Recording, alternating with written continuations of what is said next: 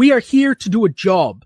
We are here to provide for the customer and make sure they are not fucked around again, right?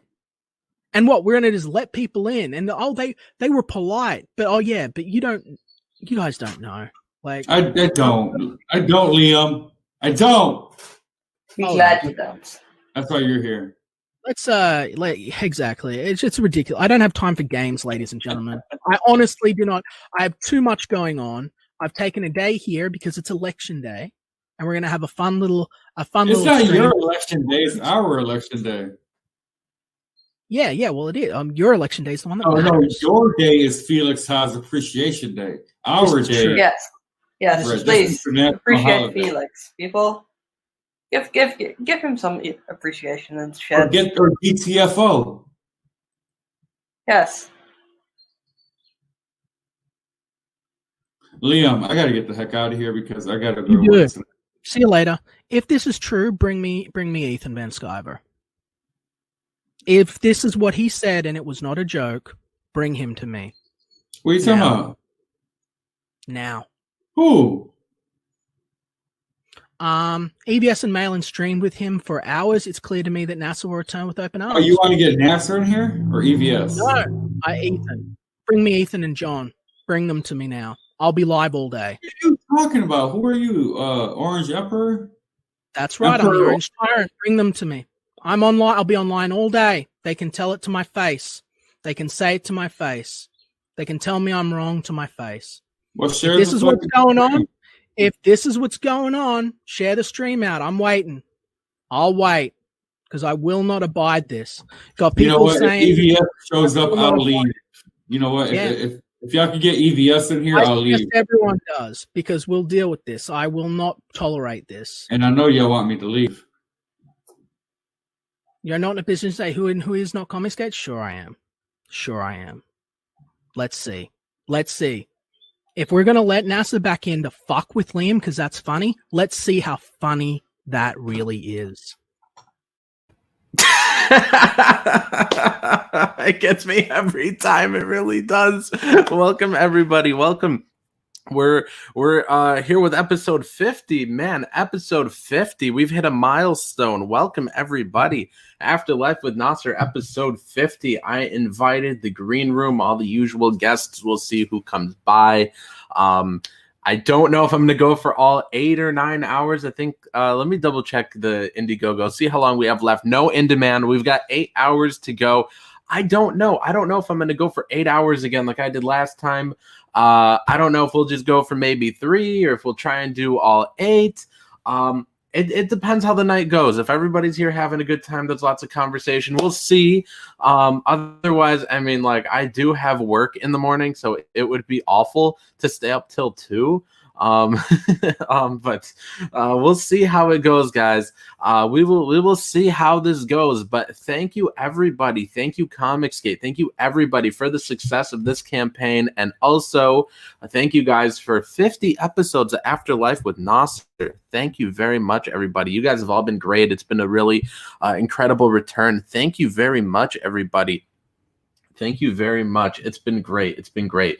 I'm going to check in with you guys. How are you guys doing on this lovely Wednesday? It's a Wednesday today. How are you guys doing on this lovely Wednesday? Let me know down in the chat how you guys are all doing today. We got 8 people in here.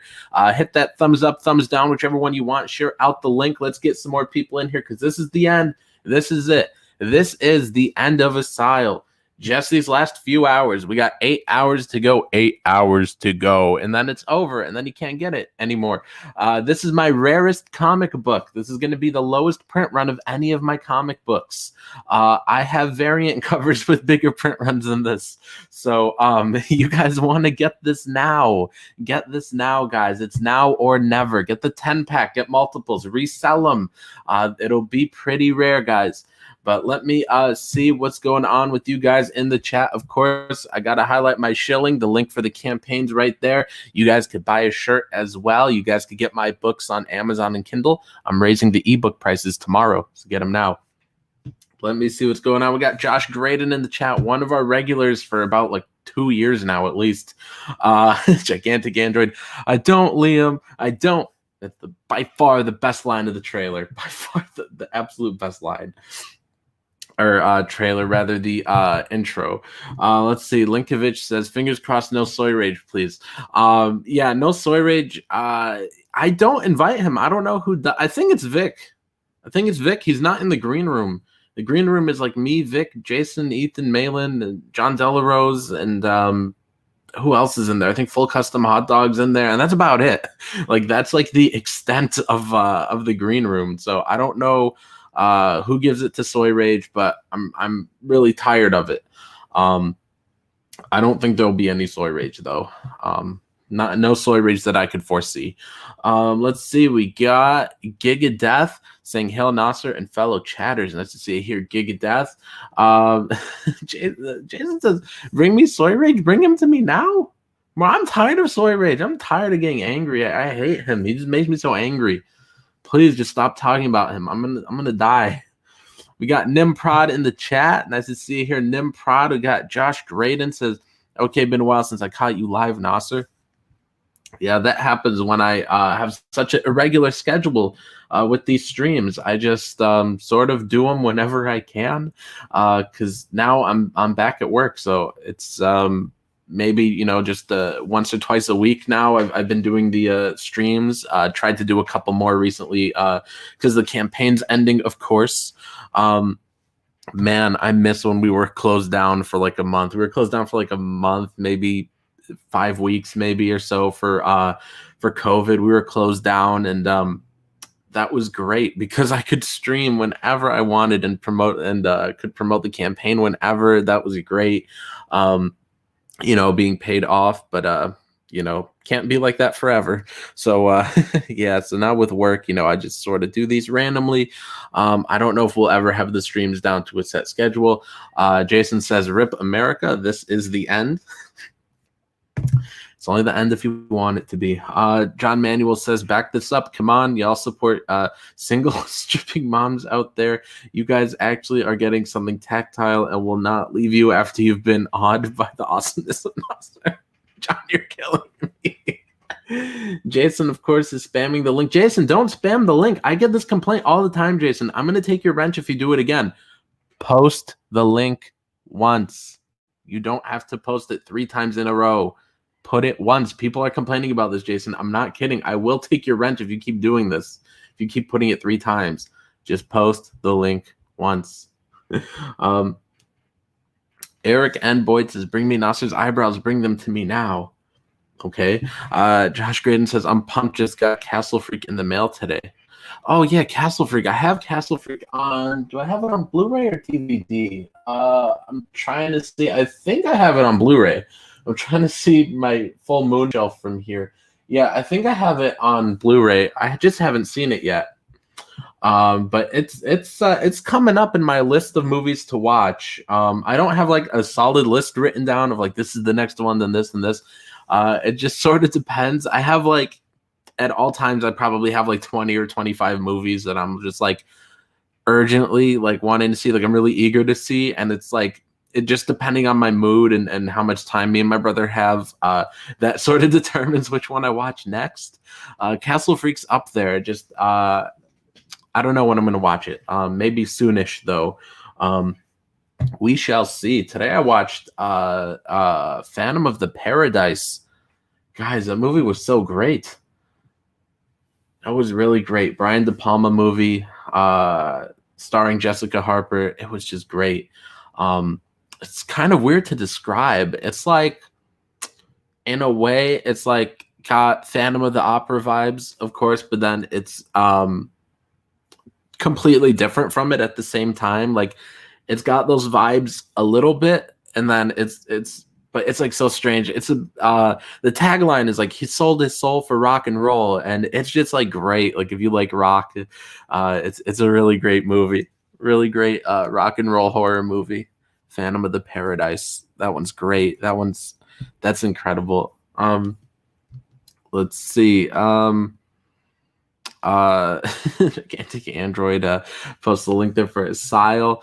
Vilnet says more spam. We need more spam, he says. We'll see. Jason says I do what I want. Okay, let's see. Josh says, I got to go to work. Take care. Godspeed. God bless. See you, Josh. Let's see. Fraud79 says, more link spam, more soy rage. This is the win. No. We will spam the link. We are not going to get soy rage. Let's see. Gigantic Android says, Phantom of the Paradise greater than Rocky Horror Picture Show. I have not seen the Rocky Horror Picture Show. But maybe one of these days. Mark Pengrin says, do you subscribe to Shudder? If yes, do you recommend it? No, I don't subscribe to Shudder. I only buy Blu-rays. I don't stream. Or at least I try to stream as little as I can. So no, I don't have Shudder. I really just use streaming just for Seinfeld. Because when I sit down to eat, I pretty much just watch either watch something on YouTube, or if there's nothing on YouTube, then I'll just watch Seinfeld on Hulu. So that's like pretty much the only time I stream is I'm watching Seinfeld. Pretty much it's the only time I stream. So no, I don't use Shudder. I did subscribe to it, or at least I got the free trial in like 2015, I think. I think in 2015, I was like, well, let me see how Shudder is. And I really didn't like it. Like, at least, like, I think, like, just from what I see on Twitter, they really stepped their game up. But I think back in, like, 2015, yeah, it was probably 2015 when I tried it out, it was just, like, really awful. Like, it had no movie I ever wanted to see on there. And now, like, I have seen a lot of people talk about these Shudder originals and how great they are. And so, like, it looks interesting, but a lot of those have come to Blu-ray anyways. So there's still no point for me to get Shudder if I could just pick up the Blu-ray. So, yeah, but I mean, I remember back when I tried it like 6 years ago, I was like, well, let's see. Is there Friday the 13th on here? And there was no Friday the 13th. And I was like, is there Nightmare on Elm Street? And there was none. I was like, Halloween? Nope. I looked for any movie I knew, and I did not see it on there. And I was like, oh, this is trash. And then so I tried to watch some random movie. I don't even know the title of it. I clicked on one that looked interesting, and I was just so bored with it. And like a day later, I was like, yeah, I just canceled the like free month trial after like a day and a half. I was done with it. So I don't know. At least like 6 years ago, I didn't like it, but it seems like now people really like Shudder.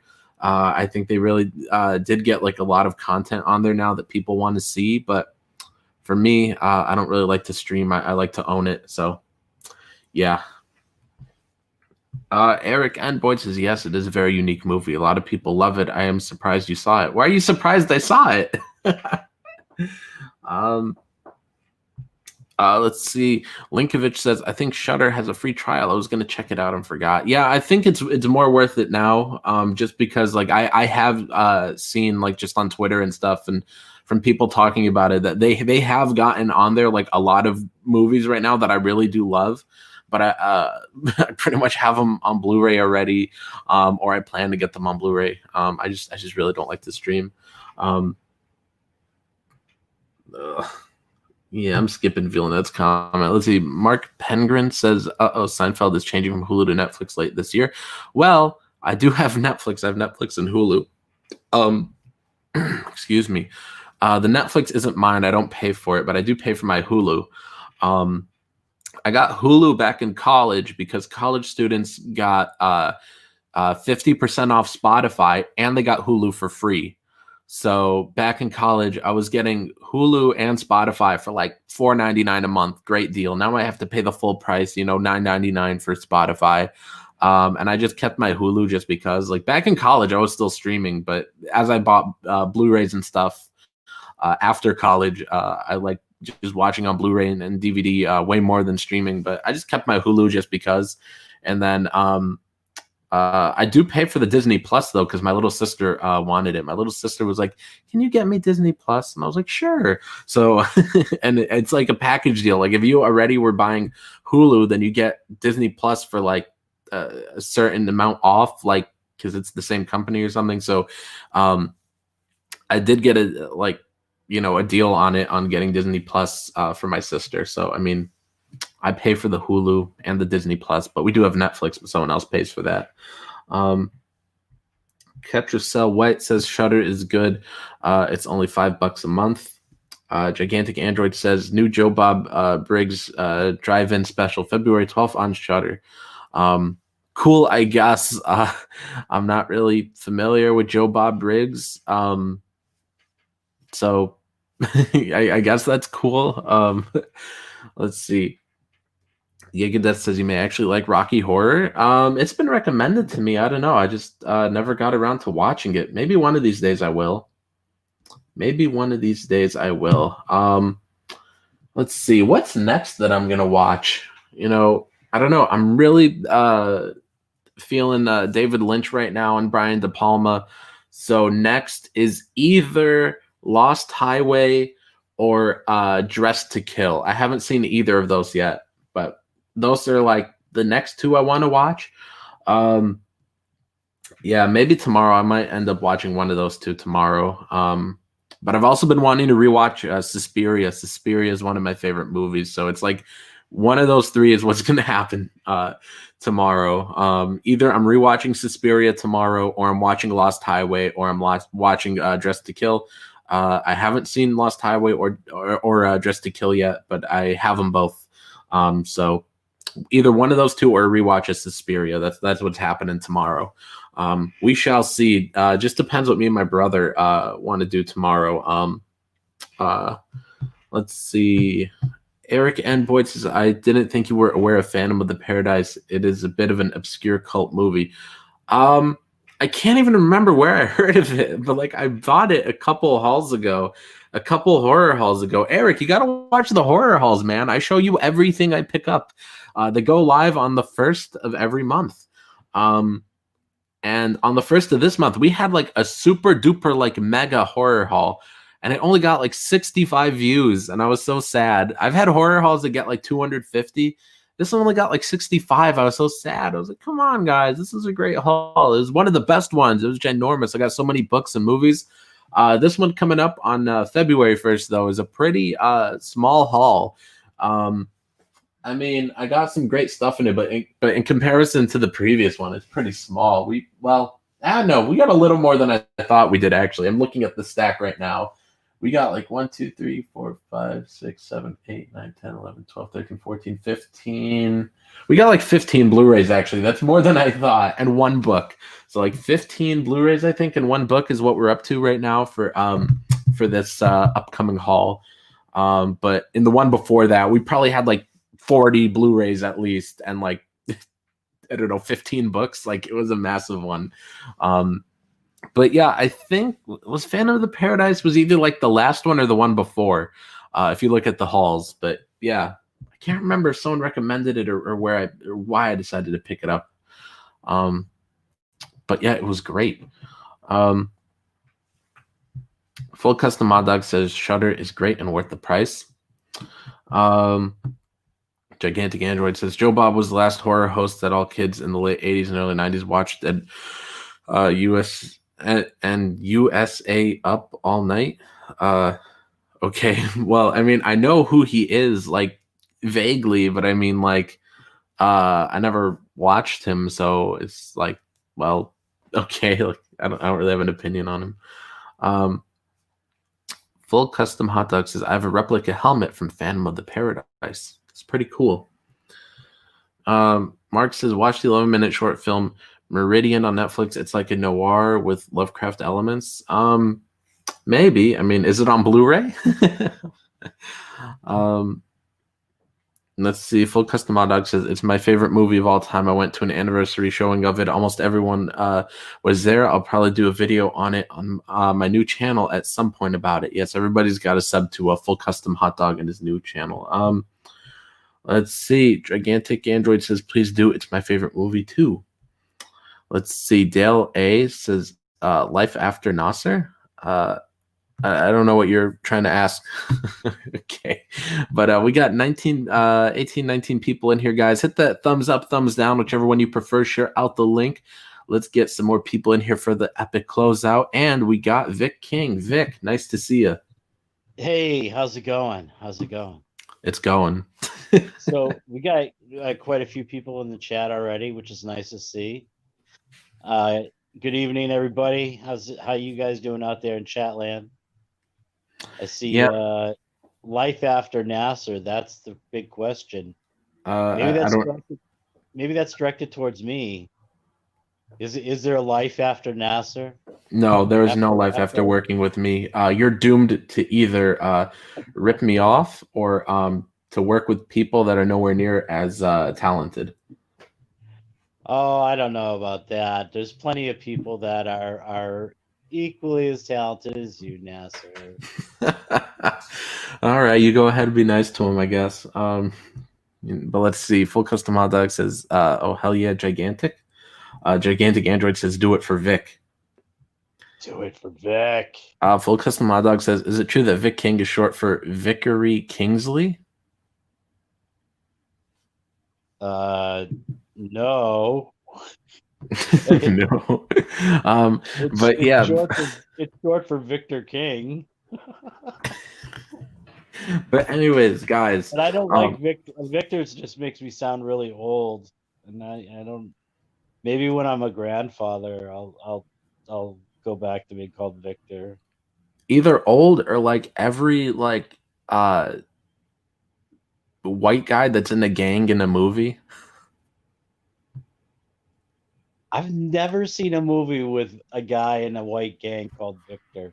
Really? I know I've seen this somewhere. No, I can't say that. I can't say that. Russian gangs, yeah.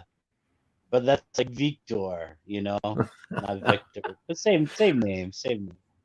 Whatever. But for anybody that's unaware, we're in the final 8 hours of our campaign. So I don't know if I'm gonna stream the full 8 hours or if I'm gonna go for like 3. Because we'll see what happens. I mean, I do have work tomorrow, so it'd be kind of awful for me to stay up till 2 again. But we'll see. We'll see what happens. We'll see how the stream goes right now. But for anybody that doesn't know, this is your last chance to get it. We're not going in demand.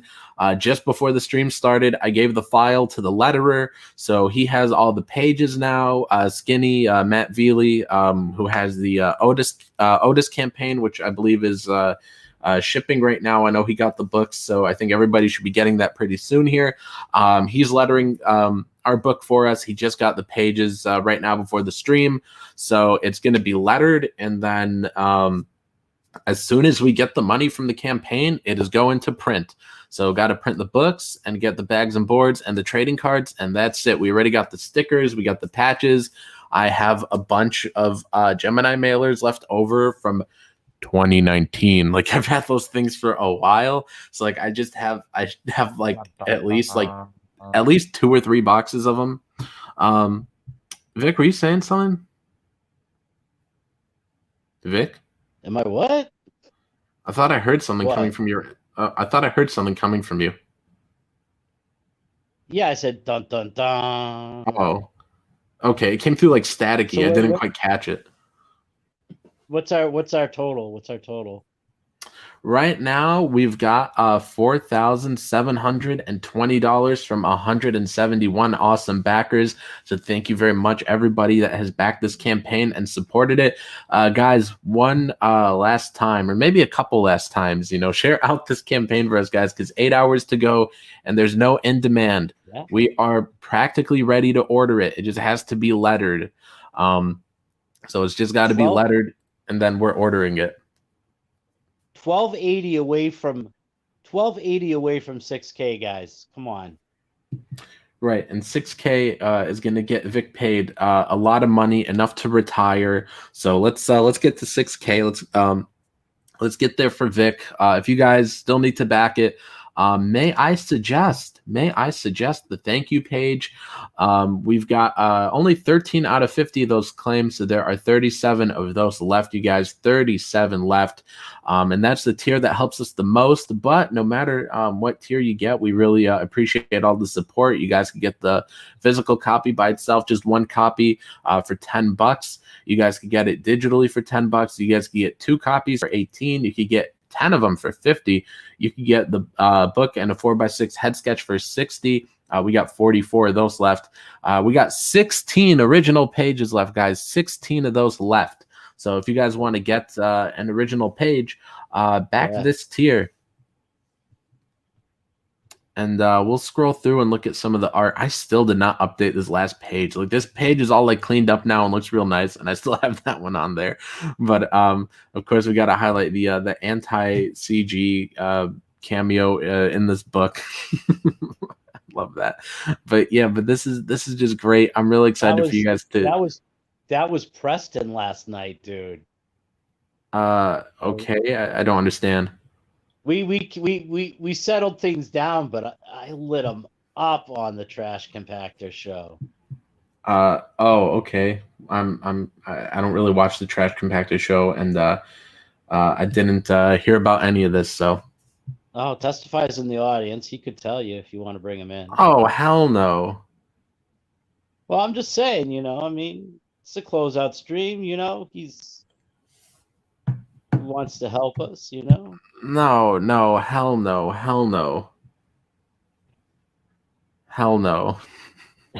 But anyways, you like completely just messed me up. Like I had like 3 things I was gonna say, and then you just interrupted me with that was Preston last night, and now I just completely messed up. But I mean, I was showing off the little bald person in the corner cringing. That was Preston last night. Well, that's nice, I guess. That's how I left him. Oh man, Vic. Sometimes I really despise you because I will have like things I want to say, and then you just interrupt me, and then I lose my complete and total train of thought. So we're gonna have to kick you for just a minute here. Like, I need to cleanse myself now. Like, I've had enough, Vic. Like, okay, guys, we're 27 minutes into the stream. All right, now by the 28-minute mark, I will bring Vic back. I just. He's killed me. He's killed me. Dale A says your stream title could be translated as Afterlife with Nasser. What happens after life with Nasser? Life without Nasser? Okay. Oh, Jason says Victor Freeze and Batman and Robin. I don't know why Jason's not on here. Testify. Let's see. Eric says Nasser wants to join Benny and the Jets. Okay. Full of Custom says drink 4 Loco and stay up. Let's see. We got Gable Pennyshot in the chat. Nice to see you here. Gable Pennyshot says hail Nasser, hail Vic. Let's see. Oh, Jason says Victor Von Doom in Fantastic Four. See, Jason gets it. Jason gets it. We got 10 more seconds till we bring back Vic. Villaned says Comicsgate presents in 30 minutes. Are you going over, Nasser? I didn't know there was Comicsgate presents tonight. Vic, did you know about this? No. No, I didn't know. I'm completely unaware. I knew he was putting one together, but I didn't know it was tonight. I didn't know he was going to be stepping on our closeout stream. No, he's not stepping on it. No, he probably didn't even know we were streaming. But okay, you go over there in 30 minutes, and then I'll stay over here. What? I'm saying, like, you go over to John's stream in 30 minutes, and I'll keep this one going because I don't want to end this one, go somewhere else, and then come back. I want to keep this one going for a few hours. So stream snipe him. No, I'm not going to stream snipe. You stream snipe when there's something like stupid to like laugh at. Why I can't handle you sometimes. I do have a wrench. I can drop our link in his chat. Vilned says Vic and Preston kissed and made up over criticism of Narwhal's artwork. No, I wasn't criticizing Narwhal's artwork. Well, I was a little. I was just saying. All I was saying was, I'm a big fan of Narwhal's work. I love a lot of his stuff. This current project, though, the 499, is not my favorite. The stuff that I've seen from it is not my favorite work that I've seen from him. Like I really liked Earthbound was excellent. His Agent book was really pretty cool, but his Earthbound was like out of this world. 499. I mean, from what I've seen, there's it's just, I don't know if maybe it's just not for me, that book. I don't know. I don't know. I do think his best work, though, is at least from the previews I saw, was of Earthbound. I backed that campaign and then it never showed up. So he refunded me. But yeah, I mean, I think his art did look the best on that one though. Yeah, but I think it still looks really good on $4.99. But Earthbound was definitely the best his art looked. Yeah, see, that's it. I think like for me, that was at such a high level that like the other stuff. I mean, his what was the name of his second project? Something Agent. Foreign Agent. Foreign Agent. It was. I mean, it was pretty good, but you know what? It was much cooler colors. It was like all cool colors. There was no like the thing I liked about Earthbound is it was so vibrant and so alive. Like the lighting and everything he did on it was just like it was out of this world. It was really good. You know, maybe it's the subject matter, the darker tone. Yeah, I mean that could definitely be. You know? Although it's like it's weird because like I get what you mean though, because it's weird. Like I had people during Trixie telling me, I'm not kidding you. I had people telling me this. They were like, "This guy is awful. You should work with the dude that did Stardust." And I was like, "This is the same artist as Stardust." Like people were like, "Man, I wish you would have worked with the Stardust artist again." I was like, "This is the same guy. This is Sean." Like I don't know. Like I don't know. I don't know what it is, but sometimes I guess I don't know, because I don't even want to say that like it depends on the subject matter, because it's like it was the same thing. It was like books about monsters. Like I don't know, but in Narwhal's case, I think those books are all drastically different. But in Sean's case, like they were like the same, sort of thing, just giant monsters and stuff. Yeah, I mean Stardust had kind of like to me, it had like that feel of like a 1950s black and white sci-fi horror movie, Yeah. Gable Pennyshot says, let Narwhal do Narwhal things. I dig it. Excuse me. Jason's pointing out that I haven't seen Back to the Future. Well, I own it now. I have it now, but I just haven't seen it yet. I have so many movies to see. Let's see. Why does Testify only show up just to be an idiot? Like, oh man, everybody's like, no, you got to give him another chance. And then I unblock him, and then he comes in here just to be rude. He's like, Vic, how does it feel to be on a show last night that over 300 plus people watched, and now on with Nasser with only 16? My last stream got over 300 views. Like, I don't get your point, dude. But I mean, I guess this calls for blocking him again. Did they have 300 people watching at, or is it 300? No, he's counting 300 plus people as in like the views you get on a hour or 2 hour stream or whatever, because someone will come in and then close it and come in and close it, like bro, like it makes it look like it's 300 views when it's way less than that. I would say there was at least consistently 50 people in there at any given point in time. Yeah, I mean it was a bit. I mean for them it was a really good stream. I don't know if that's the most people they've had. I think they might have had more before, but it was up there. It was one of their bigger streams. Well, that's cool, I guess. Zerk is the best. If you could get Zerk on here, what's a Zerk? God. Zerk, Emperor Zerk. You've never met Emperor Zerk? Well, obviously not. That's why I said, who's Zerk? You need to watch the Trash Compactor show because it's hilarious. Hell no. It's hilarious. No. It's very funny. I'm not even kidding you. No, I'm not gonna give it a shot. And not only that, you would like it because they really do. They all abuse Testify. They abuse the freaking hell out of him. You would get it. You would like it just for that. That is actually a pretty funny thought, though. Oh boy. No, I don't think I'm going to give it a chance, though. Let's see. Zerk is a Trash Compactor only character. We are doing the Duck and Cover show tonight with Zerk and K-Log. Oh. Oh, nice. Let's see. A lot less funny now without Charlie and Ray Bear. Again, I don't know what any of this means. Like, so many of these references are just going over my head. I do miss my Ray Bear.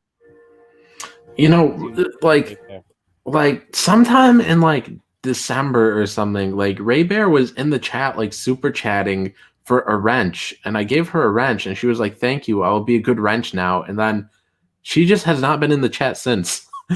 She's very busy. She floats around. She's a gamer. She's into anime. She's into comics. She floats around quite a bit. You know, she's like tries to get around and pop on people's shows, and you know, I don't know. I mean, I really dig her. I think she's a very sweet, very nice person. You know. Yeah, I don't really know who she is. I She's just funny. seen it. Well, I mean, I actually no. I did see the clip of her when she was on the stream with Oz and Liam, and I forget what she said, and she just made Liam Spurg really bad. Like, what did she say? Like, I can't even remember. But Liam was like, "I know you talk about me. I know bloody everything," and like he was like saying like stuff like that. Like he was just Spurging so hard. And it was hilarious because she's like, "I'm just here being all calm," and like Liam is just like, you can tell he's tearing his brain. Speaking of Liam, did you see Vicky and Dean's piece with where Liam is having this? He's having this complete this complete like identity crisis when he's like, I don't think I'm a commie, but maybe. Yes. Like I was like, what? Like, how is that even a question? Oh man, that is so good. That was so good, dude. It was really funny. And they got the Russian national anthem playing in the background. The Soviet Union national anthem playing in the background. So yeah, that was really good. That was really funny, man. You know, speaking of Liam, everybody well, they haven't said in a while actually, but like I don't know, maybe like 5 or 6 streams ago, people in the chat were like, we're kind of tired of this intro. And I was like, all right, after the 50th stream, we'll have a new intro. And I don't know what to do for an intro. So if anybody wants to make me like a short intro for the streams and possibly for the videos, let me know. I need a video intro too. It could be the same intro, one for the streams and maybe one for the videos, you know, if it's something that's like 15 seconds. But I don't know, because people... like I said, they haven't said in a while, but a few streams ago, they were like, we're kind of tired of this intro. So maybe it's time to change it up and retire the Liam intro. Do you know who knows how to do intros?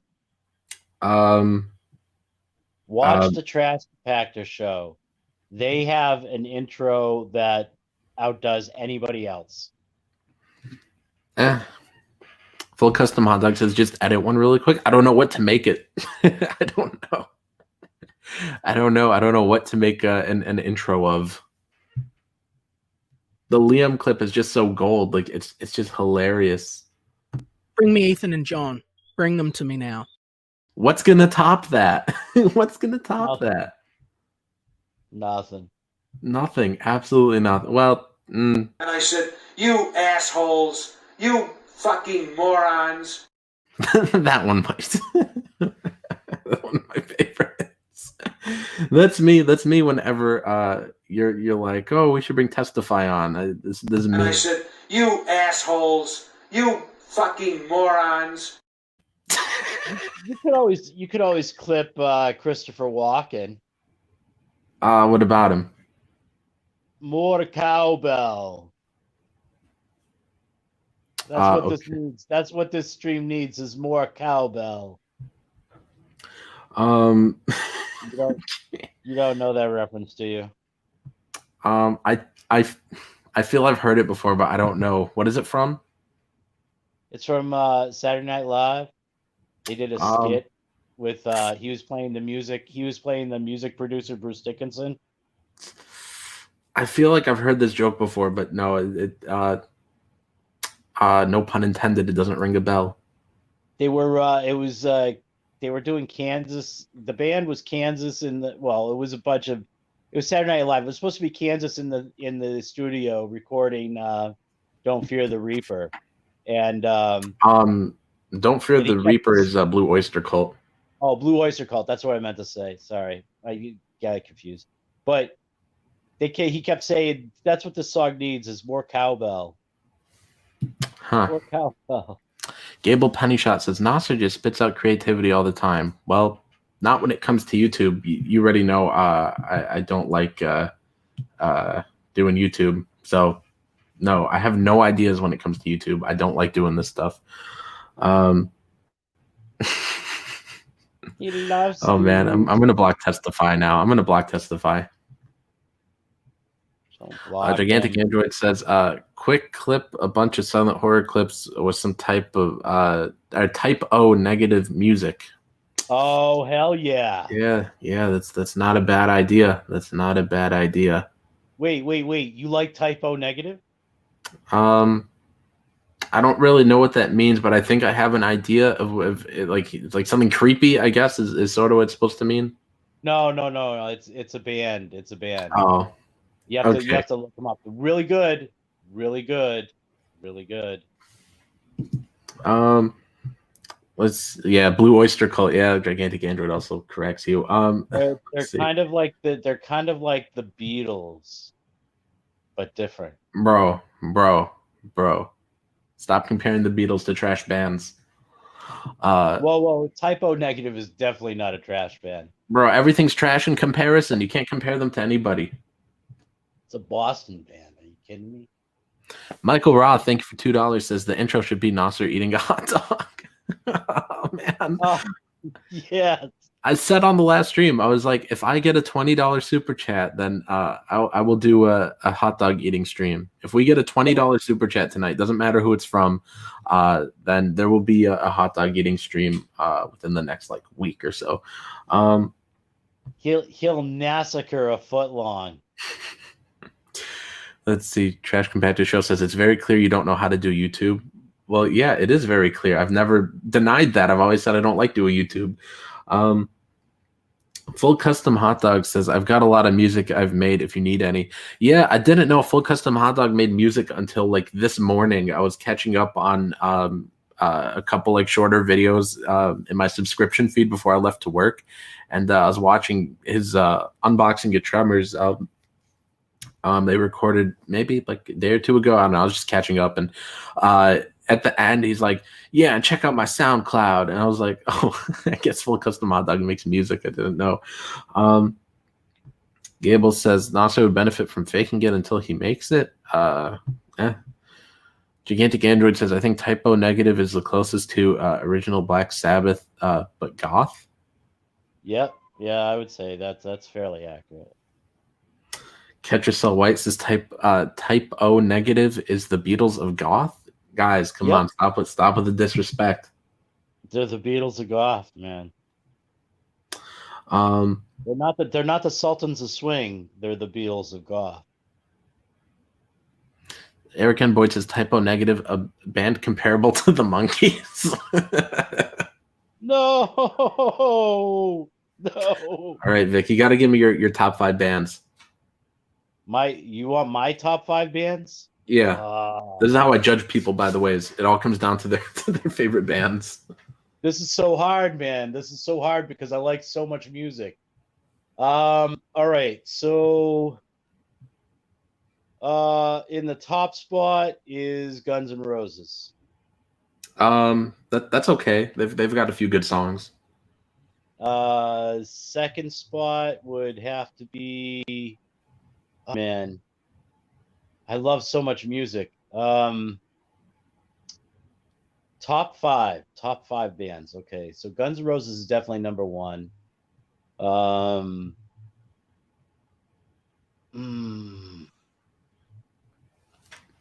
This is interesting. This is so interesting, Vic. I gotta throw in Zeppelin and AC/DC. Okay, yeah, both great. So that leaves me 2 left. Yeah. The Beatles and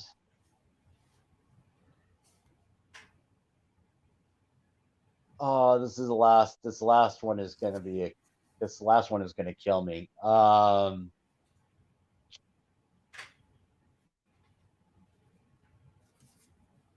But you're killing me. Just these like this is like Micah Curtis level. I'm gonna have to go with Metallica.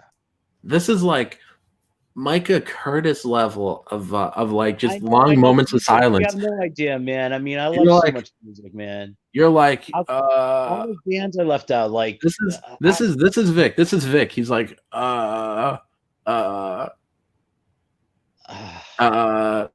yeah, but it's painful because how can I leave out Soundgarden?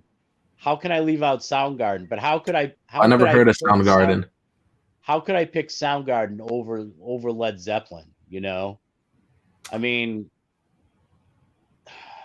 I can't.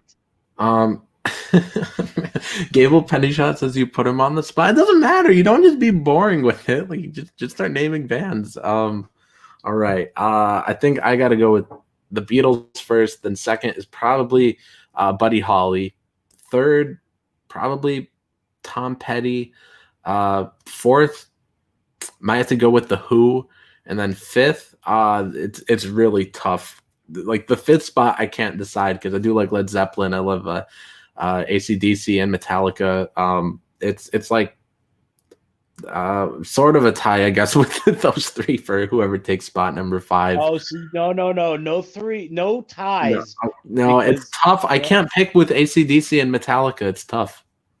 See, dude, I'm telling you, man. That's why I was going. I can't. Just start naming them. You don't take like 20 minutes. Well, because you only gave me 5 that I could name. Oh man. Let's see. We got Comic Book in the chat. Nice to see you here. He puts my name like 4 times. 5 times. Hello, Comic Book. He also says kick Vic. I listen to the fans. So we have kicked Vic. We'll bring him back for a little bit, but let's see. The Trash Compactor Show says this is like watching a train wreck after it happens with no one watches. No, everybody watches the train wreck after it happens. It's all morbidly curious. Everybody loves the aftermath. Oh wait, but I also had to mention Crosby, Stills, Nash, and Young. No, they might take the 5th spot after. Actually, you with me, Vic?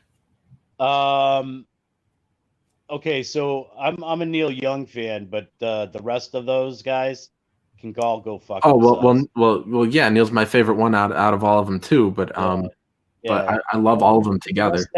The rest of that band is shit, as far as I'm concerned. Oh come on, man. Yeah. No. Crosby and Stills, fuck them. Pieces of shit.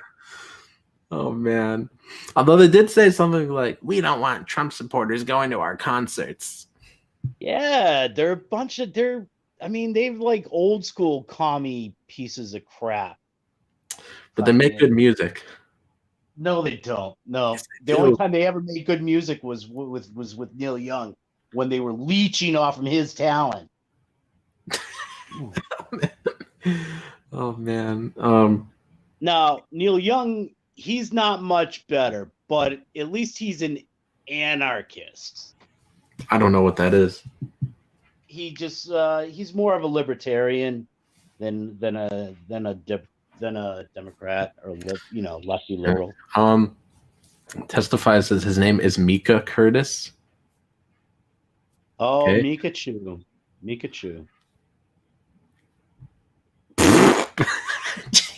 So those were 5 of the most normally bands he could have listed.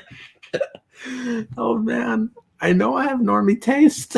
I love 50s, 60s, 70s. Like I can't believe you listed Buddy Holly. Bro, I love Buddy Holly. All right, so I mean, that's like you should have been born in like the 50s, right? No, I should have been born in like the 30s or 40s.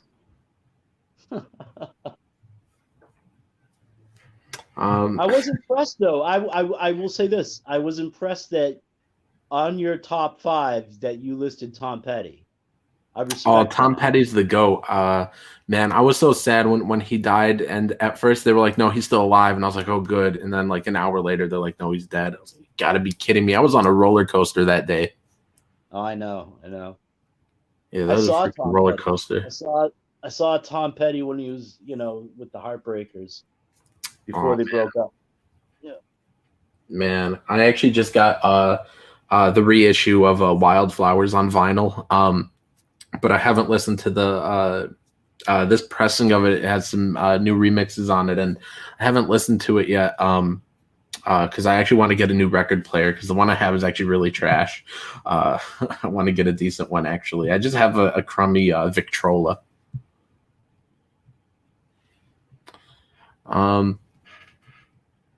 Gigadeath says Nasser's favorite band is Culture Club. I don't get it.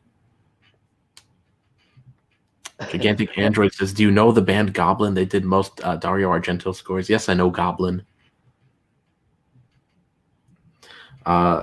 Full Custom Hot Dog says, I figured you were just going to say the Beatles 5 times. Well, they're who I know the most about, so I couldn't get into an in-depth conversation about any of these other ones.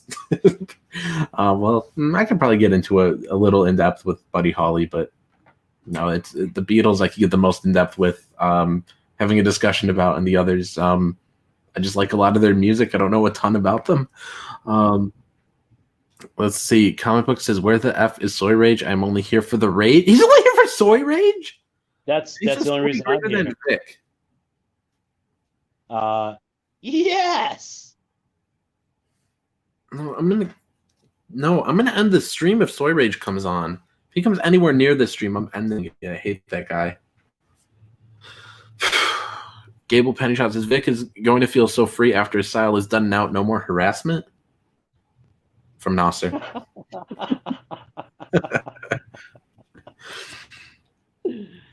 Oh man. I mean, I don't harass him. I don't harass Vic, do I? I don't know, but I have this feeling like, okay, campaign closes, fulfillment starts, and Vic is no longer in the green room. Oh man, that's probably gonna be a good thing because having you as a guest is like having a second Nasser as the guest, and it's even worse because we have like nothing in common to talk about. So it's just like another guy that goes, yeah, cool, and has just like nothing to say.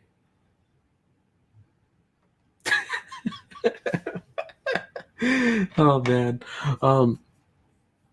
You're an ass sometimes, you know that?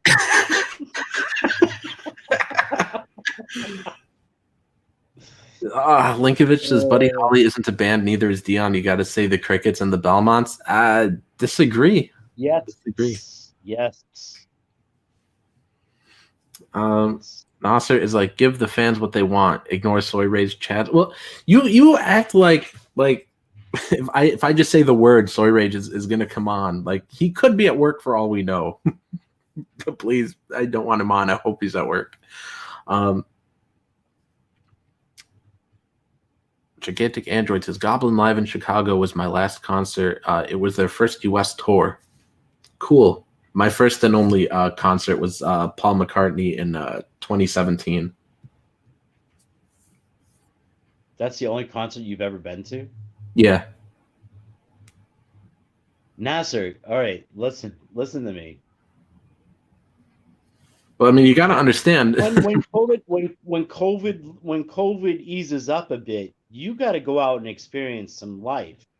You're in your 20s. You got to do some living while you're young, bro. I'm just letting you know. It goes by like that. Before you know it, you're Ethan's age. Oof. But I mean, a lot of the bands I want to see are dead, or a lot of the people I want to see are dead, man. So I don't know. Let's see. Full Custom Hot Dog says, like, he says that if you like the Beastie Boys, there's a really good mashup series of the Beatles with the Beastie Boys. I think it's called The Beatles by DJBC. Never listened to the Beastie Boys. What? Never. Never. Gable says, "Don't worry, Vic Nasser needs someone to help him YouTube," and says, "Guess Kojiro is the next Vic." He is the next Vic. I'm sorry, but like sometimes it's, oh man, like on the last stream, it was torture when I was like, "Sorry guys, I have to reply to something. Can you guys take over?" And both of them were just like, "Well, for one, I didn't hear what you had said. You're like, and then I'm like, what are we supposed to be? Are we supposed to be doing something? What's going on? I would say, hold on. You guys say something. I gotta reply to a message, and then you guys just went silent. You did it like twice. Yes, and I had something important going on. And you mumbled it to us like twice. You know, you were like, I think it's, in fact, I think the second time you didn't even say anything. You just left us hanging. I don't think I left you hanging. I thought I said something. John Manuel says, "I have to be honest. Soy Rage compliments the stream and makes it unique. Fair is fair." No, just stop, guys. Stop with the Soy Rage. I hate him. He's speaking truth to power. No. Yes. No. Yes. No. It's all about the self-care, Nasser. You need to take better self-care. Allow more soy into your life. No, no soy. Absolutely no soy. Let the soy rage within you. No, that's gay.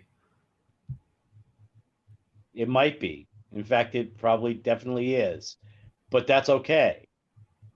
We don't judge here. You're right. We don't. Gable Pennyshot says, "Experiencing life is also great for someone who wants to be a rat." Wants to be? I am. You make it sound like I'm some wannabe. Wants to be. I didn't know I wasn't. One of these days, you're gonna have enough money from these comic books that you're just gonna you're gonna break out, and you're gonna leave. You're gonna wake up one morning, write your mom a note, go down to the Harley Davidson shop, buy a bike, and just hit the road and go across country just to get life experience.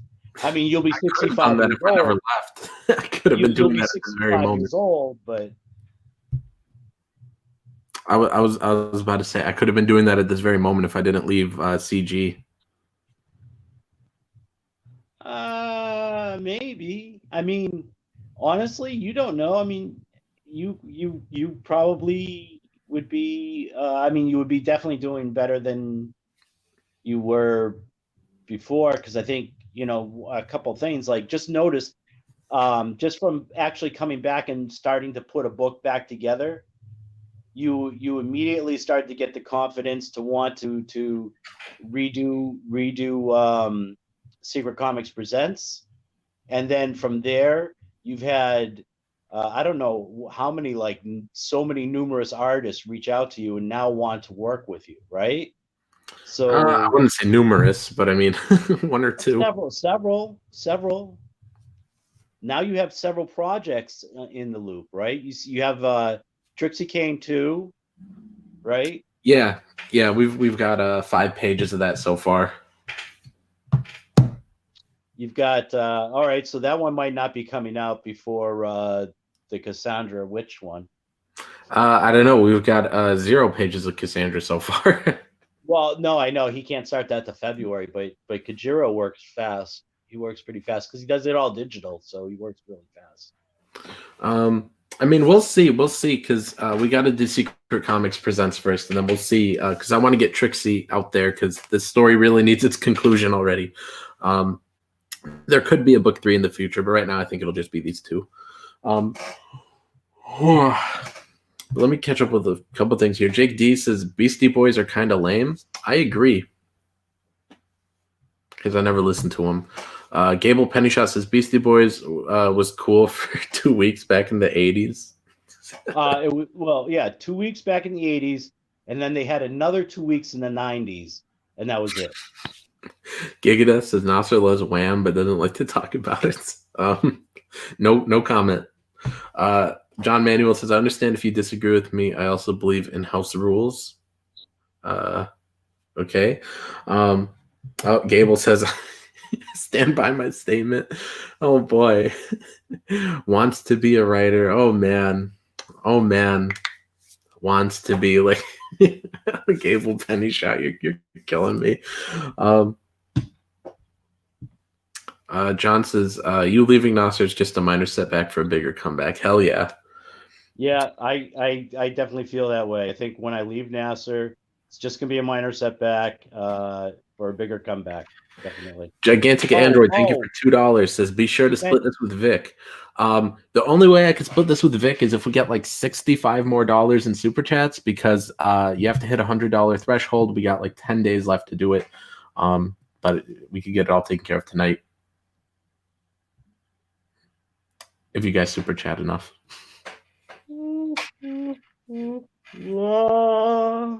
Please do, please, guys. I think we're like, well, I could double check. Let me see. I have let's see. I have my YouTube studio open in another tab. Let me see what we've got so far. And okay, so yes, so far this month we made $31.08. We got like $4 in super chats tonight. So, you know, about $35. YouTube does take like 30% of it, but let's just call it 35. So yeah, we'd need 65 more than.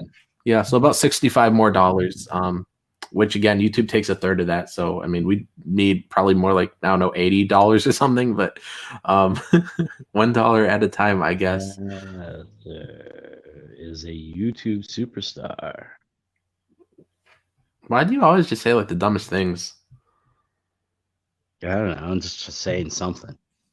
Oof, Comic Books is Secret Comic Presents 2 needs a logo upgrade? What do you mean needs a logo upgrade? Full Custom Hot Dog says, I am triggered. You know, Full Custom Hot Dog, you know, you have the link to get on here if you wanted to get on here. You could, man. Please come on and have an actual conversation, because like I got nothing here. And bring the onions. I don't know what that's supposed to mean. He's a hot dog. Bring the onions. Okay. Bring it spicy. Make it spicy. Man, you are just killing me. I guess we'll put Vic in another timeout. Vic's gone for we'll see how long. Maybe the rest of the night, maybe another 2 seconds, or maybe we'll bring him back right now. Okay, no, he's gone again.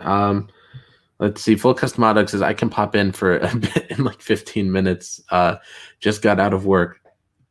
Alrighty, Full Custom. Come on and save us from being awkward. All right, Vic, you're back. And you're quiet. Vic, I'm not saying anything again. You are, every time I do, you pick me. You are killing me. But let's take another look at Asyl, you guys. Let's go back up here and we'll play this trailer.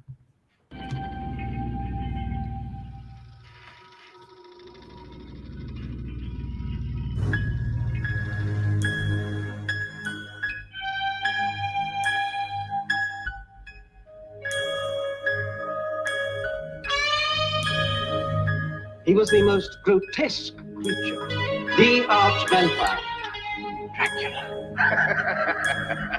Count Dracula.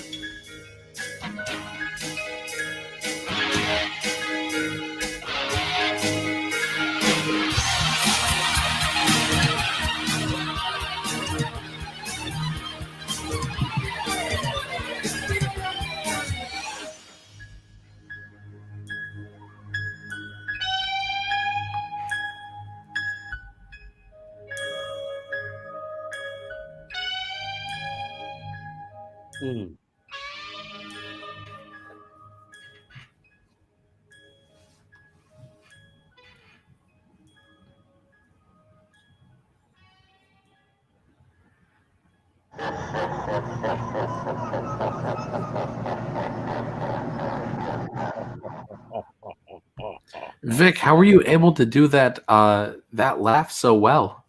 Have you practiced that before? I do it into a red Solo cup. Okay, but anyways, guys, we got 7 hours to go, guys. 7 hours to go. Final 7 hours of the campaign. If you have not backed it yet, you need to back it now.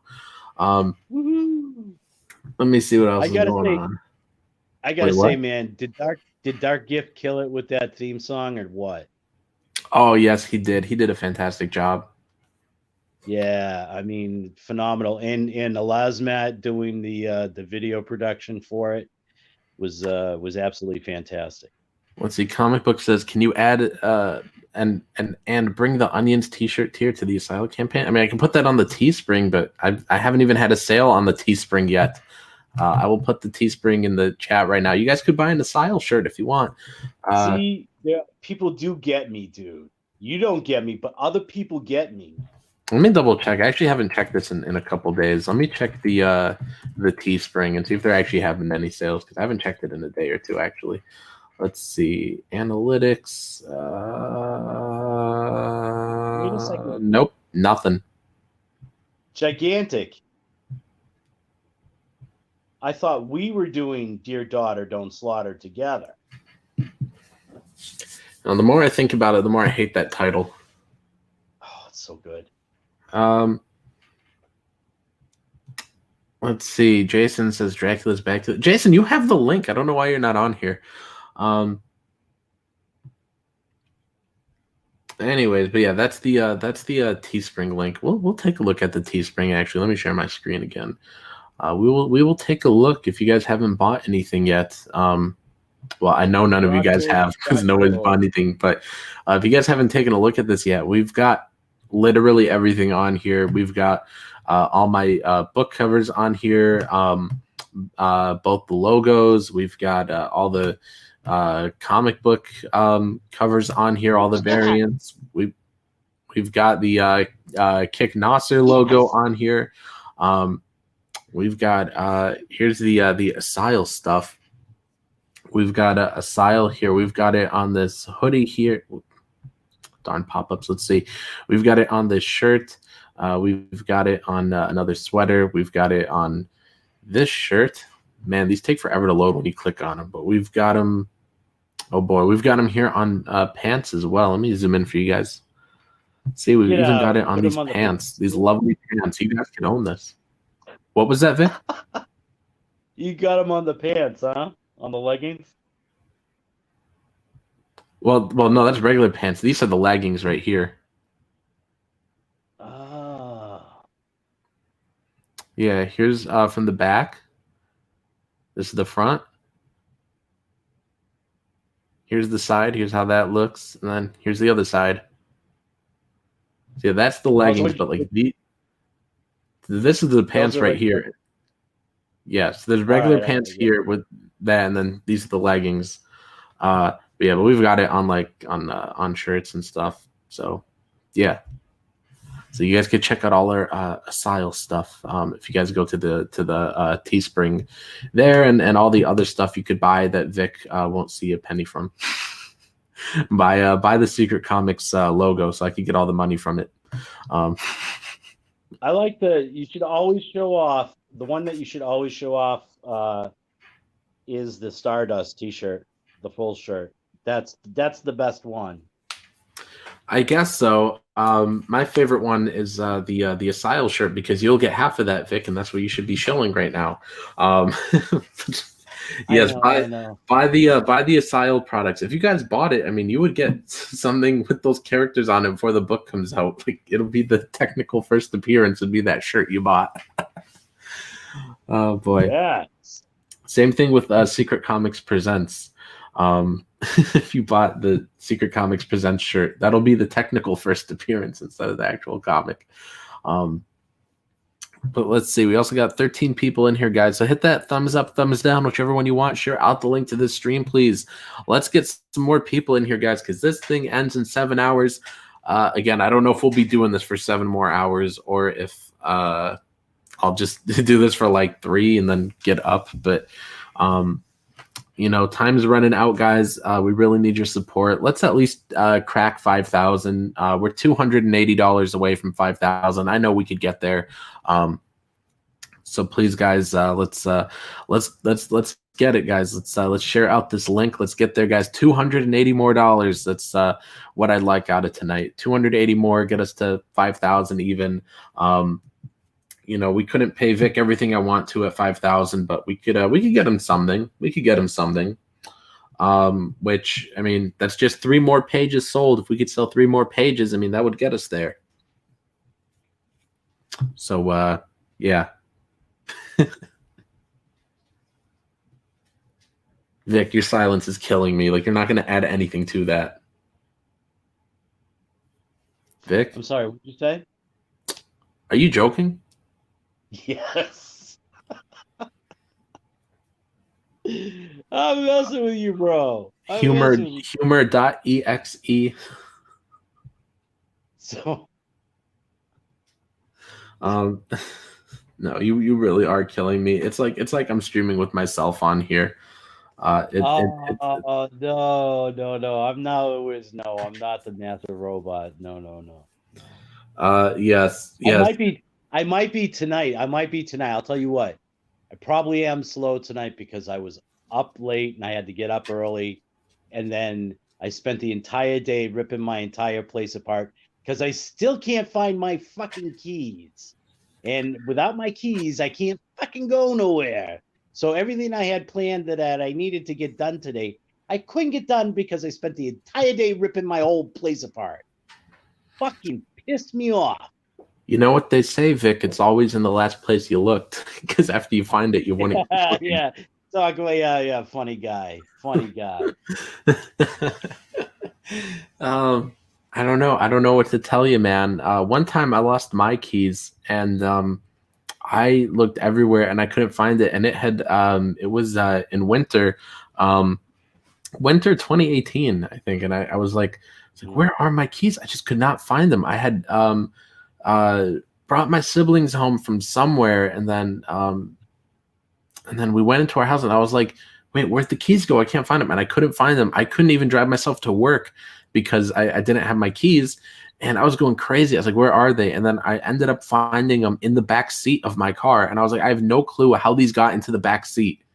Like, I'm stumped to this day how they accidentally got into the back seat.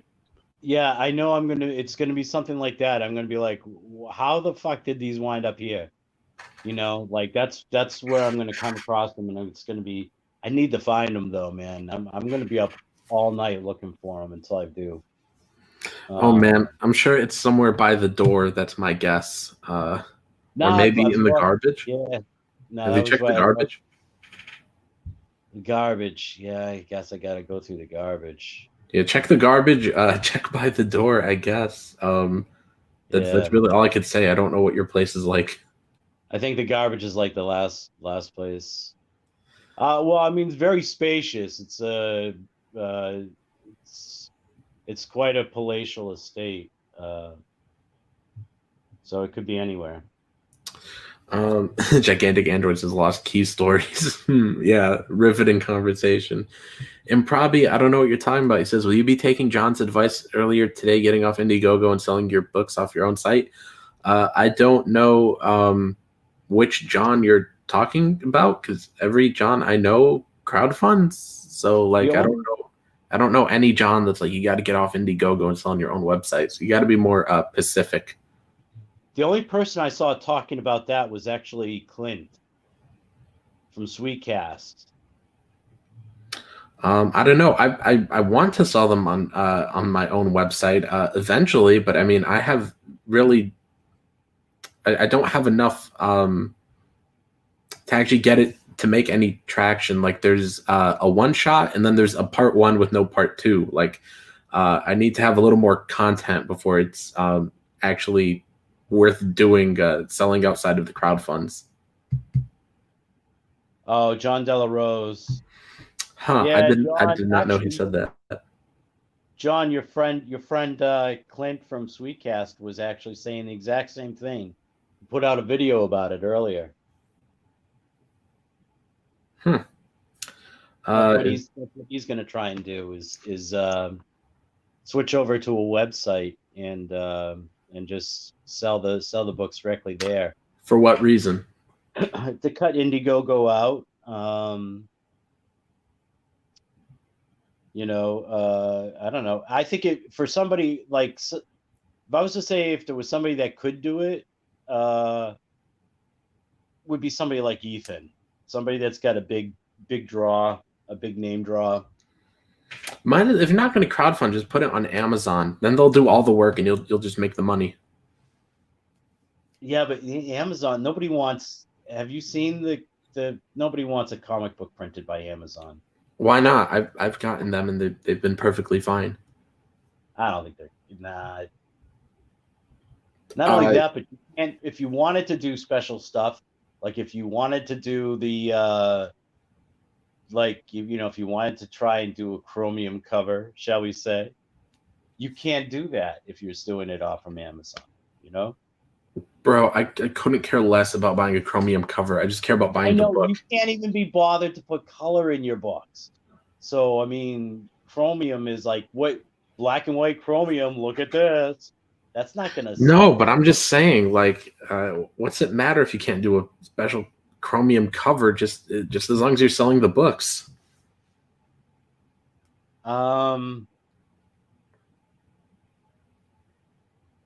Man, you need some spark in your life. You need some, you just need to expand your horizons a little bit, Nasser. You need to expand your, I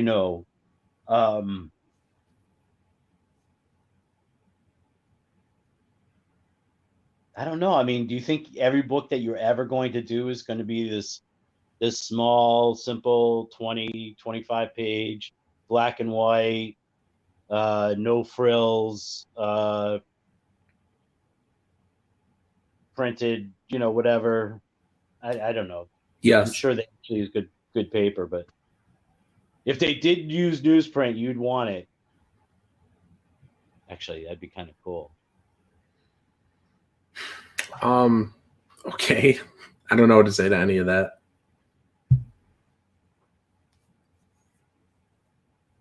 It's actually young server. It's not asshole. It's Asyl. Asyl. It's actually the German pronunciation of a sound. No. Vic, you still can't say it right. It's been months.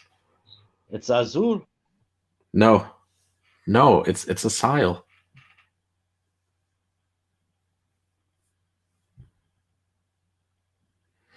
Anyways, whenever it gets awkward like this, I'm like, what's a good thing to do? Just watch the trailer. But I feel like we've already seen it a million times, so it's probably just gonna make it even more awkward. What? A Gigantic Android says, "Show the Grindhouse trailer. I wrote and directed. Free content. Show something." I mean, honestly, I watched the first minute of it. I wasn't really feeling it. It's Grindhouse. How could it be bad? I don't know. I just watched the first minute of it, and I was like, yeah, I don't really want to look at this. Sorry, Gigantic Android. I just wasn't feeling it.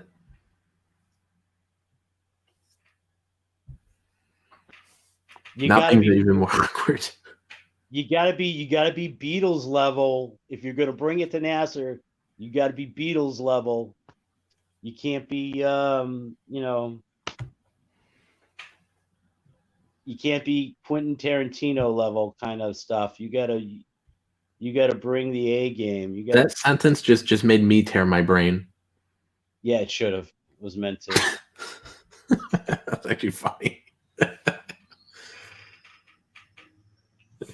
Let's see. I'm a Trauma alumni, sir, says Gigantic Android. I've never watched anything from Trauma. Nothing? Nope. You already know this. I said this on the last stream. Oh, did you? I would say you got Alzheimer's already? Yeah. There's several good things. But if you're only gonna ever watch one, Toxic Avenger. Yeah, that's what everybody says. Everybody says Toxic Avenger. One of these days I'll get to it. I don't know, guys. I got so many movies to watch. I'm in no hurry to watch Toxic Avenger.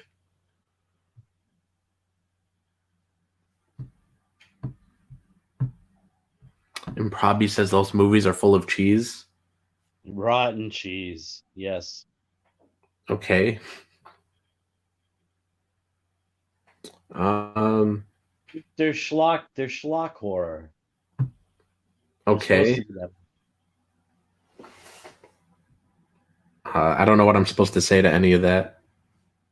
Wow, check that out. His trailer is officially released through Troma. Cool, I guess. That is really cool. I'm gonna check that out. I can't do it right now. Hey, Gigantic Android, if you're on Twitter, can you DM me? My DMs are open. DM me that link. I'll watch it. Definitely. Anyways, oh man, I wish I could have found some topics for this stream, but like I looked at like CBR and it was just all just like just dumb stuff. Like I mean, like nothing I care about. There's like, I mean, it's like one of those boring days where nothing's happened. I mean, like we don't have a new president or anything. Yeah, I don't really talk about politics. Okay.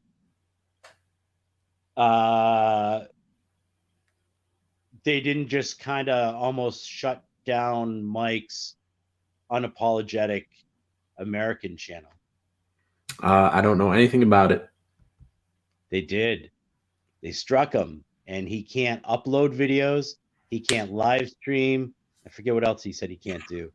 So essentially his channel is there, and he has the subs, but he can't do anything with it at all. Oh, he can't. He was struck for what? What did he do? It was for one of his videos. It was probably saying that he was still believing that there was something was going to pan out, and Trump would still be in office. But what is it? Like what kind of strike is it? Is it like you just can never use this channel anymore, like forever? Is it something that goes away? And they didn't give him any information. They didn't send him any info on it. Other than Mike, I guess Mike was lurking. He says they struck Doug too. That should make Nasser happy. No, it doesn't make me happy when somebody's channel is struck. I don't get any joy in that. They got Doug today too. Well, that's unfortunate. But Mike, you could come on here and talk about this if you want. You know, it's Wednesday. I know you don't have anything against streaming on Wednesday, just Sunday. Wednesday is the new Sunday. It's the middle of the week Sunday. Oh man.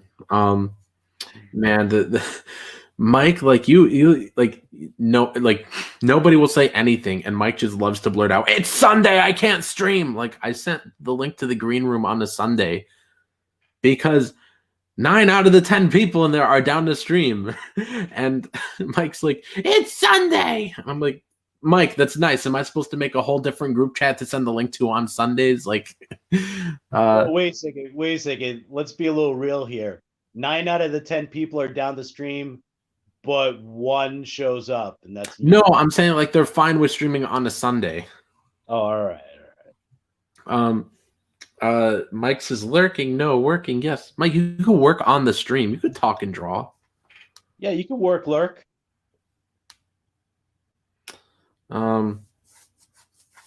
Rip, but yeah, come on, Mike, come on and talk about it.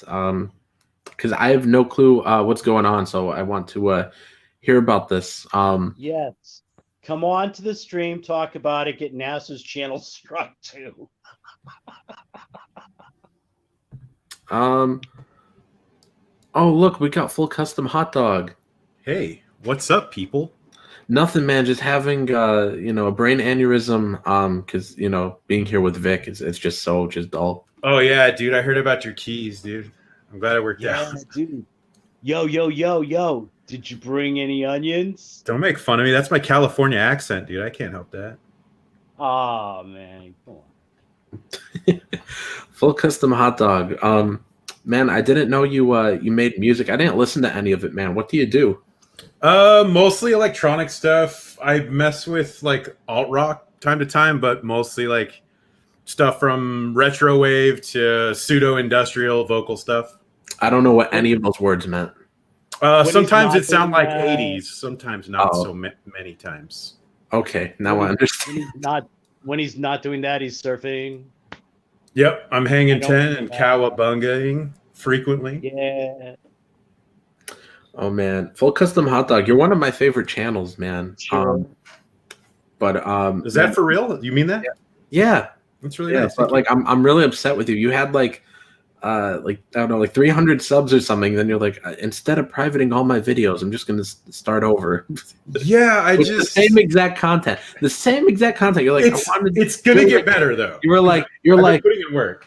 Full Custom Hot Dog's like, my videos are awful. I need a fresh start. I'm like, bro, just private them then. And he's like, I'm just gonna start a new channel and do the exact same thing. Like, you're making me pull my hair out. I think about it a lot though, and I was kind of like, I'm that confident that I can do better that I will start over and see what happens. But you could have privated everything. But now there's just going to be nothing. It's zero, and we're starting over now. I'm a whole new weenie now. I'm so different. But you could have already done that. That's the thing. Just close your eyes and imagine a whole new weenie right in front of you. And that's me.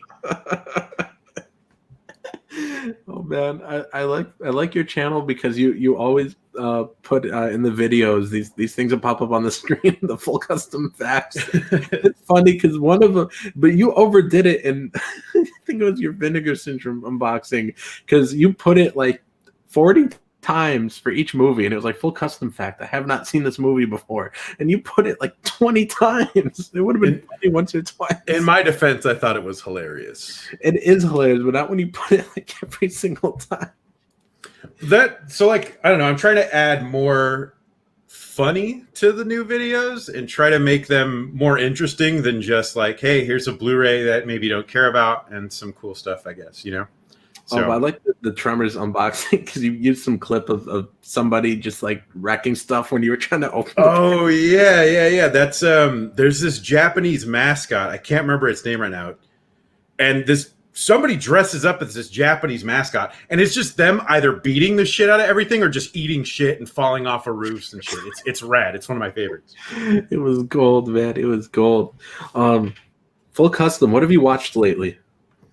Most recently, Attic Expeditions, which came through Severin. It's weird. It's kind of one of those movies where you're like, is this person crazy? Are they not? But they put a really good twist on it to where it's not very boring.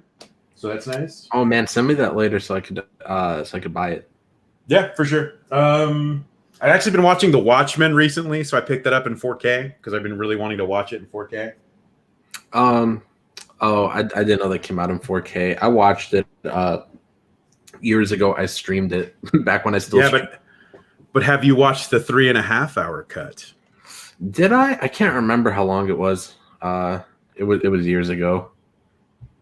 Yeah, I haven't watched that cut either, and that's the only one I could get in 4K, unfortunately. So it might not have been. It might have been a shorter. It might have been a shorter cut because I think typically with streaming they typically just do like the theatrical stuff and yeah.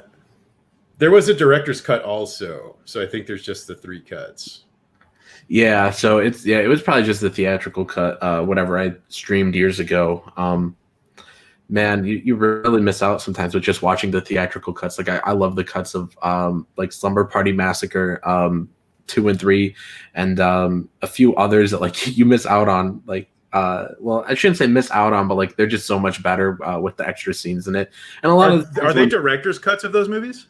On the Scream Factory Blu-rays, it comes with I don't know if I should call it a director's cut, but more like an extended cut because it has each of them have like 10 extra minutes of footage, which mostly just extra gore.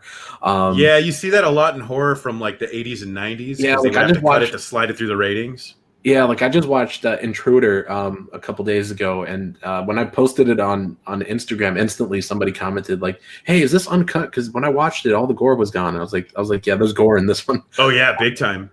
Yeah, I love that movie so much. Man, I was recommended it a year and a half ago, and I didn't watch it till now. And I was like, oh man, this movie, like, where's it been all my life? Like, I should have. It's so good. I shouldn't have put it on the back burner, dude. But I loved it. I love especially the best part isn't even something about the movie. It's how they bill Bruce Campbell and Sam Raimi at the top. Like when the whole time I was aware of this movie for a year and a half, and it was in my cart, and I was gonna buy it. Then I finally bought it, and I finally watched it. I did not know it wasn't directed by Sam Raimi. His name's at the top. I thought he directed it. Yeah. Bruce Campbell's there first. I'm like, okay, it's a slasher movie starring Bruce Campbell, directed by Sam Raimi, but it wasn't. They're both in it for like Sam Raimi's in it for 4 minutes at the most, and Bruce Campbell shows up at the end for 15 seconds. Oh boy! But leave it to Full Moon to take advantage of that, right? Did Full Moon release that? Yeah, I got it from the Full Moon sale. I don't think they were the people who made it, but they distributed it. Because I want to say Blue Underground did the Blu-ray release, but I could be wrong there. Oh well, I got the DVD from Full Moon. I guess they've got. Somebody was telling me that they have something called like an evergreen sale or something, where you buy a card or something from them for $200, and then 2 years later they give you another couple $100 or something.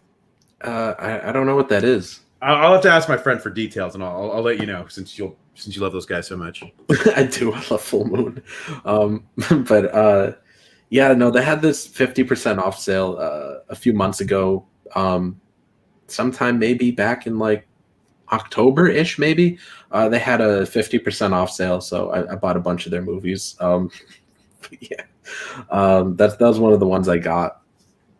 But man, it was really fun. I didn't even realize till after the movie that the art on the DVD actually spoiled the movie. Yeah, I think I went through the same thing. Like it's right on the cover, and you're like, oh, I guess that makes sense on who the killer is the whole time. No, I just didn't realize. Like I wasn't like looking that closely at it. I didn't realize it has like the killer right there, like as this evil dude. Like whenever you see an evil dude on a cover, it just sort of like goes to the back of your mind. You're like, okay, there's an evil dude in this, but you don't pay attention to like this is who it is. All evil dudes blend together, right? But although after the killing started, I was like, all right, it's clearly this guy because he's clearly crazy because of these reasons. I don't want to spoil it for anybody, but it's going to be obvious. 2 minutes into the movie, like there's a red herring, and then there's the obvious guy that has the actual motive. Like it's in your face, but it's still really awesome because it's just fun. They all get, it's a slasher movie in a convenience store after hours, and like everybody just gets picked off one by one, and it's funny. Like it's so funny because like they're all there till like 3 a.m, and it's like I'm just like, is that normal? Like to be at the store and like there's just the girls are standing at the registers even though it's closed still. They're always there at the registers. It's just hilarious. Like it's so goofy. I need to revisit that one. I've been meaning to pick that one up. Did you see Gigantic Android's comment that Charles Band personally sold him Mexican Puppet Master bootlegs? Wait. That's so insane, dude. So many stories about Charlie Band are so weird. Yes. The funny one is how he made those rip-off big box VHSs that he was like, hey, we found 40 million copies of each of our best-selling movies from the VHS big boxes. Oh no. But they were clearly just reprints. Like they weren't the originals from back in the day in like the 90s or whatever with actual VHS. Like, oh my god. I watched the video on it. I can't remember the channel, but somebody made a video on it. They were doing all the comparisons. Like, no, it has this, and look at this too. And then this person was like, and they just magically found all of their best-selling titles and only their best-selling titles. So the one Charlie Band story I heard that made me like, I don't want to say dislike him, but made me a little like leery of him, I guess, is that Full Moon sells this Ghoulie statue of the little bald baby Ghoulie out of the toilet. So the story I heard about that was that a fan made a Ghoulie statue for Charles Band, and it was that statue. And Charles Band's like, oh, sick, and then just made a mold of it, and then had people, and then started selling that statue without ever giving that guy any kind of credit, money, anything. Huh, I actually didn't know that. I don't know how true that is. That's just what I've heard. So, allegedly. I don't know, man. Me and Mark on our stream the other day, we were saying like how fishy Full Moon is. Like there is no way they are making money doing direct to video like Evil Bong versus Ginger Dead Man like 18. Like no way, yeah. No way they're making any money. There's no money in that. So like how are they still in business? Like they've got to be doing something fishy. I always assumed Charles Band has always been sitting on a lot of money because they owned a castle for a while in Romania that they shot a lot of their movies at. And I don't think it's in the family. I think his dad made movies too. And yeah. Yeah, I think he probably inherited some fortune or something.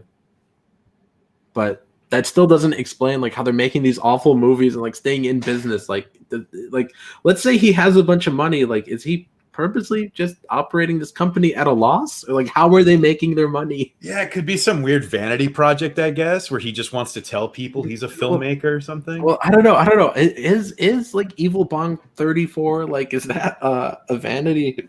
I don't know. I don't know. Like, oh, maybe that's his vision. He's like, ever since I can remember, I've wanted to make this series called Evil Bong, and now I can. I don't know. They should license out their properties to people for anything, and I don't know why he so tightly holds the rights to everything when it seems like other people can do their work much better justice. Yeah, I still need to get the remake that came out a year or two ago. I think a couple years ago the remake came out. I just picked up the Blade movie, Blade the Iron Cross, but I haven't watched it yet because I want to watch the remake first. I don't think they're in the same universe, but no, they're not. I want to watch the remake anyways first. The remake's pretty fun, and it's got a pretty solid cast. It's just, why not do that for a lot of their other movies? You know, they've got so many great things. Because I used to be a huge Full Moon fan until Curse the Puppet Master, I think, was when I had to stop. Yeah, I got to I can't read it from here. There's stuff in the way, but whatever the 8th one is, I think the 8th one is Retro Puppet. No, that might be 7. No, I think 8 is Curse of Puppet Master. I think we stopped at about the same point. Like, I love the first 6, and then I watched the next 2, and I wanted to just never watch any more of these ever. It's just so unfortunate the way that series just goes to shit. It's incredible. And it like with almost no transition too. Like it went from like 1 through 5 are incredible. I know everybody hates number 6, but I thought it was so bad it was good. Which one's 6? Is that's the one with Tank, right?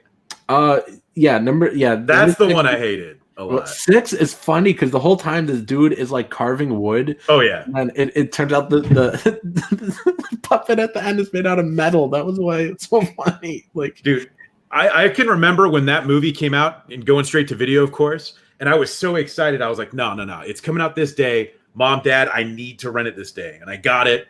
I watched it 4 or 5 times because I couldn't believe how bad it was. Like, you ever have a movie so bad you have to keep watching it because it can't be bad. Like, it's just weird to think that this movie's so bad. Okay, maybe I'm the weird one. That happened to me with that movie, and I was so bummed that I just couldn't watch any of the rest of them. Plus, 6, you think it's going to carry on after 5. You get Rick as the Puppet Master, the totems and all that, Sutek, and then no. None of that. All that's out the window. No, I remember you and Mark said that on one of your guys' streams last year after I'd picked up the set and I started watching them. And I think I had just watched number 5 when you guys had said that on your stream and you guys were like, he doesn't come back in number 6. And I was so angry. I was like, what? Like, that was just so cool. Yeah, it was such a great setup and it seemed like it could really go places. Right. And then they just killed him off in some like off-screen scene where the random lady's just like, oh, and he died, I killed him. Like, what? Yeah. Like, what a way to go out. I wonder why they didn't make another movie with that guy. I don't know. Did he just not want to come back? Either that, but I mean, you could still have somebody else be like, oh yeah, Rick died and left me his puppets, and then just do it all over again with a cheesier actor, you know? Or he could just be on vacation or something. Yeah, right. The puppets go to Hawaii. Right. No, I mean, he could be on vacation. He could just have somebody else watch the puppets, and then they wanted to see all these mishaps. You know, I wanted to see Blade hang 10 and Pinhead go surfing, and that's the movie for me. Man, oh man, so much. potential with what could have been after the fifth one, and I wish they would have picked up the storyline with after the second one with the giant. Yeah, that would have been cool too. I mean, Full Moon around that time had a lot of really cool stuff that just they just started dropping the ball. I don't know if you've seen like Hideous, I think it's called. No. It's basically because you know how he's got that weird fetish for tiny things that kill people. Yes. So it's that, but with pickled punks, which are like the mutant fetuses in jars. Okay. That one's pretty fun, but again, similar formula. Blood dolls, which I liked also. Tiny things that kill people. Blood dolls, I think they renamed it Parasite dolls. They gave me one as a free gift, even though, of course, a gift is free, so I don't know why we have to say free gift, but they did give me that as a freebie they threw in, was that on DVD, Parasite dolls. And on the back it said, used to be titled this, and I think it was Blood dolls or something. Oh, I'm looking it up because I'm not familiar. I used to follow Full Moon really closely, and I just do not. Yeah, they actually followed me on Twitter after I posted my unboxing of the Puppet Master box set, and then after that, every time I've had some sort of unboxing from them, and I've tagged them and I've sent them the tweet, they never retweet it anymore. But they follow me. Mm-hmm. They retweeted the first one and followed me, and then now they just don't retweet anymore. Like, come on, guys. Yeah, I think when I saw they started following you, I was like, I feel like I can't talk so much shit about them anymore because they could find out. Right, like after they followed me, I was like, wow, I cannot keep watching these bad movies because if I talk about like if I went any further, like if I watch Puppet Master 9, I'm probably never going to, and I'm like, yeah, this is awful. Like I feel like I'm gonna follow or something. So Parasite dolls was originally called Dangerous Worry dolls. Blood dolls has like a weird, kind of like a guy that's like Pinhead puppet thing, and then there's also like a pimp puppet guy. More puppets. Dolls, whatever. Right, and then there's demonic toys. I still need to get that. Yeah. Gigantic Android in the chat said he waited 20 years for Puppet Master versus Demonic Toys. And Band will never get his money again. Dude, that movie hurt. Curse or whatever the one with Tank was, hurt and broke my heart. But this one just was rubbing the dirt into the heart wound that it created. It was a bummer.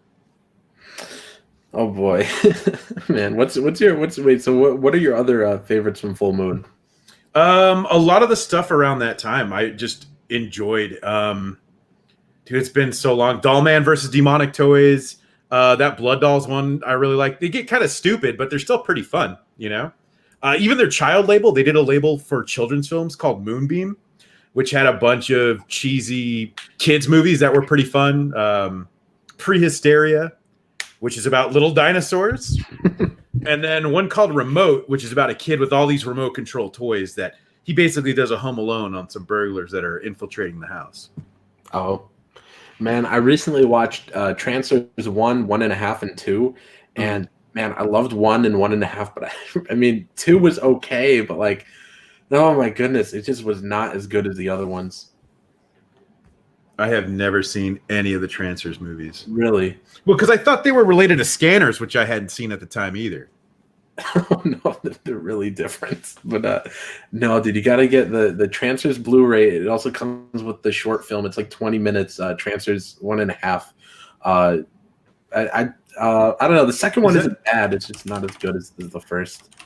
Is that a Full Moon release also? Yeah.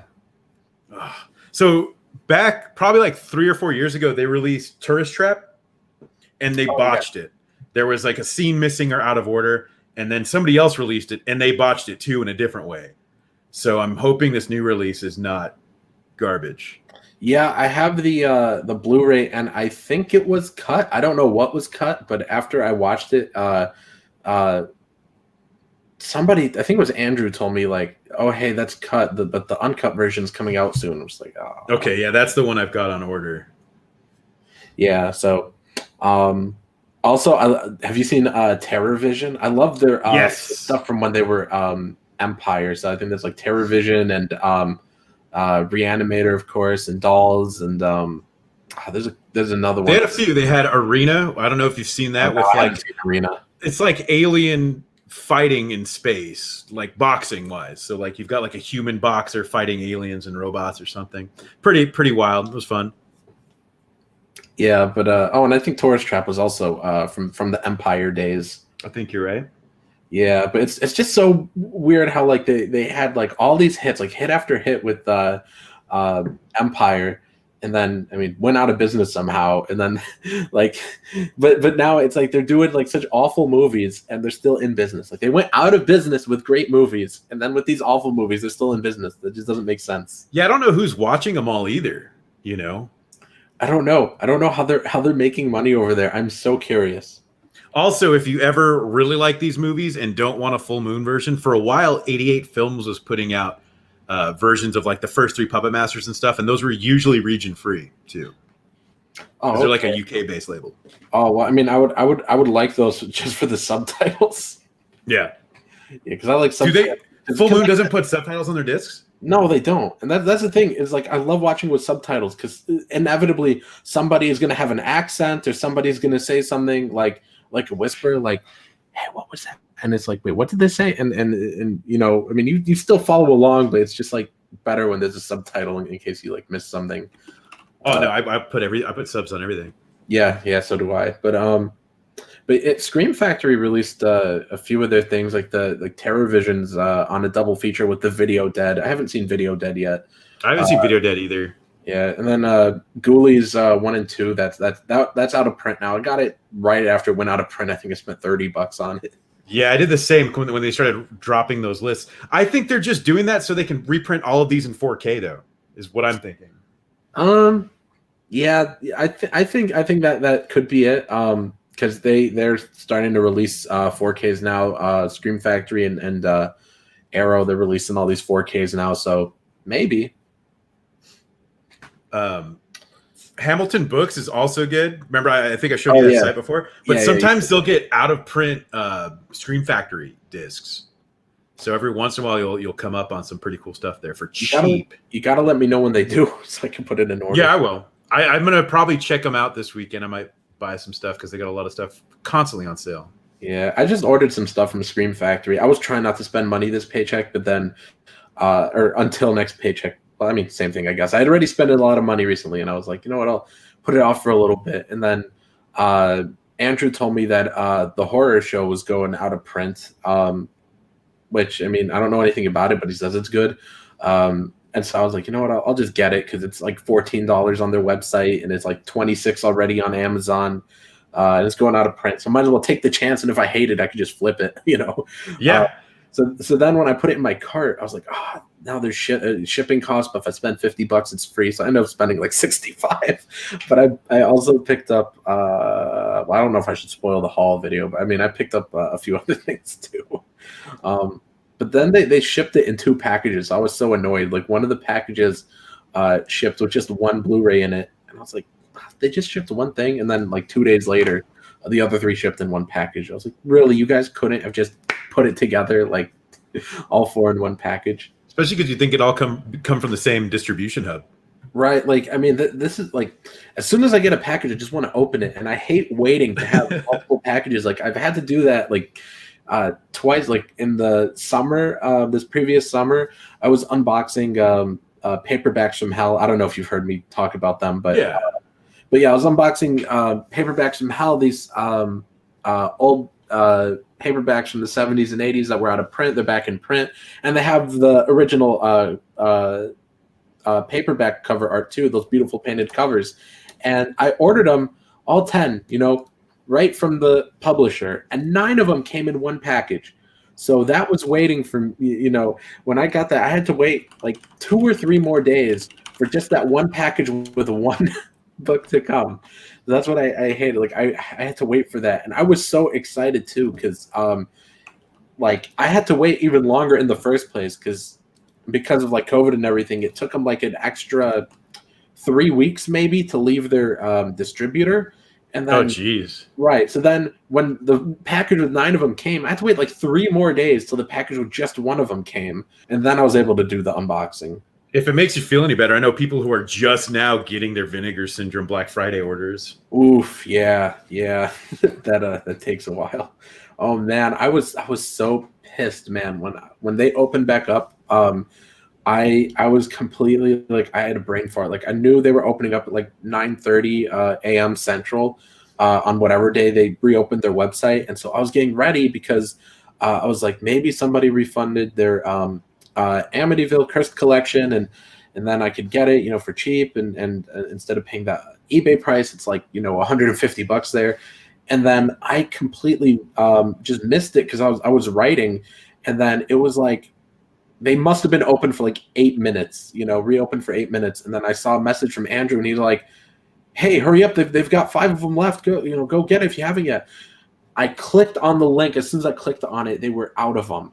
Oh my gosh! I had to pay the $90 to get it from I think Grindhouse DVD or video or something is what they're called. I've only ordered from them once, maybe twice. But yeah, I had to get it from Grindhouse. I think it's Grindhouse Video. I had to get it from them for like $90 full price. I was so pissed. So one thing I've noticed is Vinegar Syndrome seems to be the main target for a lot of like the speculator collectors, people who are buying to flip, or I don't know, treating it like they used to treat comic books like 20 years ago. Just like there's a couple movies that came out that I got from the last Black Friday, right? Yeah. They're already $100 on eBay.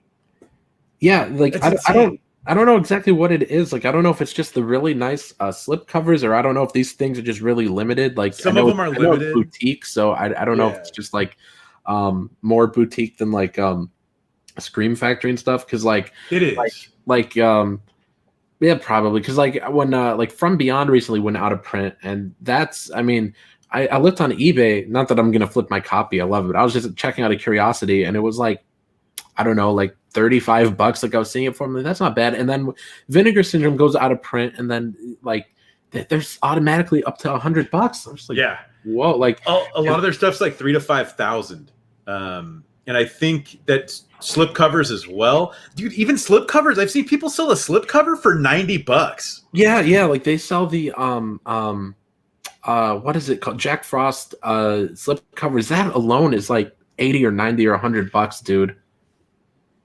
Vinegar Syndrome is putting out something, I think it's on pre-order still, called Cthulhu Mansion. Mm-hmm. I've never heard of it, but I want it because it sounds cool, and I think it's probably going to be anything awful. You want from them, just buy it and then flip it if you don't like it. That's the only way to do it. Yeah, I want to get Silent Madness from them as well, but I don't know. I've heard everybody say it's bad, so I don't know. Have you seen it? No, I haven't, but I haven't watched it yet. That's kind of one of my favorite parts is, like, in these Blu-ray groups, you'll see hype build up for some of these movies, and movies that nobody has seen, and they sound like they're likely garbage. Right. And then once they come out, everyone's trying to flip their copies, and it's the most funny thing to me. People are like, "Oh, this movie sucks! I can't believe I bought this. What were we thinking?" I don't know. The trailer looked really good, but then I've been hearing people say it's bad. But I mean, I don't know. I don't know if I want to pick it up. It's like $32. It's like, oh, I've been spending so much money on Blu-rays lately. I might though. I have some YouTube money coming from last month, so I might pick it up. Get it and flip it if you don't like it. That's my words of advice with all of these now. Yeah, basically, it's just another thing that's become one of those sellers markets. Like everything now, I feel like if I'm not the first one in like into a hobby, like I'm gonna be paying like so much more for it later. Like with Paperbacks from Hell, like one of the books in there called The Voice of the Clown, it was selling for like $2. At least that's what I heard. I didn't know about it till this book, but then after this book mentioned it, now it's selling for like $150. I think I had to spend $50 on my copy, and that's like the cheapest I've ever seen it go for. But it's just like once there's like people are into something, then everybody comes in and just starts flipping it, and it's just like, you got to be kidding me. And like I understand the hustle, but then it's like, why did you just pay $100 for this paperback, and now everybody's gonna ask $100, and now we're all gonna have to pay it? Yeah, like, right. Like it's not even like, it's like The Voice of the Clown. Like that book is just like a regular just old paperback. Like it just had one printing. It's like 200 pages, and it's just like, and it's nothing special. Like, and then it's like, but no, you got to pay $150 for it now. Like, man, but I mean, I really liked it though.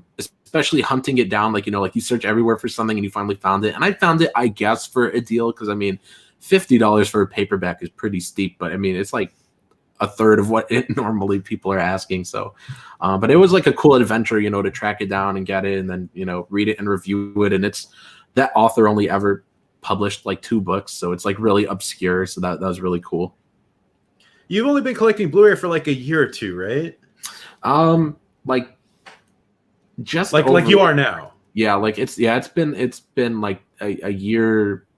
Well, it's been like a year since I've taken it like very seriously. Like it's probably been a year and a half overall. Like for the first few months, I was just picking him up here and there. Like if you ask Andrew about it, I would tell him like, oh yeah, man, I don't know. I guess, this is kind of cool. And I would like, and he's like, oh, you should get this Blu-ray. I'm like, I don't know, maybe I'll just get the DVD. It's so much cheaper, and I just, whatever. And I was just going for whatever was cheapest. And then like after I watched the Blu-ray of The Thing, I was like, you know what? Like watching this on Blu-ray was like just watching it all over again for the first time. Like, and then from there, I just went like all in on getting all the fancy like Blu-ray releases.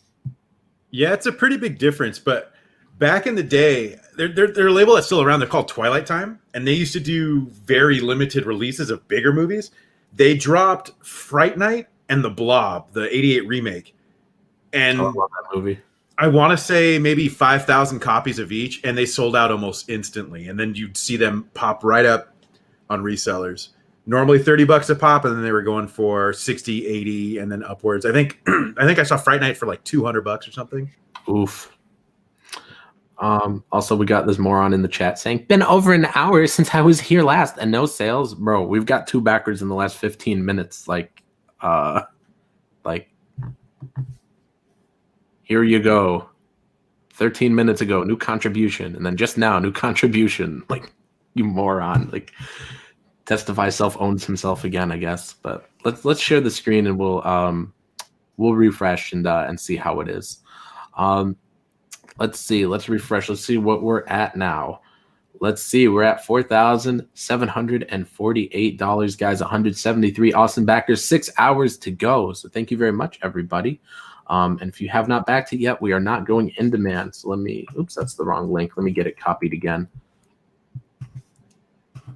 Here we go. So now I'm putting the link again. Excuse me. If you guys haven't backed it yet, please do. There's the link. Gigantic Androids. So Silent Madness was bad, but really good 3D gore. I'm going to get it. Well, I don't have a 3D TV. I don't think that's what it takes. I hold on. Let me grab my copy. And oh, see. Well, actually, no. I think they were actually sending out the little glasses with that one, actually. So I think you can actually, now that I think about it, yeah, I think you can watch it either way. They did it old school, right? Like with the red and blue? Old school. So yeah, so I think they have, I think you can watch it just normally, and then you could also have the 3D mode. I think it comes with 2 pairs of those glasses. I don't know if you saw they had Silent Madness Viewmasters on Black Friday, and I regret not buying one of those so much. No, I don't think I saw that. It was a Viewmaster, and I think it was painted. I think it might have just been white with the Vinegar Syndrome logo, and then they had reels made for Silent Madness, which is just crazy to think about. Yeah, you should get to watching that soon and let me know how it is. So I can know if I should buy it or not. I'm pretty sure I'm going to buy it. I'm probably going to end up buying it like this payday, the 26th. I think I get paid. So yeah, and in a few days, I'm probably going to pick that up. I'm probably going to pick up Cthulhu Mansion as well. Like, what could possibly go wrong? Like, worst comes to worst, it'll go out of print and I can flip it. Yeah. Or just sell the slipcover for twice what you paid in the movie. Right. I mean, they're really nice slipcovers too. Like I remember Andrew was telling me when I ordered Dolly Dearest, that was my first order from Vinegar Syndrome, and this Black Friday was only my second order from him. So I haven't really ordered from him much. But when I was getting Dolly Dearest, and I ordered it, I think pretty much as soon as the pre-order went up, or at least within a day, and he was like, man, you will not believe like how great these slipcovers are. Like they are the best slipcovers. And he was going off about it, and I was just like, it's just a slipcover. And then when I got Dolly Dearest, I was like, no, it is not just a slipcover. Like it is like the best slipcover. They just do such great work. I love their slipcovers. Yeah, that Beastmaster one so far is the craziest thing I've seen, just period, in terms of slipcovers. Where it's got the cardboard casing, everything. Gigantic Android says the only thing bad about Silent Madness is imagine Halloween, but you follow the doctors and not the kids. I don't know. I like following the teenagers and watching them get slashed up. Rip. Man, which one of these is your favorite label though? It's hard to say. It might be Severin because they pluck these really weird Italian things that I just get so fixated on why they would make some of these movies. Oh yeah, like like those unofficial like sequels. There's those. They released an Italian version of House of Wax. It was like an Italian remake of it, and it gets weird. I mean, it turns into like Terminator towards the end. It's one of the weirdest things. I love Italian movies because I hate them so much. I've never had such a relationship in my life. Man, House of Wax though, I do need to see the like 2005 one. I've seen the 1953 one, and I've seen the original Mystery of the Wax Museum. Which if you just get the House of Wax Blu-ray from Warner Brothers, it comes with the Mystery of the Wax Museum original movie as a special feature. Watch I like that 2005 remake. I think it's pretty fun. And then watch the Italian one after that. Yeah, I'll have to get those. But I think as far as my favorite label, I think I'm gonna have to go with Criterion. But then it's so tough between Scream Factory and Arrow for second. So those two are pretty much tied. And I'm like, man, this is why like you're like, oh, check out Kino Lorber. And I got a few movies from him recently, but like that's the thing is like, man, I could only handle buying from so many different labels because like they all have sales like the Criterion has their 50% off sale like twice a year, and then MVD and Family Video always have their Arrow sale, and I haven't actually gotten in on any of the Scream Factory sales yet, oddly enough, but like they always have sales, and then there's always the like if you go to like the Scream Factory website, it's always like going out of print this month, and it's like so much to keep up with just those three. And so it's like, oh man, do I want to get into Kino Lorber and Synapse, which Synapse, I think they're the ones that put out Suspiria and yeah, they're not releasing too much lately though. Yeah, but I mean, I did love their Suspiria release. I think it's really beautiful. The most beautiful Blu-ray I have.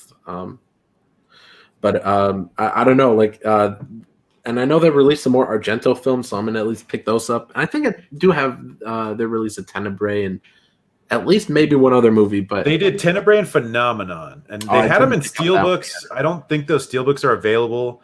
They've also released a pretty solid release of Demons, which people think they're going to release a 4K of coming up. So, but yeah, like those other labels, it's just like, do I want to get into more of them? Because then I'm going to have to be aware of when things are going out of print, and then it's like, you know, if there's a sale, you know, it's like, it's like tough enough just keeping up with those three labels. I feel like with the other labels though, because their movies are probably technically shittier than what Scream Factory's putting out, their rights issues are a little bit more generous in how long they can print these things for. Yeah. I don't know, man. We'll see. We'll see. Because I don't know. Like I'm like I've only bought like 4 movies from Vinegar Syndrome, and already there's a few where I'm like, oh hey, this sounds good. This sounds good, and then like they go out of print really quick. So it's like, I don't know if I want to keep going near Vinegar Syndrome. Like it might eventually become like a top like 4. I'd be careful with Vinegar Syndrome stuff because some of it is just hot garbage. Oh yeah, that's also another thing too though is that Andrew warned me about. He's like, yeah, most of their movies suck though. Like, yeah. But they've definitely put out a few that like I've been recommended and I want to see. But I mean, Fade to Black was really good. Dolly Dearest was really good. I think that's all I've watched them. I did pick up. I think it's called Blood Games, and picked up Jack Frost, but I haven't watched those 2 yet. Jack Frost is pretty fun. I started Blood Games, but I haven't finished it yet. Was it you had something to do, or it was just like? I just get sidetracked with movies. Like sometimes I'll try to watch them while I work on stuff or something. I can only do that if it's like a rewatch, like have it on in the background. Like when I pack up like my Indiegogo stuff, like I usually have that going on in the background. Like I'll have a movie on. But see, if it's a good movie, I put my stuff down and then I'm watching the movie. Yeah, whenever I watch a movie for the first time, I just leave my phone across the room and I just watch it. And then I remind myself like look up this thing about this movie later, and then like later comes and I just forget. You know what I mean? Mm-hmm. Like you have a question about something in the movie, and it's like, make sure you Google that later, and then by the time it's over, you forget. I'm like, I'm kind of one of those guys. It's like, oh, who is this? I know who this is, and I gotta look him up in IMDb. No, yeah, like that's one of the things too. Is like man, like I was watching what was I watching? I was watching Cruising, that William Friedkin movie starring Al Pacino. Me and my brother were watching that, and there's this guy in it, and the whole time I'm like, who is this guy? Who is this actor? There was an actor, and I was like, who is he? And then I was like, eventually during the movie, like I think I startled my brother. I just blurted out. I was like, "Oh, he was in Goodfellas." Like my brother was like, because I just blurted it out. It's like, like that's one of those things. It's like whenever I see somebody I recognize, I'm like, what did I see them in? Yeah. Sometimes I forget to Google that later, but that's like one of the things. It's like when I leave my phone across the room, it's like, oh man. But I don't know. I like to really pay attention to them though, and pay attention to all the different like storytelling techniques and stuff. See, I start digging in. I'm like, this movie's so good. What else has this director done? How come I haven't seen this actor before? And then I'll be like, oh my gosh, they do this. Like, there's one called Dial Code Santa Claus that Vinegar Syndrome has, which is considered to be like a proto Home Alone because it's a kid stuck in a house. Santa's after him, and the kid's setting traps for him. People say it's like Die Hard meets Home Alone. But that kid ended up going on to do special effects work, and he's done work on a lot of the X-Men movies and stuff, and hasn't really been in much after that, but special effects, which is pretty neat.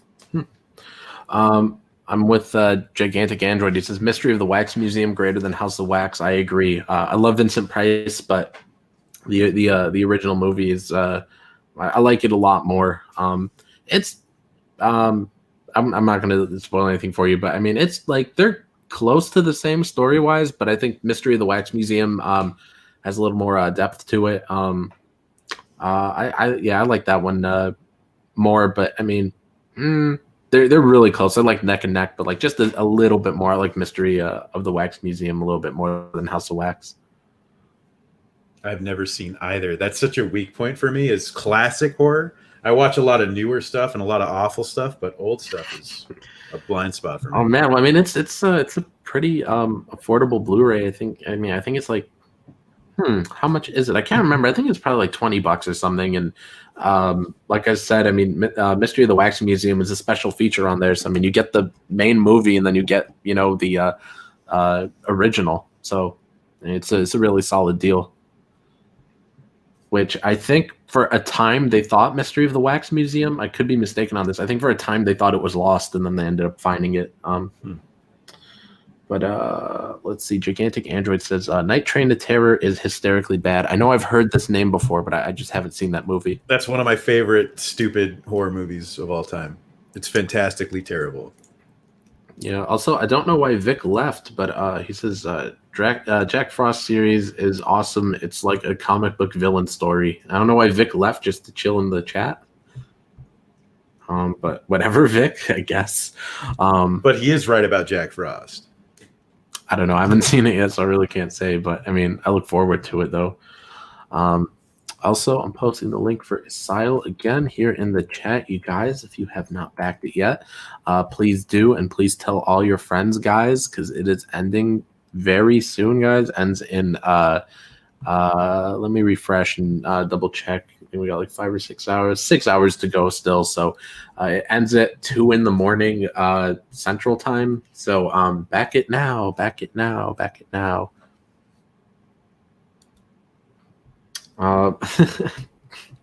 Testifies his entire chat is asleep. Man, I've been thinking about blocking Testify all night. Maybe I should. Like he always comes in to tell me like your streams are so boring, even though we were just having a good time for the past hour talking about Blu-rays and talking about movies. Like Testify, you're so dumb. I can't say I think Gigantic Android had a good time too. Every time I block Testify, everybody's like, no, you got to unblock him. Give him a second chance. Give him a third chance. Give him a fourth. Give him a fifth. So I unblock him. And every time he comes in here just trying to start a fight. Like he doesn't come in here like nice at all or wanting to talk. Like actually on the like Christmas Eve stream we did, he was in here on the stream and he was actually nice. I was like, oh, okay, maybe we'll be cool from now on. And then he just went back to being awful. Like Testify, if you were as nice as you were on that stream, I would actually like you, man. He no longer has the spirit of Christmas. Let's see. You were having a good time. Your audience is not. Everybody says you talk about what you like, and if you have a good time, people will have a good time. Like, what am I supposed to do then? Not have a good conversation? Like, he says you take things way too literal. Bro, you're in here in all caps screaming at me. Your entire chat is asleep. You were having a good time. Your audience is not. I thought you always say, no, you're supposed to entertain. So if I'm not having a good time, how am I supposed to entertain? Like, I don't understand. Now he says, sell Asyl. Every time I shill, but this is the thing with this dude. Every time I shill my book, he's like, no, all you're doing is shilling. And then if I talk about something else, he's like, no, you should talk about the book. Like, there is no winning with this dude. He always has something to complain about. There was that one stream where you played the trailer like 6 times in an hour, and I was like, seriously, this dude? I'm sorry, dude. I'm sorry. But, I mean, I think we only played it once tonight. No, you've been doing great lately. I've been pretty proud of you. Yeah, I mean, there's only so many times that people will listen to that trailer. I think I overdid it at times. I would just play it whenever things got sort of awkward. He says, you're not getting the joke, and he uses the wrong "your." I don't. You got to explain it to me, then spell it out. What's the joke here? Like, I don't understand. Like what's the joke? You are making Piper entertaining right now. I don't know who Piper is. Well, you're making her entertaining. Right. Violet says, did Vic get kicked? Now, he left, but he didn't say bye, so I don't know what he left for. Maybe he couldn't get a word in or something. I don't know. Sorry, Vic. I don't know, but it's whatever. Well, there's a link to Asyl, I guess. Since Testify criticized me for not shilling enough. There it is. Should I play the trailer 5 times in a row now? Couldn't hurt. Right. Oh, man. Sorry if you hear that. The train's at the end of my block, dude. There's a train at the end of my block, and it's really loud right now, and I don't know if you heard it. Let's see. I don't understand. Because you were not selling a file and talking about stupid Blu-rays.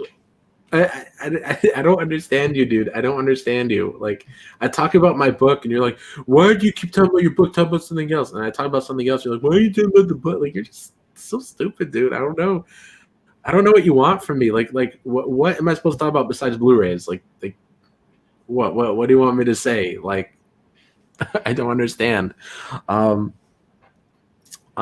Anyways, full custom hot dog. You know what else I watched was Texas Chainsaw 3. Ooh, I haven't seen that one in a long time.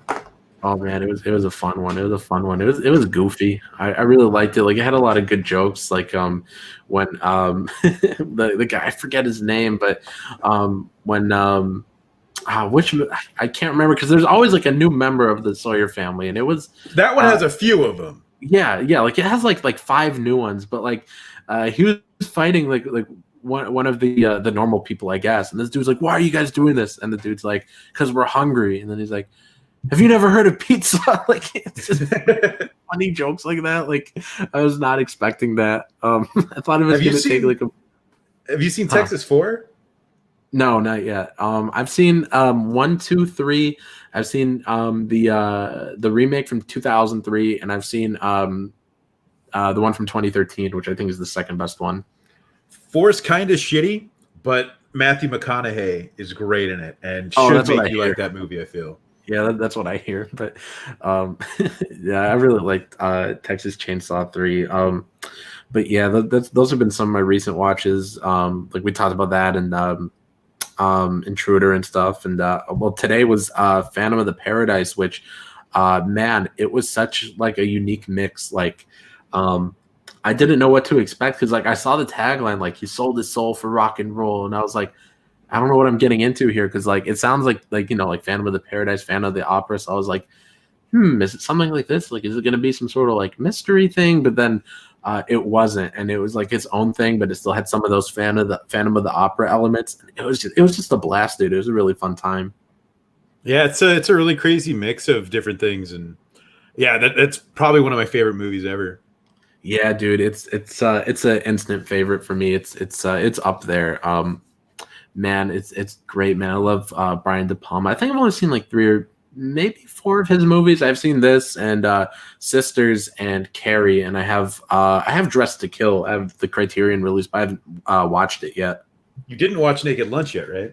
No, that's up there though. That it just depends. Like when me and my brother have time, because we watch all our movies together, and we have such different schedules. Because now his semester just started up again yesterday, and he has work, and like he works opposite me, so like I'm home by like I get off at 3 typically, and I'm home by like maybe 3:20 or 3:30, and then like my brother goes to work at like 5:30. So it's like, yeah, if we have time, we could like get a movie in, and if we do, it's got to be something like super short. Like that's why we watched that Charlie Chaplin movie, The Kid, the other day, because we only had like an hour maybe and like a half maybe, and that was like pushing it. And so it's like I was looking at every movie we had, and it's like 2 hours, 2.5 hours, and I was like, oh, The Kid is 53 minutes. Like it was like just enough time. So it just depends. But like Naked Lunch, I think is like 2 hours. So yeah, it's kind of a lengthy one. Yeah, it just depends like when we have the time. Like on one of our off days, or if anything matches up. Yeah, it just depends on that. So typically we go through all like our shorter movies first until we have time for the longer ones. Like, if we watch a longer one, it becomes an event. Like when we watched like Once Upon a Time in Hollywood, like that thing's like 3 hours. Like we cleared our schedules and we were like, okay, this is the day we sit down for the 3-hour movie, and like it was like an event. Like we ordered like a bunch of pizza and stuff. We were just having a good time. Like that, we did the same thing for like Mulholland Drive. That one's like 2.5 hours. Whenever it gets to a longer movie, it's basically an event. Like I don't know when we're ever gonna have time though to watch like Lord of the Rings, like 5-hour movies. Like, oh man, that's how you have to do it though. I used to watch before COVID. Me and some friends would watch movies together, and every once in a while, I think it was like once a year, he would want to do Godfather 1 and 2. Someone HBO, I think, cut them both together in chronological order, so that becomes, I think, like a 6 or 8 hour movie. So he'd want to do that once a year. Huh. Yeah, I've never seen those. I'm going to, like, everybody keeps telling me to, so eventually, but never seen them. Also, Gigantic Android mentions Blowout with Travolta's great diploma. That one's on my list of criterions to get. I maybe excuse me, probably should have got it during the previous sale from November, but I mean, there will be another sale. I don't know. They usually do the 50% off thing, I think, in July and November, and then every now and then they have like the flash 50% off sale. So probably next time they do a flash 50% off sale, I'll get Blowout. That's at the top of my list as far as criterions to get, because I picked up like 19 of them with the last sale. Like, oh yeah, you got a bunch. Yeah, I just went off like. I don't know, like I never, like all the other Criterion sales, I'd buy like 4 or 5, you know, and then this one I bought 19 of them. Because it lasted for a while. Like it lasted like the span of like 2, maybe like 2.5 paychecks. Like it was like practically like the whole month. And I was like I don't know, like I was just like, you know what, let's just go ahead and buy them. Like I don't know, dude. Like I don't know. It was a really long sale is the thing. Like if it were just a flash sale, just one day, I probably would have just bought, 4 or 5 of them. But because it lasted so long, I was just like picking them up. I think that's why I don't buy much from them, is because there's always another sale around the corner with them, you know? I don't know. That would give you more chance to buy them. Well, there's always another sale with them. And a lot of times when a Criterion sale is happening, an Arrow sale is happening too. Oh, that's right. Barnes & Noble does, when they have the Criterion sale, they also do 50% off their Arrows as well. That's how I got, I think that's how I picked up Basket Case for $19.99, because I think otherwise it was like, I don't know, like $40 or something. Like, right. Yeah, but I still have to watch that one. See, that's another one on the list to watch. That's a fun one. The sequels aren't as good, but still pretty good. Yeah, that's what I hear. I hear it's really good. I did watch Brain Damage though, and I love that one. And of course, somebody has the basket in that movie on the train or the bus or something. Yeah, it's the same character from Basket Case. They kind of did like a Henenlotter extended universe thing. yeah, that's my favorite is little tie-ins like that. Like that's what I try to do with my books and stuff. Is just like little Easter eggs. That's what I like to see. Like I like in Pet Sematary, like it mentions Cujo. Like, does it really? Well, at least in the book, I don't remember if they do in the movie, but it mentions like a Saint Bernard that killed however many people, like somebody makes reference to it, and like that's what I like is like Stephen King books like will take place in the same city, like.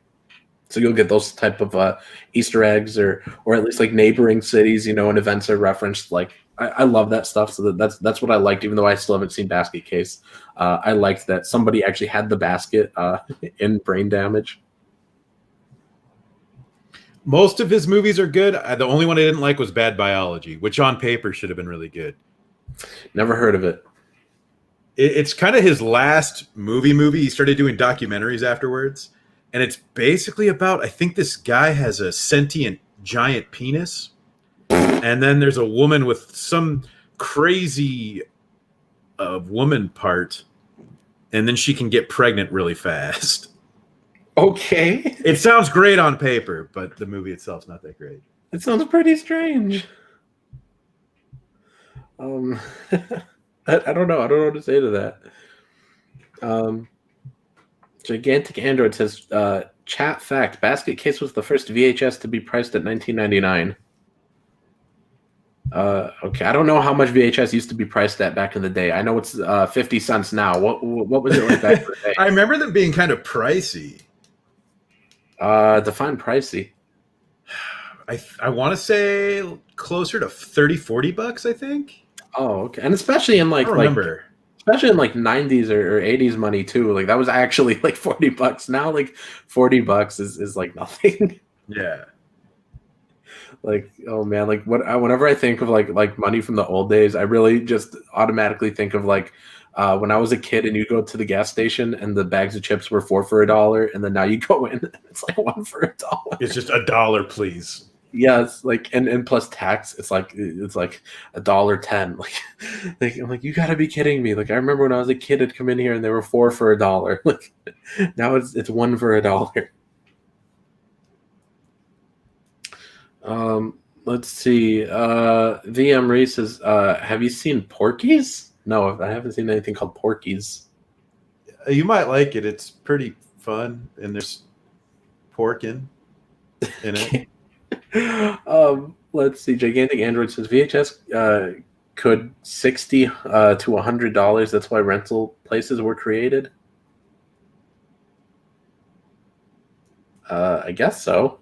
See, I just remember trying to buy horror movies, and I feel like those a lot of times were $40. And anime, I remember on VHS was super expensive. Yeah, I don't know. I have vague memories of VHS because my older sisters used to work at a Blockbuster. So I do have a few memories of like going in and getting to grab candy and stuff. And I remember like seeing VHS like or there, and then sometimes they'd bring home some, but like I'm not very like as nostalgic for it as you might be, or like Andrew, like my friend Andrew. Well, Andrew Hazen, that Devon Graham, he buys VHS all the time, and like some other people I've seen in the like horror Blu-ray community, like they still buy VHS and they're all nostalgic for it. It's like, can't relate. I always kind of, I don't know. I'll see people fight about, I want to only watch horror movies on VHS. And I always think that's weird because they look like shit compared to a Blu-ray. Or anything else, really? Like, I guess it looks like it might make it look slightly more mysterious, but I mean, like, I still want to watch it like in as good a quality as I can. Well, my argument is always that the director didn't want his movie to look like shit. So why would you buy that? True. That's true. Like, I remember William Friedkin in an interview I watched when I think it was for maybe the 40th anniversary of The Exorcist, when it came out on Blu-ray, and he said something in this interview like, "Oh, it's like looking through the camera again in 1973." And it's like that's what they wanted. Like that's their intent. Like their intent wasn't for it to be like all ugly on a VHS. It was actually like to look like it did when you look through the camera. Right, exactly. That's what they were seeing. I saw a rant from one of the guys who owns one of the Blu-ray labels. I don't remember which one. He was arguing against 4K. He said 4K was wildly unnecessary, that's why Criterion's not doing it, and they haven't adopted it yet. I'm sure Criterion will any day now. I'm surprised they haven't already, though. That's true. That's true. I'm a little surprised, but I'm sure they will. Like it's catching on.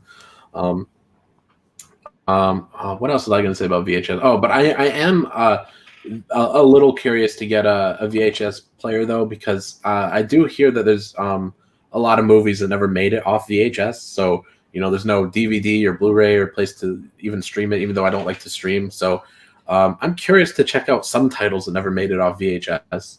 A lot of them are coming though, and that's kind of Vinegar Syndrome specialty and Severin. They're picking up a lot of that weird stuff and trying to get it on newer media. Yeah. Let's see. Also, Gigantic Android says, we are talking early 80s. It says, I need my VHS because my favorite cut of 976 Evil is different on DVD and Blu-ray. The Blu-ray has 2 cuts.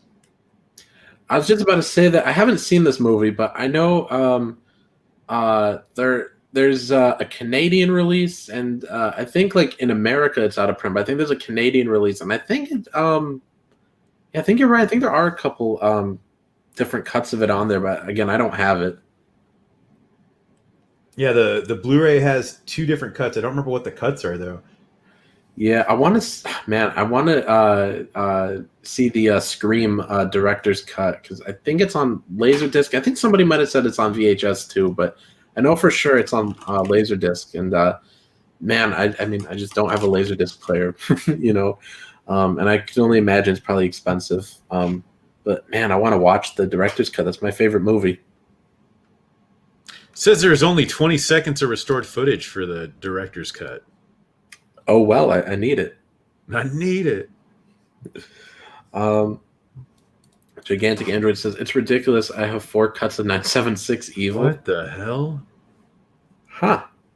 What are they? Right. What are they? How many times can you cut a movie? I'm a sucker for alternate cuts, man. You could release anything and tell me there's multiple cuts, and I'll probably buy it. Bro, that's why I just picked up, and I still need to watch this one. Well, I mean, I've seen the movie, but not this cut of it. The new 4K of Psycho, I picked that up, and all there is like 20 extra seconds, I think. And like when I told my brother, like when I got it, I was like, oh, hey, look what I just got, and it's got an extra cut, 20 seconds of footage. And my brother's like, do I really need to see like 15 extra seconds of Norman wiping up blood? And I was like, yes. Like the thing about like Hitchcock, and well, I mean, I know you said you're not into much older horror, but I mean, I think you've at least seen Psycho, right? Yeah. But I mean, like, but the thing about Hitchcock though is that like with his movies, like he hated to improvise, first of all, and second of all, he had everything planned out in his office. Like he worked with the writer on the script, and then by the time the script was all finalized, he knew how he wanted to do every shot and everything. So with Hitchcock movies, there's not a lot of like deleted scenes, cut scenes, like there's not a lot of like extra footage, I guess. Like it's a once in like a lifetime thing, I guess, to find extra like Hitchcock footage. Like he knew exactly what he wanted to do. So especially for something like that, like yes, if there's extra Hitchcock footage somewhere, like I'm gonna get it.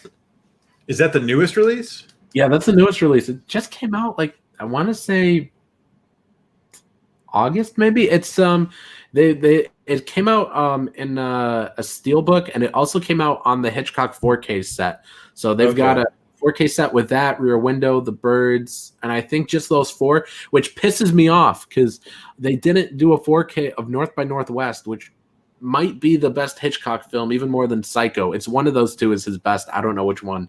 But because I have the Blu-ray set of all those movies, those Hitchcock movies that came in that 4K set, plus North by Northwest. That's the Blu-ray set. So they made the Blu-ray set into a 4K set, except they didn't include North by Northwest. That's what pissed me off. Was that's the best movie out of anything on that set, and it didn't get a 4K. I think I have that set. That Blu-ray one? Oh yeah, like North by Northwest is probably the best movie on there, either that or Psycho, and it doesn't have a 4K, and that pisses me off. Someday. Right. I mean, the Blu-ray is just perfectly fine, but I mean, I'm always gonna upgrade. Like if they were suddenly like, no, it's 8K, I'm like, I need the 8K. But yeah, I don't know, that cut of Psycho is up there for me to watch pretty soon. But like, that's the thing is like, man, with so many movies I need to see for the first time, sometimes it's difficult to like put aside some time to watch like an alternate cut. Yeah. I picked up Opera. I think that's Dario Argento. I still need to pick that one up. I only picked it up because there were 2 extra cuts of that movie. And I watched them all that weekend because I had to know. Well, we'll come back to that in a second. But Testify says, does anyone know how to tie a good news? The stream is making me think about it. Then why are you here? If you don't like me, man, if you don't like my channel, why are you here? Plus, you can just type it into YouTube, and I'm sure there's like a tutorial. Right, but anyways, but yeah, all those cuts of Opera now. Which is the best cut?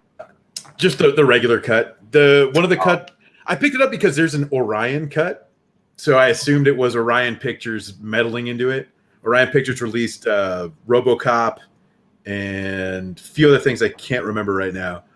So in my head, I pictured this American company just tearing apart this Italian movie, and it wasn't quite that drastic. So. Oh, but what? Wait, so what were all the other cuts then? The other cut was it's kind of hard to describe because so imagine like a letterbox film, right? Okay. And you have the top and bottom. So this other cut was using like a different camera aperture or something to where the top and bottom have more room, basically. Uh-huh. So nothing crazy there either. Alrighty then. I guess I'll just go with the standard cut because that one's at the top of my list of movies to buy. Still need to pick that one up, but I think you'll dig that one. I thought it was pretty crazy and kind of stupid, and then I rewatched it and liked it much more. Oh man, he's at least 2 of his movies are in my top all-time favorite movies: Suspiria and Bird with the Crystal Plumage. Did you watch the Suspiria remake? No, dude. I was about to pick it up, and then they were out of stock on Amazon. Let me check right now if they're back in stock. Let's see. Suspiria 2018. Let's see if it's back in stock. No, it's not. Is this thing out of print or something? Like no, because like they don't have it. Like I see it. It says used from 1440 and new from 1816 on Amazon. Well, let's check eBay. Let's head to eBay. Let's see. Suspiria 2018. Testify Blu-ray. said, "I love this. Please check eBay more for me." And type in my name. Huh. No, I'm seeing it for like $20, dude, on eBay. Yeah, like this thing's like $20 now, which I know it was probably only like $9.99 like just a month ago, but I put it off for too long, and now I'm gonna have to pay more for it. So I've never seen Bird with the Crystal Plumage. Oh, it's so good. Oh man, it's got such a good twist. Like I'm not gonna say anything, but it really got me, dude. It really got me. It's just so well made, so well written, so well acted. Like it's one of the best movies I've ever seen, dude. Like hands down. Like I was speechless after I watched it. He started making some pretty awful movies after Opera, I think. Weird career trend. I don't know, dude. Like, I mean, I've seen like 5 of his movies and I've liked them all. I've seen those 2. I've seen Deep Red. I've seen Cat of Nine Tails, and what else? I think there's at least one more I've seen, but I can't quite see everything on my bookshelf from here. Oh wait, and I've seen Tenebrae, of course, but I think there's also one more I still have seen that I can't quite see from my bookshelf. But I mean, let's see, what is it? That might be it actually, but I don't know. I've seen like 5 of his movies. I've really loved them all. Yeah, he's got a lot of cool stuff. Yeah, I need to pick up. I think it's 4 Flies on Gray Velvet. Yeah, something like that. That's another one I need to pick up. I hear that one's really great. Italian titles are so ridiculous, man. Right, I love them though. There's just something like I don't know. They're so strange, but I love them. You should also check out Michel Soavi's stuff. He did Demons 1 and 2.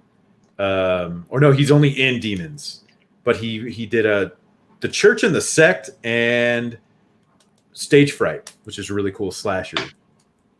I'll check those out. I think I've heard of Stage Fright. Let's see. Gigantic Android says Tenebrae by Argento is hands down the best giallo. Disagree. Excuse me, but I still do love that movie. It's a really great one. And I love the score in it too. I oftentimes when I write, I put on that score from Tenebrae and also from Suspiria. When I write, it has to be I have to listen to something I've heard a million times, so it becomes background noise, or I have to put on something without words, and so those scores are just perfect. I liked Tenebrae a lot, but then I watched Phenomenon right afterwards, and that movie's just completely insane. The crazy little kid. Have you seen that one? No. Oh my god, you need to watch that one. I will soon. Let's see. Vic's back. Yes. Vic, you gotta just stop. Like the dumb soy rage impression. Just stop. It's so good though. I actually thought it was you for a second. See?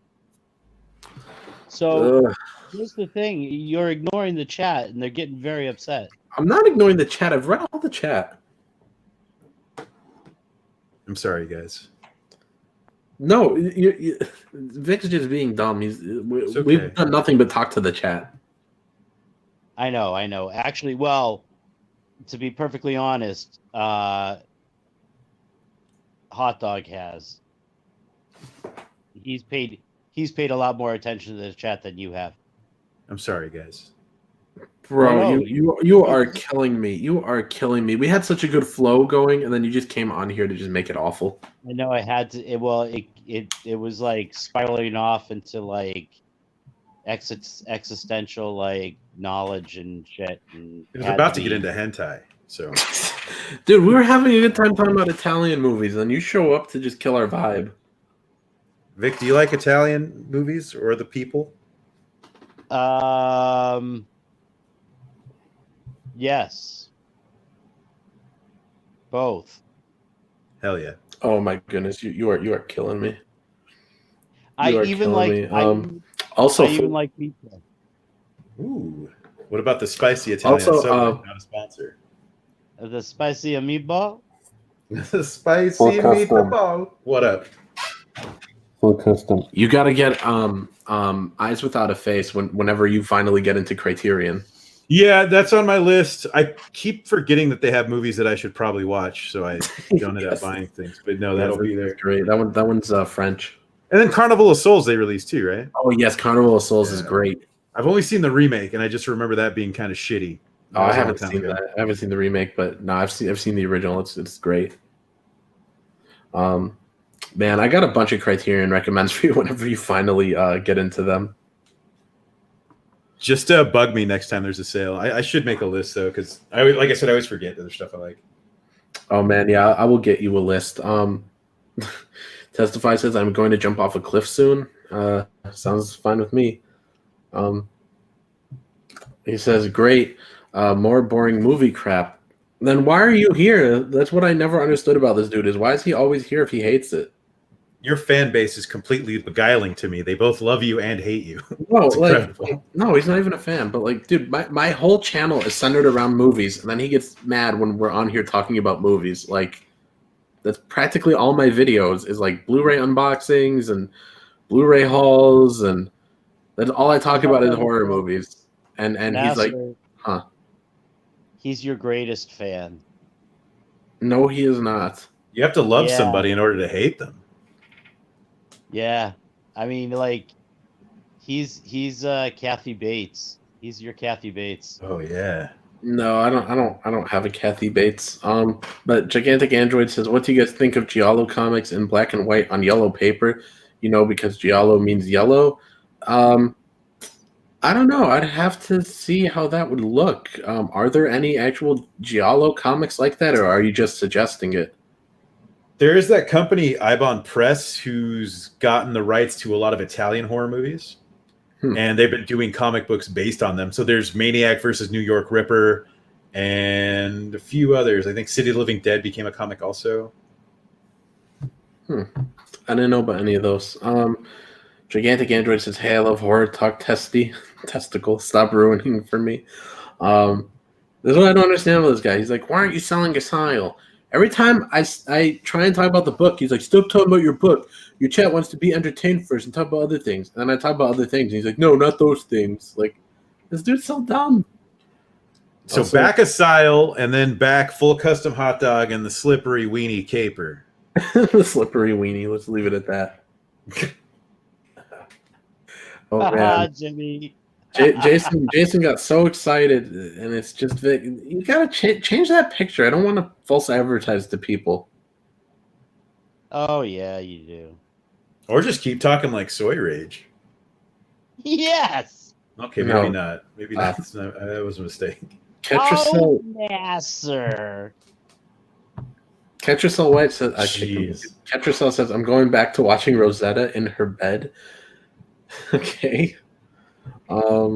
Gigantic Android says, I'm suggesting it. I'm going to call it Yellow is the Color of Fear. Well, cool, dude. I'm trying to think of what that would look like because I just picture like yellow construction paper. Yeah, I don't know anything about paper. There's a lot of mangas that actually print on different color paper. So they'll have like different tones of like blue to yellow to brown to red. And it does give it an interesting look. So if you were going for a specific feel, like with Asyl, I wish we could print on like a bluish tone paper because it would give it that almost like film look.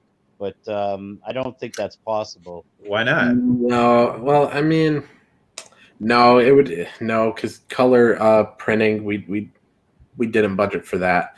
No, that wouldn't be color printing. That'd be like Color paper. Well, paper. You could do that though? No, I don't think we could. I don't think they would just have the paper that's already in color. But I mean, I do see where you're going with that, like with Caligari, which I didn't.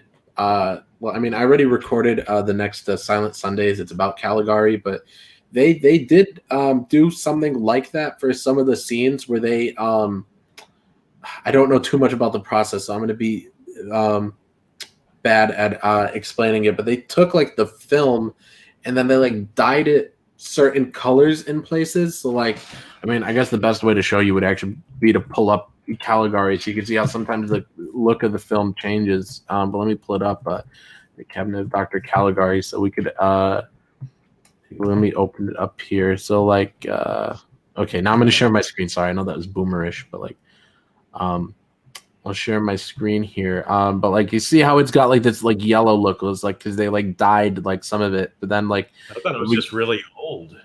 Well, I mean that's part of it, but like they took the film and like look how it's like almost like bluish here, and then like if you like, well, like if we go through here, like here it's got that yellow, but like here it's got like red-ish, sort of like depending where you go, and like here it's like blue-ish.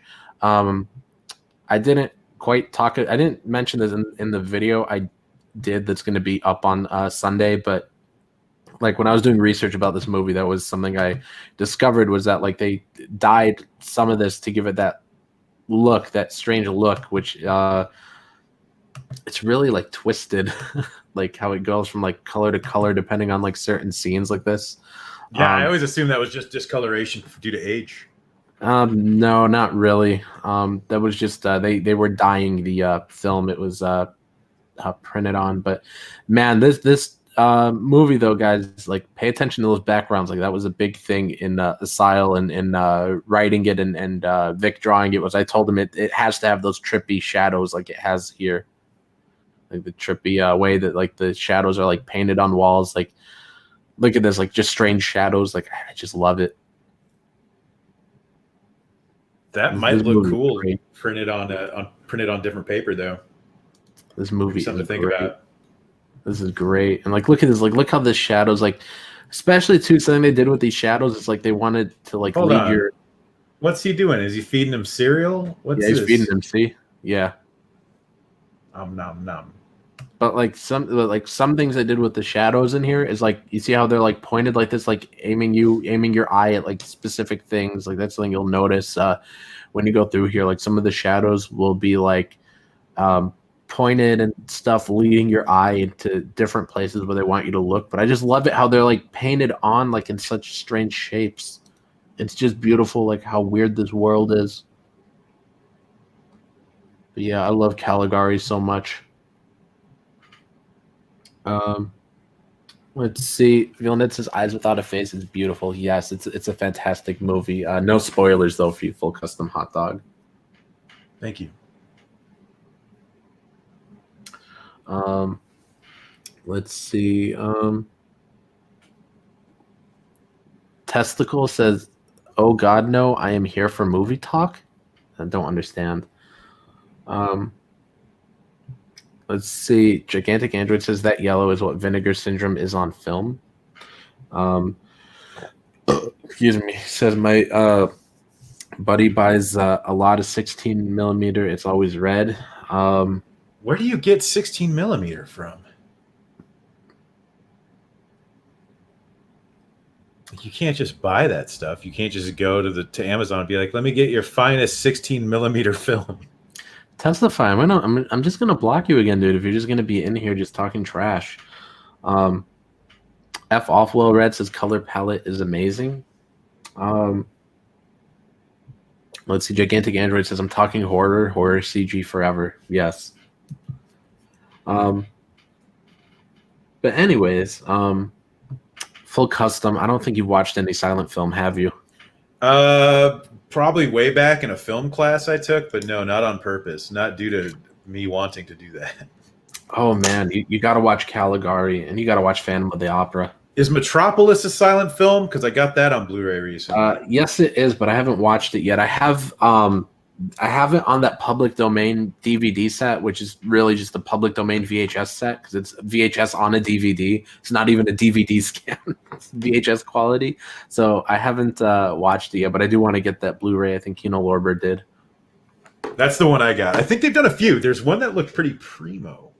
They've done a few. They've done that, and they did 20,000 Leagues Under the Sea, which I'm going to buy that one. That's another silent film. After I read the book, the book's next up. I'm reading Phantom of the Opera right now.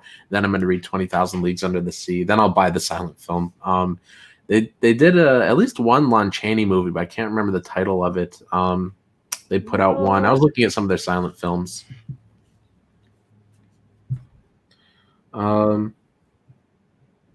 Let's see. Testicle says Vic saved this stream. All right, Vic, it's up to you yeah, now. I don't even know how, man. Bust a rhyme. Bust a rhyme. Yeah, like about Asyl, freestyle. There you go. I just got you started. There's a good one.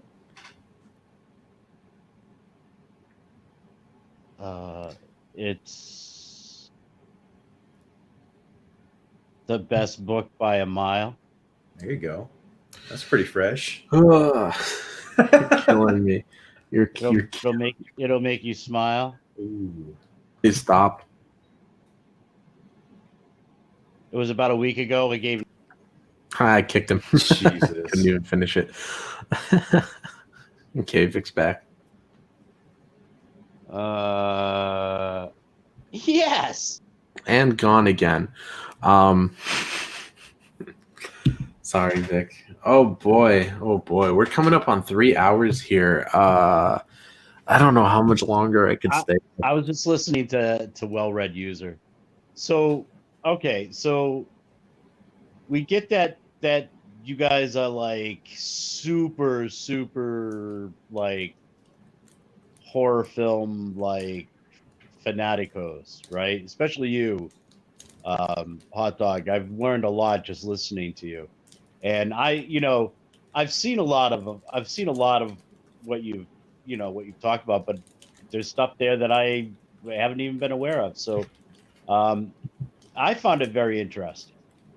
But I think the question here is, what are your other interests? Like, are you interested in comic books at all? Yeah, that's kind of how I started following CG stuff a few years ago. Cool. I'm probably not the biggest comic book fan. I've followed and supported a lot of the campaign. Well, not a lot. Some of the campaigns, I guess.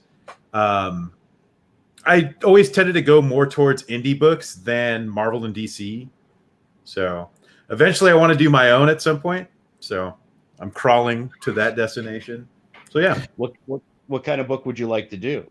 I'm writing a horror book. right now. Get out of here. I don't. Yeah, you'd be very surprised. Send me the script. I'll tell you if it sucks. Okay, once it's done. Oh, please, Nasser. I can tell you. That's not a Pandora's box you want to open, Nasser. What do you mean? I mean, listen to Hot Dog. This is a guy who's been out in the world. This is a guy who's It's lived true. I've been life. out there. I've been living. He's had experiences. This guy's gonna know how to really write horror. I mean, like, you can write horror, but this guy is gonna be like next level. I'm talking like, this guy is like, I don't know, maybe Clive Barker level, where you're still like, you're killing me. Koontz, you know? I can tell you it's something that I don't think has really been done before in a couple genres. So, and I think it'll be perfect for a comic, which is why I want to do it. So it'll be cool. Nice. Full custom. Do you have either of my comics yet? I backed Asyl. I didn't back Stardust though. Do you back Trixie? No. No. I'm trying to think. I don't remember. Were you uploading a lot around that time either? Too? Yes, I was. I didn't back Trixie though. Right. I'm excited for Asyl though. No, I'll send you copies. I'll tell you what. You send me copies of that, and I think didn't you say you didn't have a Blood Games slipcover? No, I don't have the slipcover. I think I have an extra slipcover, so if you send me those, I will trade you for a slipcover. Thanks, dude. Yeah, I'll send you those. That's like a trade-off, right? That's pretty good. Yeah. Also, let me check in the chat. Tyler says, hopefully you'll support Chef's Full Custom Hot Dog. I just drew an Easter egg of you in the book. Yeah, absolutely. I kind of was out of work for a bit, so I didn't support as much, and now I'm making more than I was at my last job, so I just want to back cool stuff and have neat books. Tyler, whenever you launch that, let me know so I could bring you on. Tyler's a friend of the channel. I usually have him on to promote his books. I don't think I had him on for the last one, though. But typically, Tyler does come on, and Tyler's a good dude, and he always fulfills his books. He's got great streams, too. I like watching him. Yeah, I like his streams, too. I like to come on and mess with him sometimes. You two together, by the way, are really good, and I wish you guys would stream more. Dude, I know. That's what everybody tells me, and I'm always like, Tyler, you down to stream? And he's like, no, I got work, or I'm trying to stream less. I'm like, Tyler, everybody loves us together. He's the one person I could actually bully. Like, I remember one time on one of his campaigns in like 2018, I think, I had him on the channel, and I was roasting him because of like some typos or something in his campaign. Like everybody was just dying laughing, and I don't know. I forget the exact context of it because it's been years and I haven't thought about it since. But like, he's the one person that I could actually like roast, and people will actually laugh. So, Tyler, you got to come back on soon. Like, people love us together. Hey, Jay Money wants to come on. No. No. Just no. Why not? No. We also got a Kojiro in the chat. Let's see, Kojiro. Testicle says, I have a script I would like you to read, Nasser. Bring me on. Well, I'm not going to read it on the air, but I mean, you could email it to me, nasserrabadi13@yahoo.com. Go ahead, dude. F Awful Red says this stream is less cringy than a Trash Compactor / Preston stream. I don't know. I haven't really watched either one. Kojiro says, hey, I suddenly got a title in my name here. What do you mean you suddenly got a title in my name here? I don't understand. Excuse me. Violet says Vampire is a great silent film as well. I mean, I have a movie called Vampire with a Y, but it's not a silent film. I'll be right back. I think it's from 1932, maybe. But Vampire. I don't think that's a silent film. Let's see. Oh man, nobody likes J Money. Matt C says, "Watch out, Nasser the bully." I'm not a bully. I'm just saying, like, sometimes I bully Tyler. It's really funny and people enjoy it. One of these days, Tyler. I like J Money, man. That dude backed our book. That dude's a cool shit. He's funny too. Testicle says, "Give us the link." I don't really want to. I don't know. I feel like Testify. I just don't know, man. I don't know with you. Like, I feel like you're just gonna come on and like tell me like I don't know. Like you always do this. Like you come on, you're like I just want to come on and hang out, man. And then you get on here and you're like, you don't know how to run a show and you're awful. You don't entertain people. All you do is shill. And like you just go off like. So if he does, except the thing is, dude, though, that on like the Christmas Eve stream, we actually got along, and I was like, oh, maybe Testify is gonna be cool from now on. And then he just went back to being a jerk, like after the Christmas Eve stream. So if you give him the link and he comes back and he starts pulling that, just kick him. That's all. You could give him the link if you want, I guess. I have him blocked. Here's the thing. I can't actually, and this is gonna prove all those times that you thought I gave out the link.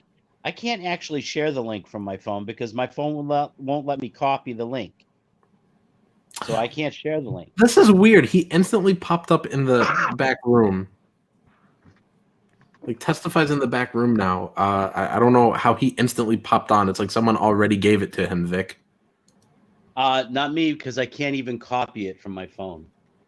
That's weird. Prove it. Try to copy something right now. Give me a second. I want to read a couple more of these real quick. I can copy links, but for some reason it won't let me copy StreamYard links. I don't get it. Hold on. Let's see. You are all morons. Backwards says, do a show on your channel, Nasser. Lock him in for a regular show. We'll see. I think Tyler just moved though, and recently he did become a dad, so I know he's probably very busy.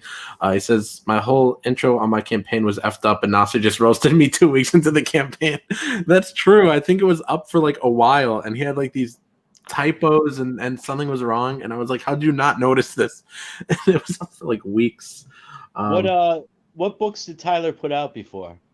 Oh man, I think his last one was called Entity. Dude, Tyler will jump on right now if you get him a link. Oh, will he? I didn't see that because I was so behind. Yeah. I'll bring Testify in, and while I do that, I'll send Tyler the link. Nasser, thank you for sending me the link. I did not send you the link. I don't know who did. Well, it's probably one of the 300 people you sent it to. I did not send it to 300 people. How many people did you send it to? Like 10 probably. Okay. How are you doing, Nasser? I miss you. Well, I'm doing okay. Are you sure? Yeah. I miss you, man. Well, that's nice. Are you uncomfortable? A little bit. Why? I don't know, dude. You just sound weird. Why? What do you mean why? We just never get along. I'm your friend. According to whom? We are friends.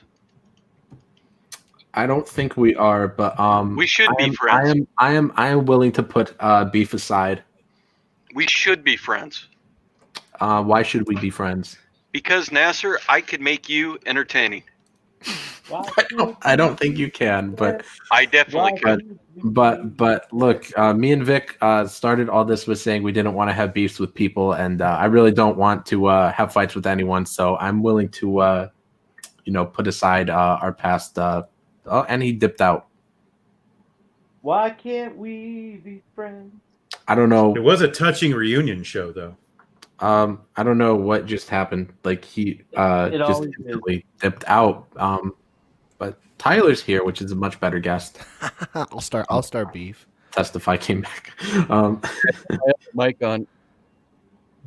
Tyler, it's been so long. I feel since you've been on the channel, dude. I know, with a day job and making comics and having a kid and moving, and also like right now I'm supposed to be like building out a website for my marketing company, which I'm doing while I'm on stream. Yeah, I'm busy, man.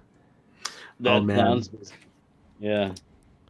Oh man, so how's Chefs going, man? What's the progress on that? Dude, I just I just inked pages 33 and 34 yesterday. I have the pencils done for another like 6 pages, and then I just have to ink those. And then I'll probably hopefully get all the coloring done like during the campaign. You shouldn't have done color, Tyler. I have to. Well, here's this will make you happy, Nasser. So Chefs is gonna be a colored book, but I'm hoping by the time that I'm done with the series that I will go strictly black and white art. You should have done that from the start. But also, Chefs is such a colorful book. Like, it needs to be in color.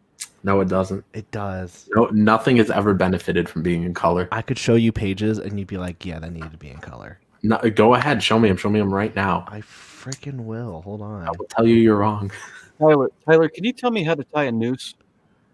Yeah, dude. So first, what you do? I'm a scout. I'm an Eagle Scout, and I've had a couple attempts. So what you're gonna do? I'm not. Let me get a pencil. Let me get a pencil. I need to write this down. I don't think I'm the guy to do it though, because clearly it's not hasn't worked for me and mine break. So I got a 6-foot piece of rope. Wait, testify. You were on that show with Larry, and then you called that guy Santa Claus, and then he dipped. You mean Jerry Garcia Santa? That was great. He was so mad. Oh, look, Nasser. See, I talk to more people than you think I do. He was so mad. You didn't know what to make of it. I've never seen him so mad. I wanted to apologize to him because I don't know why. I didn't think he would get as mad as he did. Oh, that was so... It was funny. It was really funny. That was I wasn't. I was with what's his name, Rebel. Yeah, no, I wasn't ready. I wasn't ready for that. I wasn't either. Yeah, Nasser, it's been a while. No, it was funny. Yeah. Vic asked what books I've put out. I've put out. I only put out graphic novels that are over 100 pages, except for Chefs is going to be 64 pages. Oh, cool. But yeah, Demons volumes. I did Demons and I did 3 volumes, so around it was like 300 pages in total for all of those. And then I did a graphic novel last year called Entity. It was a sci-fi. And then this year I'm working. And then this year and probably the next couple of years I'm going to be working on Chefs, Culinary Heroes, Earth Force, and it's a superhero book with food. I think I remember Entity. I think I do remember Entity. So yeah, people enjoyed that People enjoyed that $20 book with free shipping. Man, Entity, I was planning to pick that one up, and I can't remember for the life of me why I didn't. It's okay. I haven't. It's okay. Tyler, if you have an extra copy, I'll buy it from you. I'll just. Yeah, dude. You just let me know. It's it's funny. I still have copies. I still have to fulfill to some people because they didn't give me their backer information in time, and so I have their books that's the thing about Kickstarter. That's my only thing I hate. That's why I every time I think about it and people are like, "Oh, do both platforms." I'm like, "Yeah, maybe I'll do a Kickstarter." And then I just remember everybody that's like, "Please make sure you send in the surveys, please." I was luckily, I know, and also with Indiegogo, it tells you how many they bought. One person bought on my Kickstarter, they got the normal tier, so I was like, okay. And I thought that they just got me extra, but they sent a message that I had to go into my inbox and said I'd like 4 copies. So I was like, oh frick! Oh my god! I was like, frick! I sent you only 1. I'm so sorry. I'm going to send you the other 3. So I mean, it's not as fine, but it means I paid shipping twice. No, yeah, that's what I love about Indiegogo is their search function is so easy, and especially to mark off which ones have already fulfilled. So when I do these, I go through and I ship from highest tier first to lowest tier. Usually because those have the fewest ones and they're easy to just get out the way real quick before you get to the bigger tiers with maybe 100 people back, just the 1 book tier. And when I have it open in one tab, and then in the next tab, you get it, you search their names, and then in one tab, I'll look through the highest tier, let's say the original page art. Then in the next tab, when I could search the whole campaign, I'll put that name in, and then if they backed multiple, I could just combine it and mark all those as shipped. And then as you go on, it just gets so easier, just combining packages. Mm-hmm. Okay, I need to get some more rope real quick. Hold on a second. I don't understand you, dude. It's okay. I think Tyler does. But yeah, it's I was the reason why I'm going more black and white is I'm thinking is because I'm basically stopped reading comics. I only get comics now at this point from the indie scene. I've been reading a lot of. I've been getting really big into manga. Yeah. I thought it's pronounced Manger. Manga. No, it's manga. Well, no, Mangiano. Liam Gray says it's Manger. I thought you call it Manger. Oh, Liam Gray is the leading authority. Yeah, that's what I was told. It's Manger, right? It's got to be. Man, Larry says I'm wrong. He says, watch TV in black and white, then watch in color. Tell me what is better. That's funny because black and white's better, but he's trying to make it seem like Dude, color what is. planet, Nasser? What planet are you on? You said there's never been there's never been a good color comic. Come on. Black and white is the Come actor's on. friend. Black and white is the actor's friend. Every performance looks better in black and white, so I don't understand why Larry's saying, watch in black and white than in color. No, I'd rather watch every movie in black and white. No, you wouldn't. Yes, I would. You wouldn't. There is no movie that I would say I'd rather watch this in color. So you'd rather watch Suspiria in black and white? Yeah. That's insane. What? Because that movie's all about color. I wish Nasser was a silent film. Okay, I will be a silent film. I'll dip out and you guys could run. Nasser, that was a joke. Good Lord, learn how to take a joke. Talk to me. Can I call you Tyler, or do you go by Draw and Talk? You can call me Tyler. It's my name. It's pretty. It literally has Tyler in his name. How's that a question? It says I know, Tyler. but he might like Draw and Talk. I prefer Hot Dog over Full Custom Hot Dog. That's my full name. You better address me by Draw and Talk. No, you can call me whatever. You can call me Tyler. Mr. Tyler, No, are you going to bundle Entity with Chefs, or have you thought about it? Yeah, so I've got I have to see how much. I didn't order a lot of inventory on Chefs. I'm sorry, on Entity. But I do have an online store. I do need to like update it, and it's got digital stuff and physical books. I need to put the physical books of Demons and Entity on there. I'm trying to see. The only bundle that I have on Chefs right now is you can get Chefs Volume 1, and then you can also get you can get the entire series, 3-volume series of Demons, which is a supernatural action comic. That's the only bundle I have so far on Chefs. But I'm still working out but I'm also still working out the pricing. I think people are going to be shocked with the pricing I've got. Kojiro makes a really good point. He says, no, if you are going to watch a movie in black and white, then you want the movie to be shot for black and white in mind. If you put a gray filter on a modern movie, it really looks flat. Yeah. And I kind of have to agree with that. That's true. Speaking of flat. Yes. Continue. Oh no, I just said that out loud. I don't know why. I'm sorry. I have Tourette's. He says the silent things out loud. I love Nasser is so uncomfortable right now. Why is Nasser uncomfortable? I don't know. Who is sharing the link? I keep getting people coming into the back room, and I'm kicking It's on them. Twitter. Somebody put it on Twitter. Bro, you always say that, and it gives me a headache. I know it does. Just go with it. It's fun. It's not fun. I want to know who's sharing it. And this weirdo thinks he's getting in here. He's not. I keep kicking him, and he's coming back. Well, why don't you let Rebel Comics in here at least? Sharon is Karen. Let Larry in. Well, no, I don't like we calling already him have- Larry. We already have 5 people on here. Yeah, but there's only a couple that are entertaining right now. It's true. On the bright side, I do who are have the to entertaining ones? I need to know. I need to know this. Well, there's me in full custom. That's really kind of you. Thank you. It's the close-up. Yep. We'll go with that. Nasser and Full Custom are the entertainment. Oh, Yep. wow. We That's are. 2 We're having a endorsements. really great Thank you, guys. conversation, and then now everything's awkward. No, it isn't. You're just making it awkward. Matt Thinking sees it's this awkward. Closeout stream slumber party. Yeah. I don't know. The I don't know. jammy I jam. want to go to sleep, guys. I want to go to sleep. Yes. I don't know Nasser, if I can stay up till 2. I have work. Nasser, Well, you gotta- how's your Kindle stuff? I just helped I have an author that I've been working with Did you say Kegel stuff? at my Are you doing Kindle. this? Kindle. Oh, okay, never But we mind. can talk about your Kegel stuff after this. I had a big cheeseburger earlier. I had to do like 600 Kegels to burn it off. Are you doing Kegels tell me, or Kegels? Tell me, how's your Kindle doing? This author that I'm working with, she makes now, her books are now getting us like $4,000 a month. Oh, you got to tell me how she's doing that. No, I mean I've seen romance.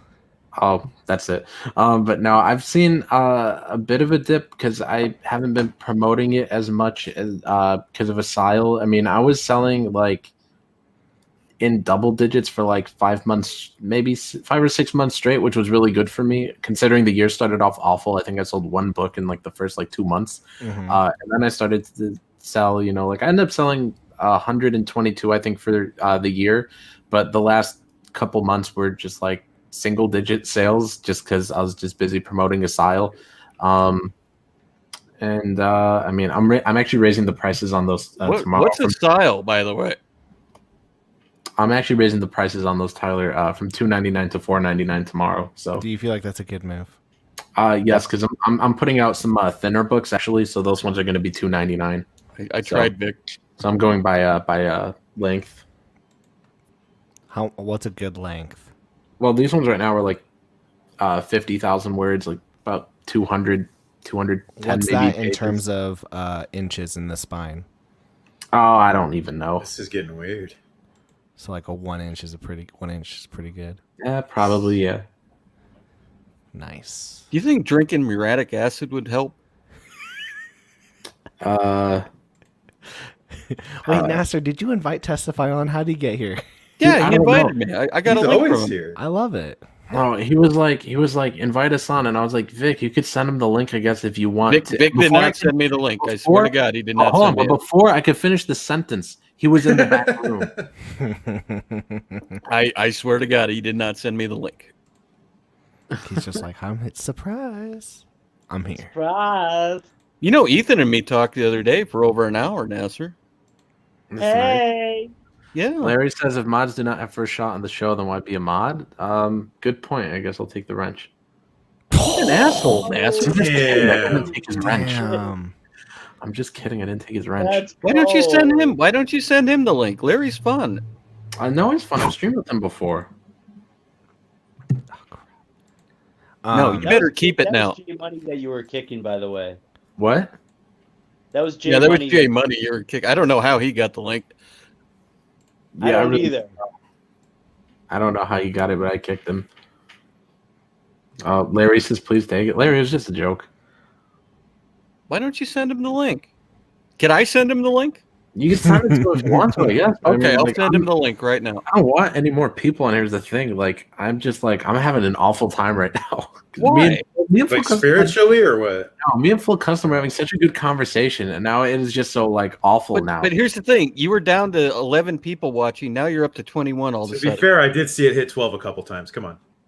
Yeah, that is true. It hit 12 a few times. All right, Nasser. Let's make this stream good. Let's give us the next topic of discussion. Oh yeah.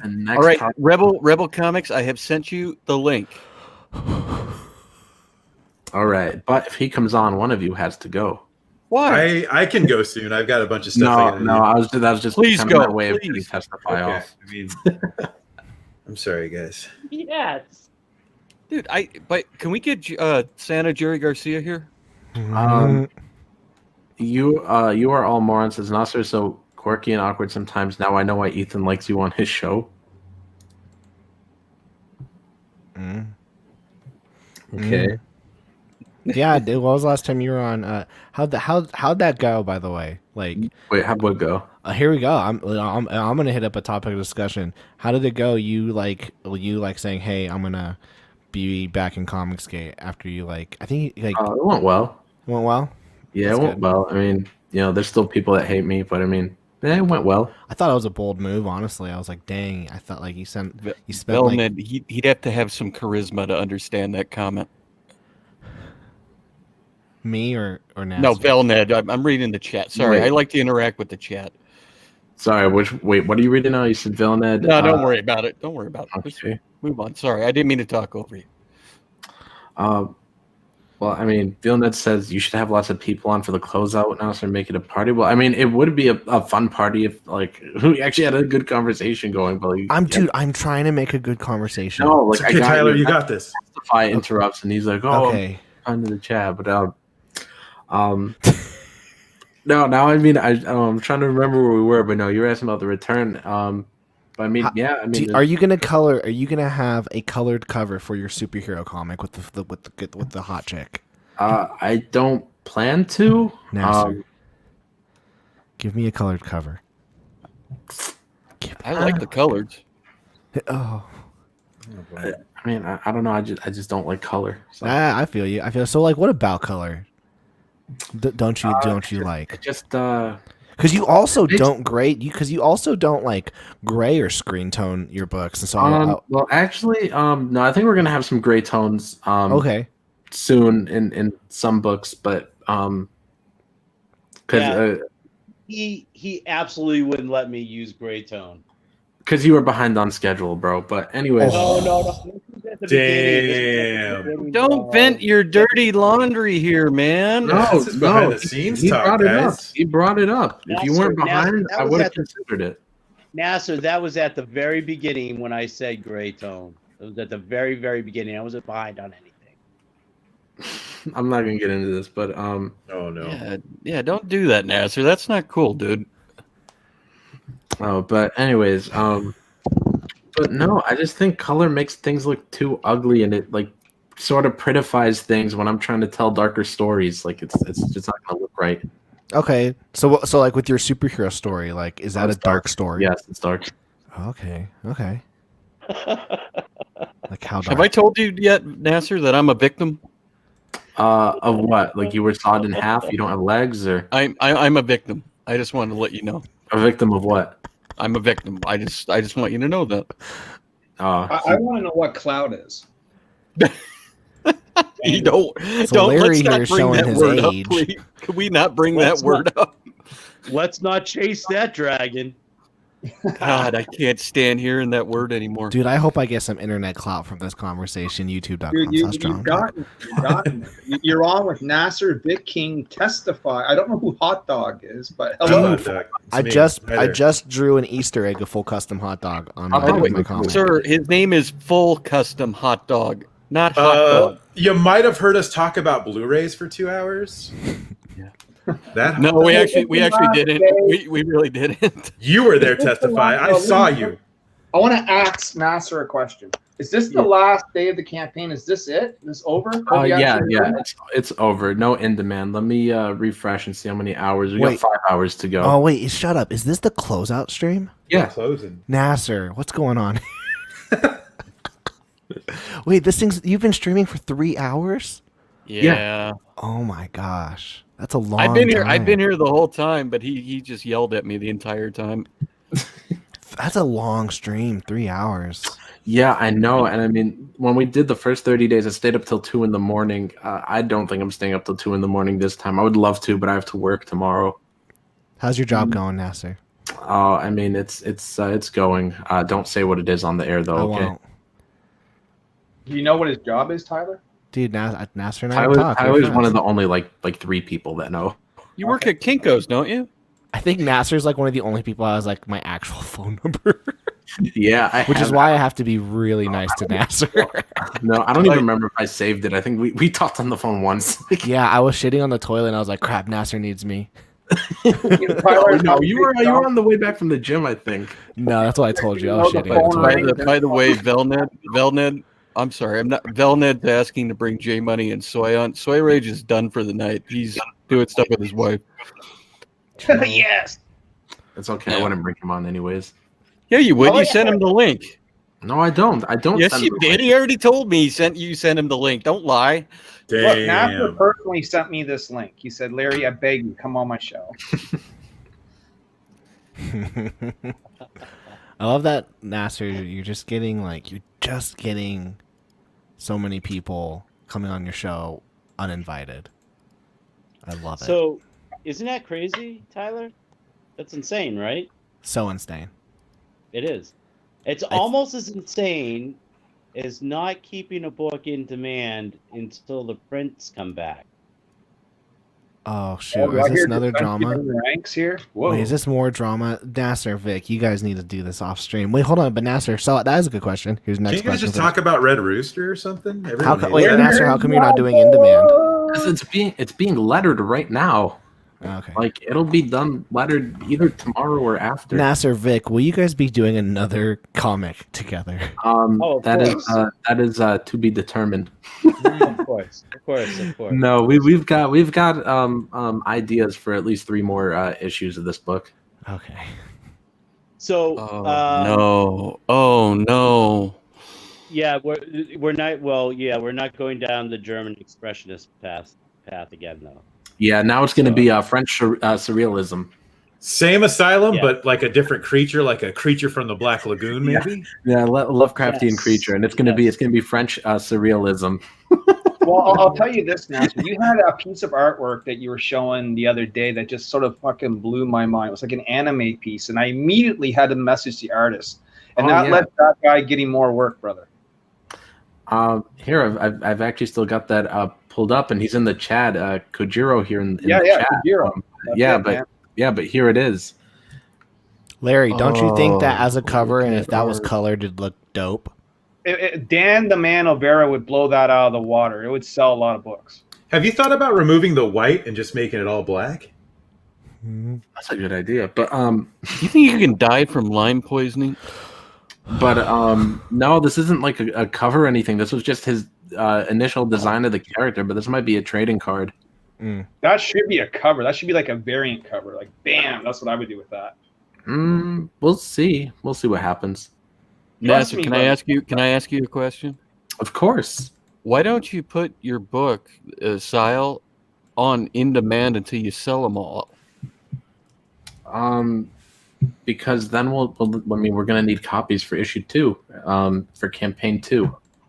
Well, why don't you just leave a couple up so you guys could try to hit that $6,000 goal first? Because we're only printing a few of them, and we're not overprinting this by a lot. So I mean. Oh, okay. I'm just asking because I don't understand why you wouldn't put it on demand. Oh yeah, because I mean, like we're not selling like another like, we're not overprinting enough to sell like a whole another $1,000 worth of them. Like it's very short. Like we're probably going to print like 300, maybe 350 at the most. And I think we're probably right now we're close to like 200 copies sold. I mean, okay. So, but if you do 350, why don't you leave it up to sell 50 copies and you got 100 left? Well, we'll need some for replacements, and then, like I said, we'll need to still. Think about 100. That's a pretty good over. Well, but I mean, I still like to keep some for book 2, so then we could have the tier with a first print of book 1 and a first print of book 2, and then I'll give you this. I'm gonna give you a compliment. At least you're thinking about this stuff. Yeah, about having damage and over, enough for whatever you have in the future. Yeah, that's what I did with Trixie Kane. Was we had some extras of Stardust to book 1, but we also did a second print of Stardust. So we had the option where if you paid more, you could get a first print of Stardust with the first print of Trixie, or you could get the second print of Stardust and the first print of Trixie for cheaper. Okay, well, I don't know why you're limiting yourself, because it sounds like you're gonna have plenty of extra, even with damage and whatever you want to hold for your next one. I would try to sell as many as you could. I mean, once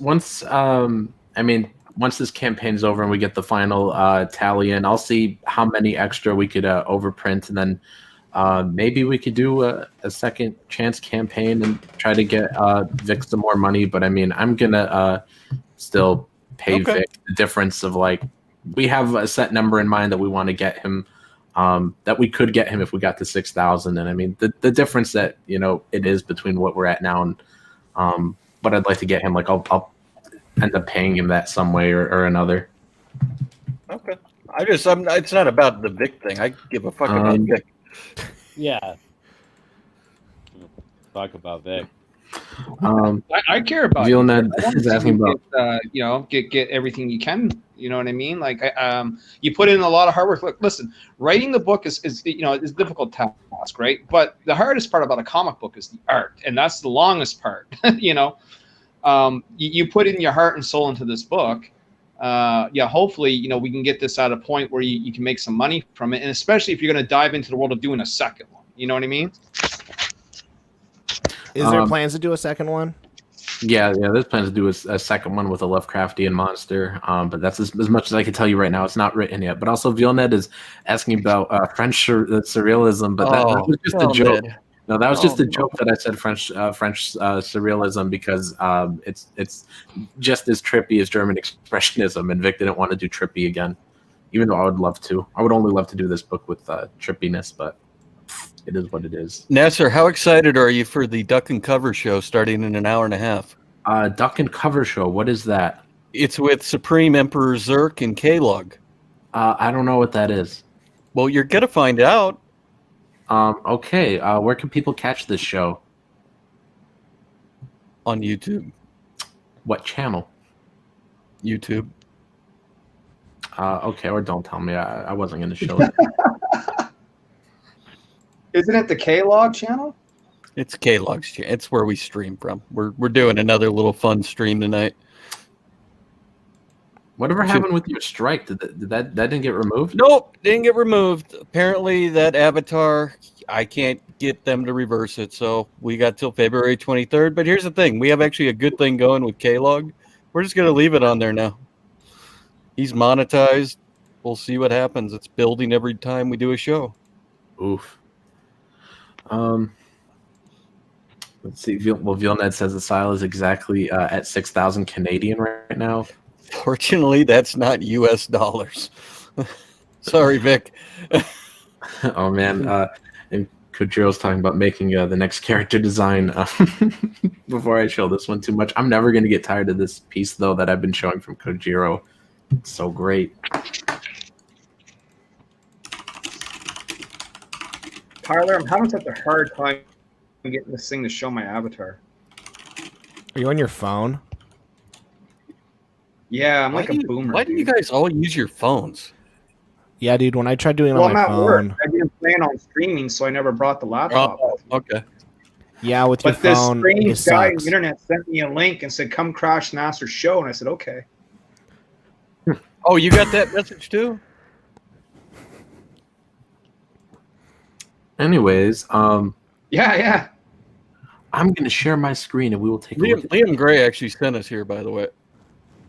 Wait, what? Yeah, I'm just letting you know. He gave us the link. Anyways, guys, 5 hours to go, 173 backers. We're at $4,748. Guys, let's try to get to about 5,000 before we end here tonight, guys. Please share out the link. Please tell all your friends. And, if you could back just one tier, probably consider backing the thank you page. That would help us out the most, but we appreciate whatever tier you guys end up backing. And there's no in demand like we just established. So it's now or never, guys. Back it while you can. And also check out the anti-CG cameo. I thought we were here to talk about Blu-rays, not comics. We could talk about whatever. You still haven't caught on to the joke yet, Nasser. I'm a little dumb here. You're not dumb. So it's a closeout stream, Nasser. So, I mean, you just pulled it up and got sidetracked and took it down, and I mean, it's like let's have a little more energy about the campaign, you know. A little. I was here to talk about silent films, Vic. Nasser, I can just see Nasser. He's just closing his eyes. His brain's about to explode. It's bedtime for me. It's bedtime. I'm usually asleep in 30 minutes from now. And to be fair, dude, you've been streaming. Dude, why do you think I keep my shows to an hour max? Dude, 3.5 hours? Dude, you've been sitting on this chair trying to find topics. Tyler, we did almost 4.5 hours yesterday, and I had no voice left at the end of it. I don't like doing that. I hate going that long, but the flow was going that way, so we kept it going. It literally was 2 shows in one. Jeez, yeah, I couldn't do it. That's why I don't do live streams. That's also why I'm with my John Talk channel. We're gonna be doing. Turn off your camera. Oh, wait. Look at that. Larry's thing. white. White? I thought he was black. This is quite the reveal. That's right. That's right. No, dude, I'm focusing on my new channel this coming month. Nasser, you gotta follow suit. Tell us about this new channel. My channel's called My Life is Tyler, so Nasser, do My Life is Nasser. Oh, no, that sounds awful. Dude, I get more views on that channel than I do my Draw and Talk one with 4,000 subs. Well, what are you talking about on this one? My other one only has 35 subs, and I think my last video, a couple videos, I've gone like 400 views. About what? I roast celebrities. Oh, this sounds like trash time. Oh, can I please come on? I love to roast celebrities. But it's not a live show though. Oh, come on, man. It's like the anti-live show. God. I know, I'm sorry. Niobe, by the way, if you can get a hold of Santa Jerry Garcia, please tell him I'm really sorry. Are you? Oh, no. Testify, Tyler. I could piss him off, so I could send you the link to his stream right now. No, I don't want to. Yeah, that wouldn't be good. Someone said my name. Oh, yeah. Contrary to popular opinion, I don't like hurting people's feelings like that on purpose. Oh, I talked to him afterwards. He said, it took me a few minutes to calm down, but he said, I kept watching the show and they described themselves as a comedy troupe. And he says, I get it. It's not my type of humor, but I get it. So I think he's okay. Yeah, because I really, he was like gone. He did not want to, he didn't like it. He was pissed. Oh, no, he wasn't sticking around for any of that. You know what I mean? I didn't know how fragile he was, so. I didn't know, honestly, myself until that happened. I had a feeling he was kind of a sensitive dude, but I didn't think he was going to up and bail. Gigantic Android says you'll have to excuse these guys, Nasser. They like Star Wars movies. Well, I am that Star Wars guy. I like Star Wars. I like Star Wars. I do too. I think Brie Larson's going to be awesome in the next Star Wars. It's going to be great. Shut up, the front door. Get him out. What? Brie Larson? Yes, she's the greatest. Oh my god. She was great in Scott Pilgrim. I don't even know what that is. It's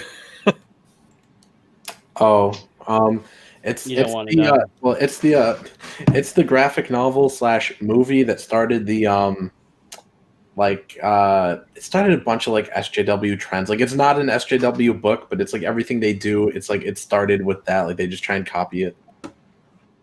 They want to emulate. You should do a video essay on that, Nasser. I don't care enough about it, but do that. It's like what the emos did to goth. Goth was really cool and bad and dark and wonderful, and then the emos come along and they appropriate it and they fuck it up. She was great in that car commercial. Drop the taco. Says that Scott Pilgrim is Canadian Manger. Yes, Manger. Yes, I agree. Canadian Manger. Kojiro says Star Wars is great. Jean-Luc Picard is my favorite. Agree. Yes, Kojiro. Spock is the best villain in Star Wars. It's awesome. What Kojiro does for Niobe. I told him, I said, I want 90s anime, sexy vibe Niobe cover, man. And he's like, I'm on it. I'm like, perfect. A guy is a hidden talent, people. Hire him. Right. More like Goat Jiro. Kojiro?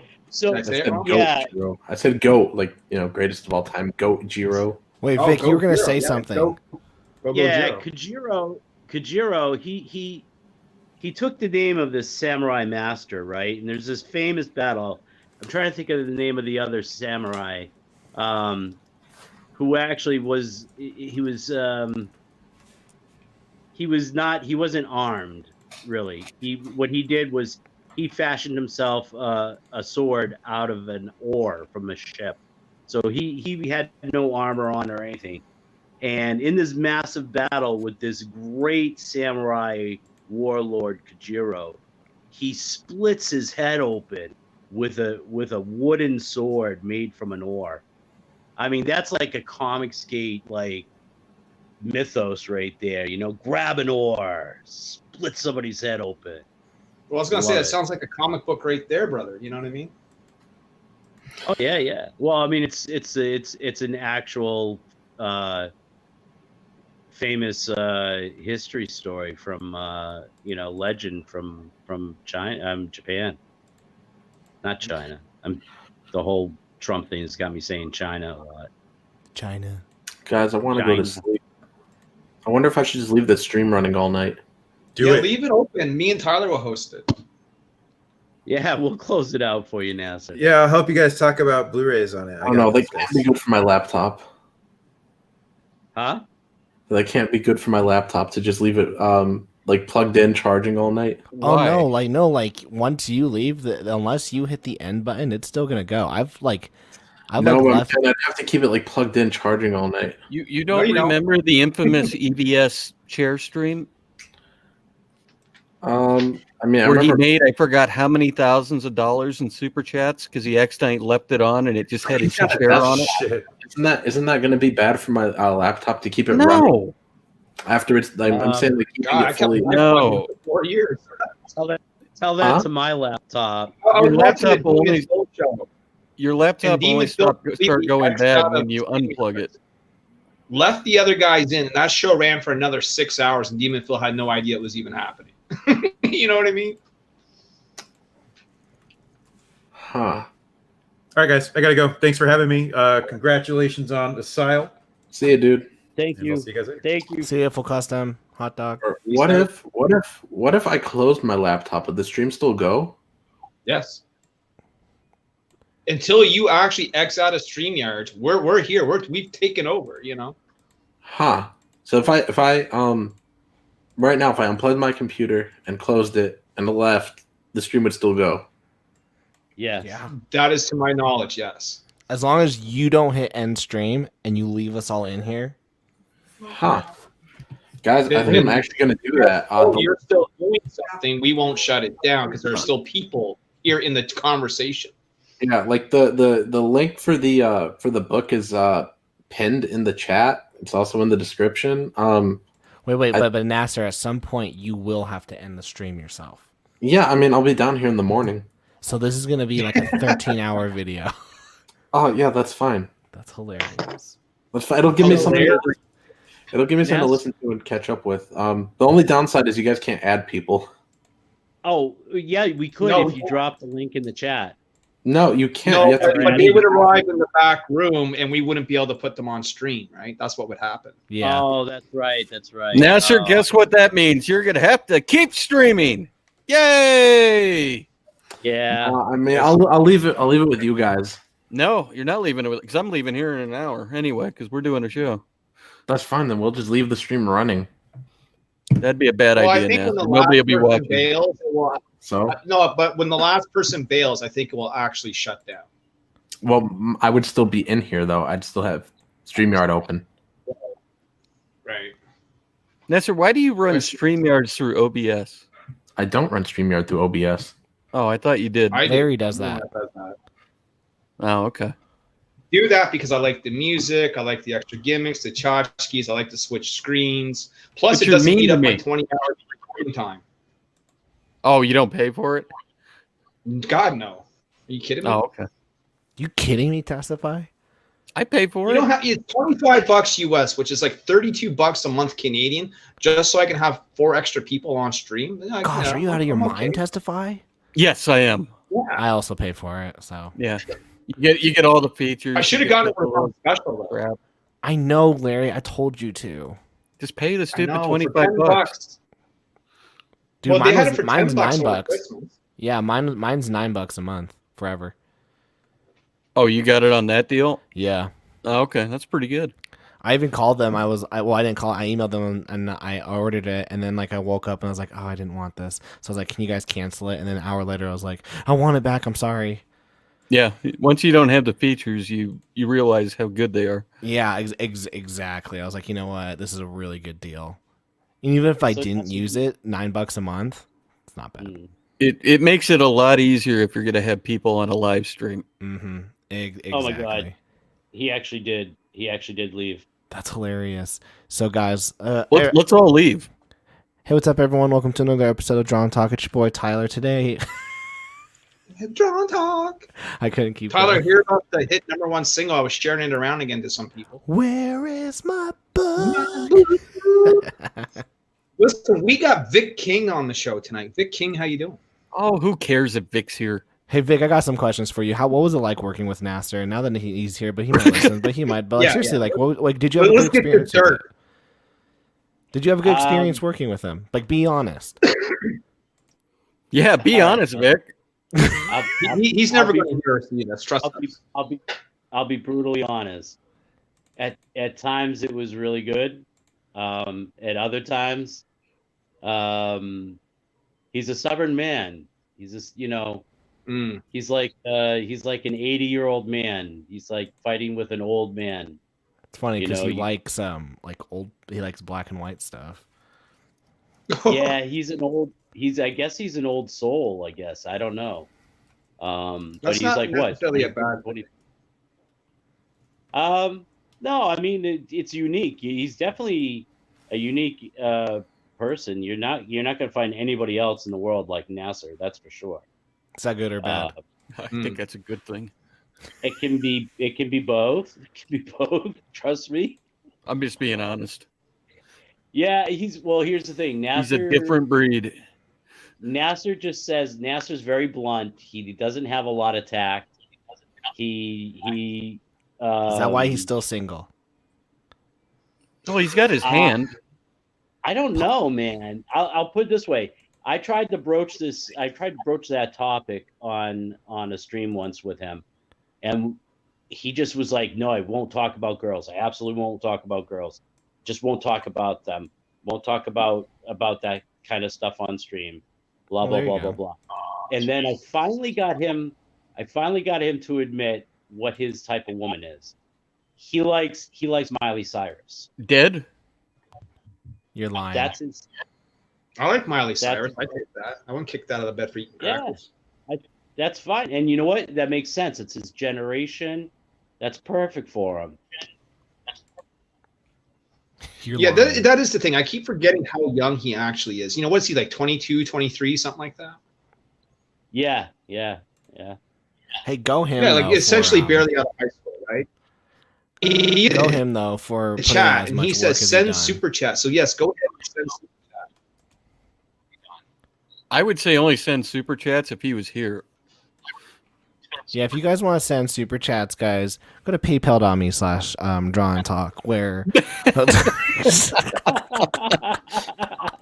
Yeah, send him the money instead. The guy actually hosting it.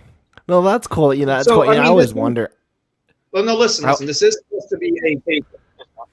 Listen, this is supposed to be a closeout stream for.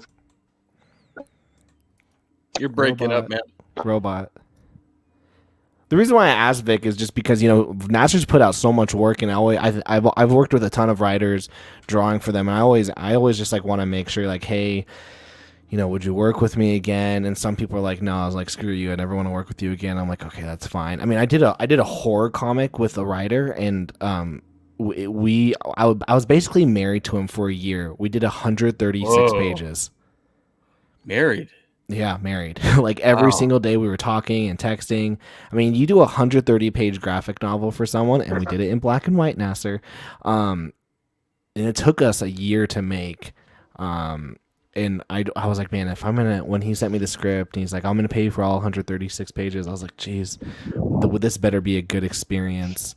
So I'm always just curious, like, what's it like, especially with Nasser, he writes so often. He's put out so many books on like Kindle. He's put out a lot of comics. He's worked with various artists. So I was just curious. Kajiro says, Tyler, give me your Twitter so I can see your stuff. So yeah, you can find me at Tyler_C_world. Lord, you're shill more than I ever heard Nasser now. Yeah. Huh? You gave your PayPal link out a minute ago. Oh God, you got some lucky asshole to give him $10. And I'm sorry, not an asshole. Snow Rum, 11 Aru. This is for Nasser. You are a pain in the butt, but all these people, even Testify, seem to like you. Best of luck. God, why are you people? By the way, I just did a check of Asyl sales. Thank you for the $10 super chat. Nope, new sales. Man, he's lagging bad. Malaria robot. You know what's funny though is if he leaves, he can't come back. He's gone. Yeah. Only the strong will remain. Say. You sound like what's it? You sound like T-Pain. Auto tune on bad. Yeah. Well, Okay, testify. if it's not bad, I'm just gonna. If it's No, not now bad, it's I'm just better. gonna exit. No, now it's better. It keeps doing it in spurts.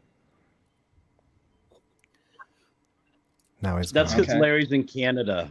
The gentleman, Mr. Crescent, says, "What is the next topic?" Oh, Canada's awesome, man. Sure it is. Vic, how much internet. work is left to be? Vic, how much work is left to be done on Asyl? Asyl, the artwork is all done. Vic? It's being lettered right now, and it's going to be off to the printers right after that. Oh, that's exciting. Yeah, people that are backing this book won't have a long wait. Yeah, you're roboting bad, man. It's a very quick turnaround. It's once it goes to the printer, I guess it'll take because we're not getting a huge run of them made, so it'll take like a week and a half. So the early part of February that it's going to start fulfilling. Now I'm hearing robot. I'm hearing myself through his. Well, so we have gigantic Android saying, "Hey Vic, show my trailer." Here's the thing, guys, in the chat. We have no access to any control panels. We can't let anyone in. Once someone leaves, it's over. Yet, you know what? Here's the thing. If we did have webcams, we could flash our penises right now. I have a webcam and Well, I don't have do a that. penis. I have both of those things. What do you think, Vic? I have a camera phone. And, let's contemplate it. Let's not do it right now. I still can't flash your penis. Okay.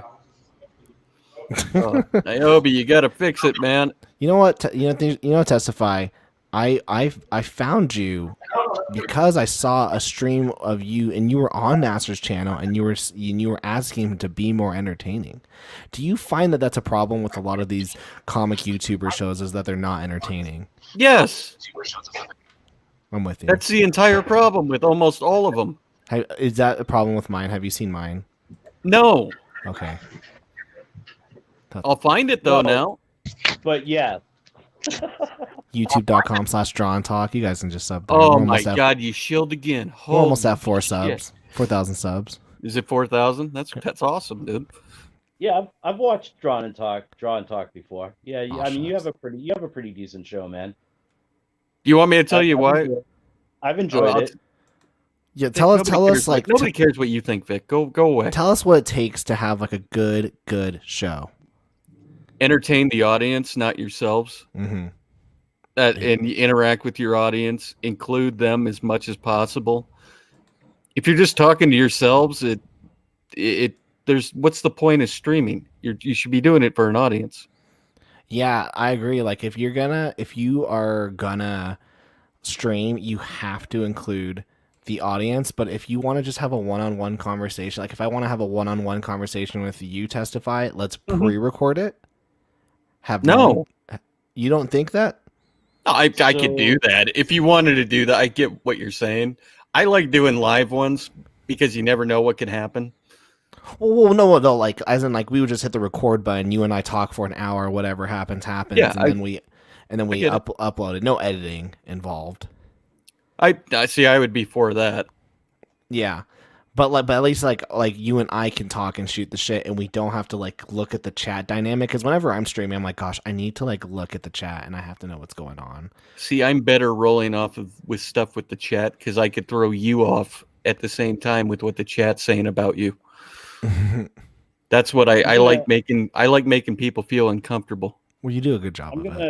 I'm gonna address you are all morons in the chat. Vic, you are the artist. Why don't you close this stream and open another closeout stream if you have a YouTube channel? I do have a YouTube channel, but the problem is my only internet is my phone, and I cannot stream from my phone because I don't have 1,000 subs. It won't. YouTube has this limit that they've placed for mobile streaming at 1,000 subs. So, well, why don't you get subs? I got to start putting content up. I gotta, I guess I gotta start making. That's why don't you just go get subs? No, I didn't mean buy them. I meant actually go get people to watch you. I could do it the Liam way. What did he get? 1,500 subs? Is that what he bought? 963 overnight. And no, he never bought any. Well, he says he never bought any. Yeah, well, guess what? Reality tells everybody that's got a brain. He bought subs again. Kachiro. I have had to go down to Starbucks to use the internet before, but no, I actually have enough. I have enough data that I can stream from my phone now. I got a much better plan. But yes, there was a time when I'd have to go down to Starbucks to do this. I wish I didn't have to stream for this internet hotel Wi-Fi and robot all the time. It's weird because you're like fine, then all of a sudden it will just it's you coming through 9 times. Yeah. I mean, like, I'm here, I'm at work, I'm bored, and I'm in interview mode. Like, I want to interview Vic. I want to pick his brain about Asyl, about his interview him right now. Do it. Your internet's working right now. Use this time wisely. That the book is being lettered. It's going to be shipped out soon. So what is next for Vic King? That's what I want to know. What's next for Vic King? Okay, so you told us about your sex change operation in Discord. Yes, you weren't supposed to mention that though. I'm sorry. I didn't mean to dox you. I'm sorry. It's okay. It's okay. It was going to take everybody by surprise because my name's not going to change. It's going to be Vicky, but I'm going to go by Vic because I'm going to be a tomboy. But yeah. So what's next for Vic? I am doing a book. It's a cyberpunk story. It's set, not in this world. It's set in a different world. So it's really. I can't wait to show you guys. We got hype artwork that's being colored right now for it. I'm being closed off as to how much I can share right now about it, but soon. That's enough. Let's move on to the next thing. No, I'm not done yet. What's your role in the book, Vic? Are you the interior artist? Are you just contributing to it? Is it your project? I am the interior artist. Okay. Yep. And it's more in line with my regular style of drawing, my regular comic book style. It's not stylized like Asyl was very stylized because there was the 2 aspects that were going on. We used the German expressionism, and we used in different areas exaggerated proportions, and also I was trying to, with the inking, mimic German expressionistic block printing. So it's we were going for a very stylized look with Asyl, which is definitely not it's definitely not like my superhero style, my normal comic book style. No, I didn't know that. I didn't know that like Asyl was not like your typical wheelhouse style of drawing. See, now I'm kind of curious to what your other style is like, because really most of the art I've seen from you, other than the odd pick on Twitter here and there, is from Asyl, right? So now I have to see what you're talking about. Yeah, definitely. I'm trying to think. I can post some stuff up that I've done in the past, nobody wants to see it. It's fine. Nasser says, "Kick testify." Why? We can't. He left without us having the control to. Nasser, if you wanted to make such big decisions, you need to come in here and do the things. We're stuck. Oh, by the way, I just want to tell you from your guys' lovely Blu-ray talk earlier, I forgot the hot dog in you. You had 11 people. Now with us here, there's 23. Yay! Now there's 25. Yay! Yeah, we're going through the ranks, motherfucker. Now there's 26. You guys do all right, guys. Let's do. I say, you know what? You know what we should do, guys? We should never stop. Actually, you know what's even funnier? Soy Rage is actually backstage right now, but we can't get him in here because Nasser with the get him in. Sorry, let's never stop streaming on this video. I have to in an hour, man. We're doing a show in an hour. But if one of us can just, Tyler, you want to go crash another show like in an hour? Let's go to Testify show. Dude, I'm working on a website right now. Yeah. So you can talk and type. That's true. That's what I've been doing this whole time. Is it a brony website? What? No. No, I'm just wondering. It's a money. I was asking website. for a friend of mine. Nasser says he'll come back on just to kick Testify. Why would he do that? That's some big dick energy. Right? The son of Colonel says, give me some Soy Rage. I can't get him on here. He's in the back room. Dude, that'd be hilarious, though. He woke up. Oh, dude. You all right, put guys. Soy Rage on this stream, we'll get up to 30 views instantly. All right, guys. We have 23 people watching. They want the juice. They want the tea. Guys in the chat, give us a hot topic that you guys think, oh, there's no way they would talk about this topic, and we will talk about that topic. Well, here, let's talk about Vic King's sex change. I told him if he gets boobs, it will get subs. Oh, I told you I don't have to get boobs. Oh, you're that big. Okay, never mind. Hello! Hero says Twilight is the best phone. Yes! Wait a minute. Two of you? Yes. Yes. Yes. Soyception. Yes. Soy Rage, I'm on a Nasser stream. I know what's going on. The whole world's falling apart today. Yes. Well, yes. You know we have Emperor Zerk and K-Log here in an hour. I heard, me and Kevin, we just got done watching 90 Minutes in Heaven. That was a pretty good movie. A closeout stream, and the best I could get is Testifying Soy Rage. Yes. I hate myself. Yes. Me and Tyler. You got Tyler here and Niobe. What are you talking about? Niobe! Nobody cares about Vic King, though. Yes. Nasser, who cares about your do artist? you feel like you've betrayed your morals and values because all of us are here on this channel, but not you? Yeah. Oh, Go back to sleep, Nasser. Go on. no, we need to see more Asyl. No, Soy Rage. Literally, he got $10 in super chats because he left. What? Yeah. Send super chats, I'll leave again. No, we want you here, Nasser. What? We want you here. Oh, sorry. Yes. I'm a little zoned out. I took my melatonin while I was gone. Oh, what do you take? Because I take that too. I'm never taking it again now. What? It gives you they great want us dreams. What? In the chat, they want us to kick Nasser. Oh, yeah, Belned's asking to kick you. Yeah. No. Oh God, I wanted to ask Nasser about his dreams that he takes when he's on melatonin. Trust me, it's better right now this way. Okay. But So, Tyler was here. Tyler was there for Santa Jerry Garcia. Oh, he was. Yes. He still doesn't know how to take it. Oh, he doesn't know how to take it. Tyler, was that night your first interaction with Testify was on my stream? Was that the first time you've been on stream with him? Yeah.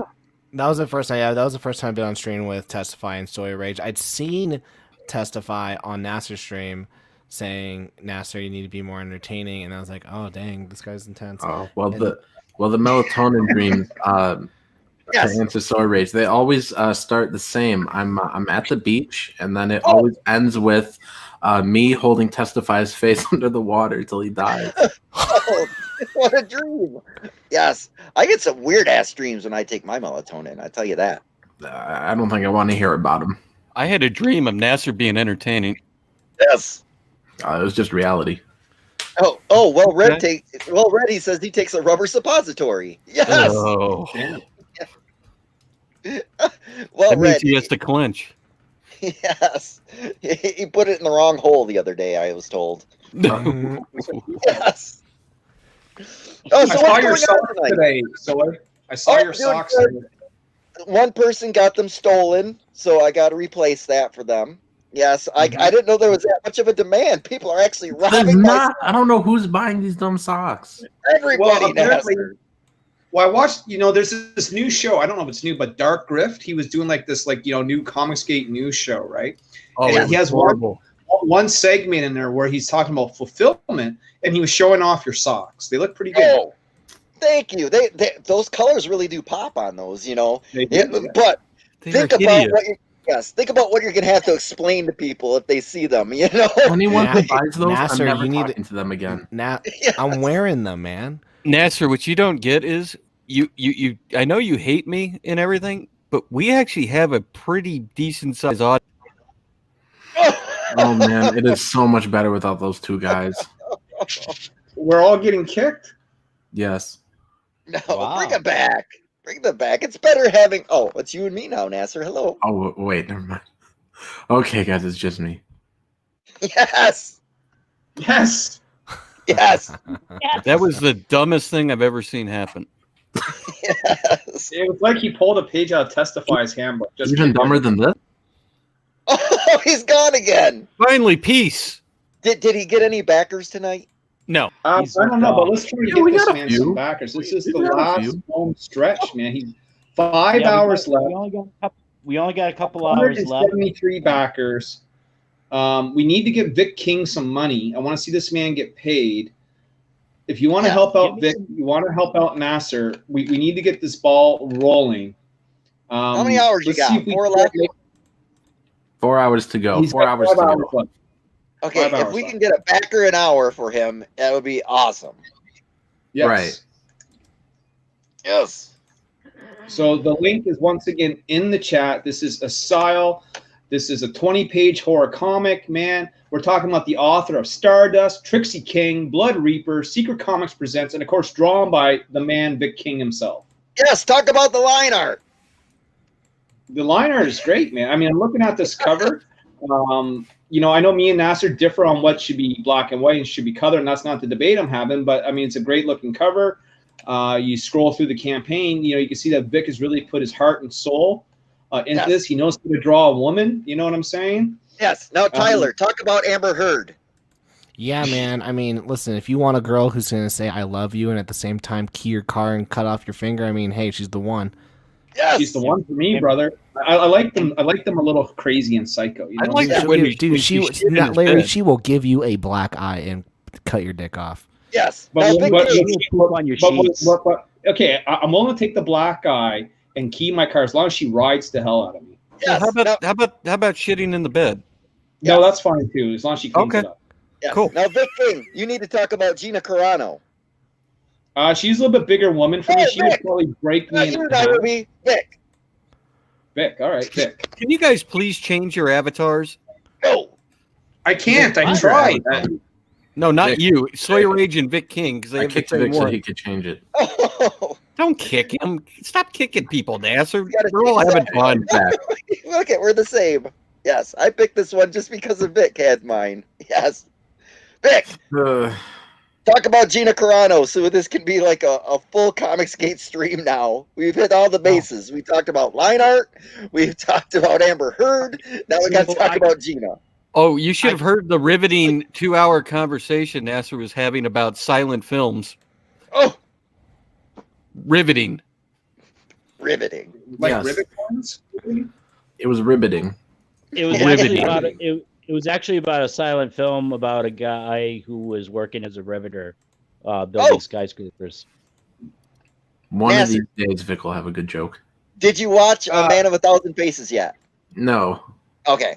So we can't talk about that. I All kind right. of don't want to because you just mentioned in the chat. The gentleman, Mr. Crescent, wants to know, Nasser, have you met the glorious Emperor Zerk? no. I don't think he has. Oh, why No. don't you come on tonight and you can meet him and ask him some questions? Come on tonight. I was just about to go to sleep, and then you guys dragged me back on.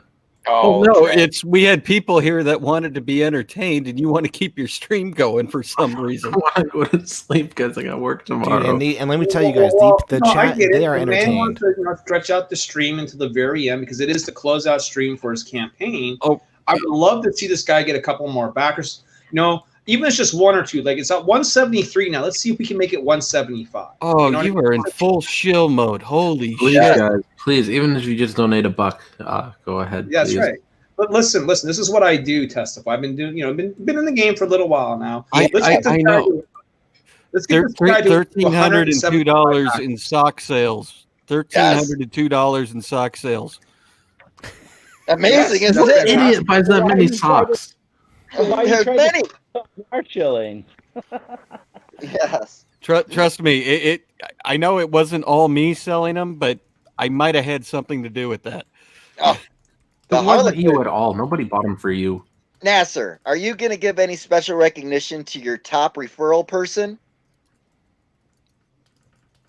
I don't even know who was my top referral. Well, you just got to look at your Ethan. Indiegogo, you little dumbass. Yes, you can. Don't do it now. I was do it just now. about to talk Don't about do the it now. socks, and then you. No, we don't want to talk about the socks. I want to talk about you giving back to the people that support you the most by going in and sharing your link all the time. You should give them a special shout out at least when the campaign's over. Say, hey, you were my top referral. You deserve something special. Here you go, a rim job from Nasser. Boom. That's what I'm talking about. Yes. Now I don't even want to know who's my top referral, but I'm looking anyways. Why wouldn't you want to know that? Because he's talking about gross stuff now. What? Well, Nasser's looking up rim job. He's not really sure what it is. Oh, okay. Yes, top referral is Ethan, and then Billy Basco. You don't really want to say that out loud to everybody. Well, you can let them know that they are the top referral, and you give them a You already shout knew out. it was Ethan. He's my top referral every time. He is? Yeah, we know he is. Yes. But it's just something special. If you got like regular people like us, your customers that go out and buy and actually, help you sell your book, it's a good idea to even run a referral contest on your next campaign. I do one on every one of mine. Hail Caesar. And I hate it because I always win and I never win. Yes, I testify does. He wins, but since he's part of our show, I can't give him the prize. Bring me Ethan and John. Bring them to me now. Yes. You got to find the new clip. You got to play the new clip, man. Okay. And I said, you assholes, you fucking morons. I don't know if you got an issue with Vicky, but that new thing that she did with the Soviet national anthem behind Liam, it is one of the funniest fucking things you could ever hear. Oh, that was hilarious. Liam going back and forth like, I don't think I'm a Yes, commie. you should play it for your audience. Yes. Seriously, I'm not joking. It's hilarious. I'm pulling it up, and then after this one, I'm really gonna go to sleep. I just came out here to add. Nah, you're not going to sleep yet. No, I am. I took my melatonin. I got to be up for work. No, fight it. Take it a half hour before you're supposed to go to bed, Nasser. Let me see. How many milligrams did you take? 5. 39. Kajiro says, don't look up blue waffles. No. Wait, Yeah, what's don't look up blue waffles. what's wrong with blue waffles? You don't want to know, Nasser. No. Now You're I going to have nightmares for sure. Are you guys joking with me? No, don't no. do it. I kind of want to look it up now. No, You can go ahead if you want to, but I want to look it up for everybody to see. no, No, don't. not No. here. No. Don't be a pussy. Do it. And when you're done with that, Nasser, look up Attention, profiting from their own posts. The fight this week is about being allowed space to do certain works and live by our relatively traditional values. We're fighting capitalists for the means of production. Niobe, mute your mic. Yeah. Wow. That's I'm a- actually going to because this shit ain't working for me, but I'll be a pester in the chat. Yes. Oh my goodness, we did not need that gigantic announcement while we were watching this. Well, no, it was coming through and nobody could hear it. like that. That does not make me comfortable at all. Wow. Oh, fuck me. I don't want to be a communist. I haven't been led down a path, have I, guys? I don't want to fight capitalism. I just want there to be ethical capitalism. I want there to be capitalism that uplifts and enlightens and creates opportunities for other people. Maybe not enlightens, but but like creates opportunities for other people and like enriches those who partake in the pursuit of capitalism. Am I unwittingly fighting the very system which feeds me? Is that that what's happening? Why is he such a moron? Dude, I don't know. Just play it through, then we'll talk. Because we are actually fighting for a means of production. The blacklisting, the control. Maybe some of the socialists did too. Oh, you're putting my head into a spin, Jason Black. You're doing worse to me than all of the trolls in the history of trolldom. You're actually making me sit there going like, oh shit, and really look at myself. Not all of them signed up for evil. Wow.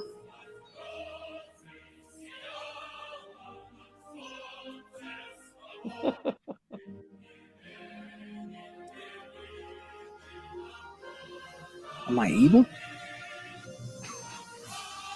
I don't feel evil.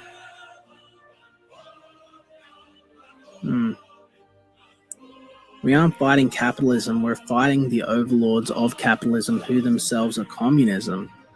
This is what I've always felt. But really,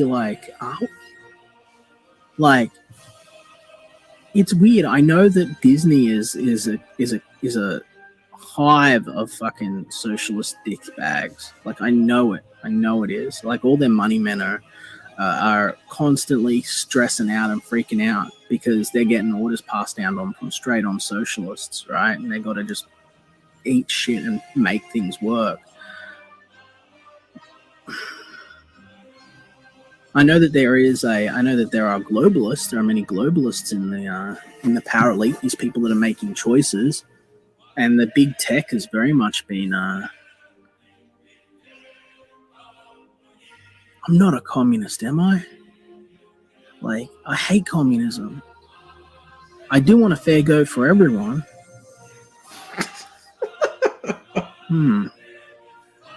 He just keeps going.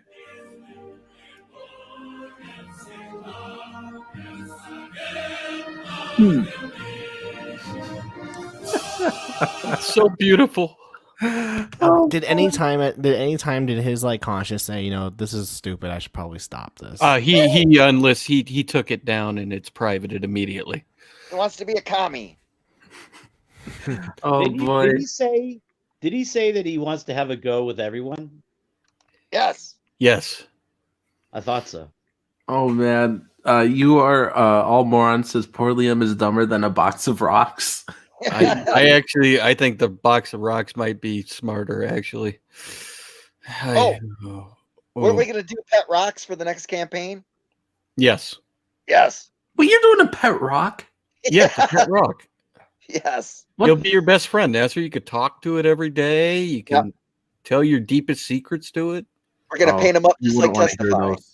Yep. No, the rock would. Yes. Yes, it'd be smarter than Liam, that's for sure. Why does Liam hate you so much, Nasser? I really don't know, man. Did you call nurses at a hospital? No, hell no. Okay. I never thought you did. I just thought I'd ask you just to kill that one off real quick. Vic, did you ever find your keys? No. No. No, I've torn this place apart.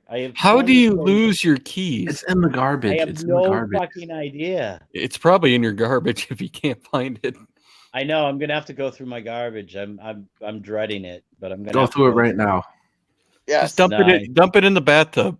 Do it on camera. I want to see you root through trash like you do Nasser's scripts. Yeah.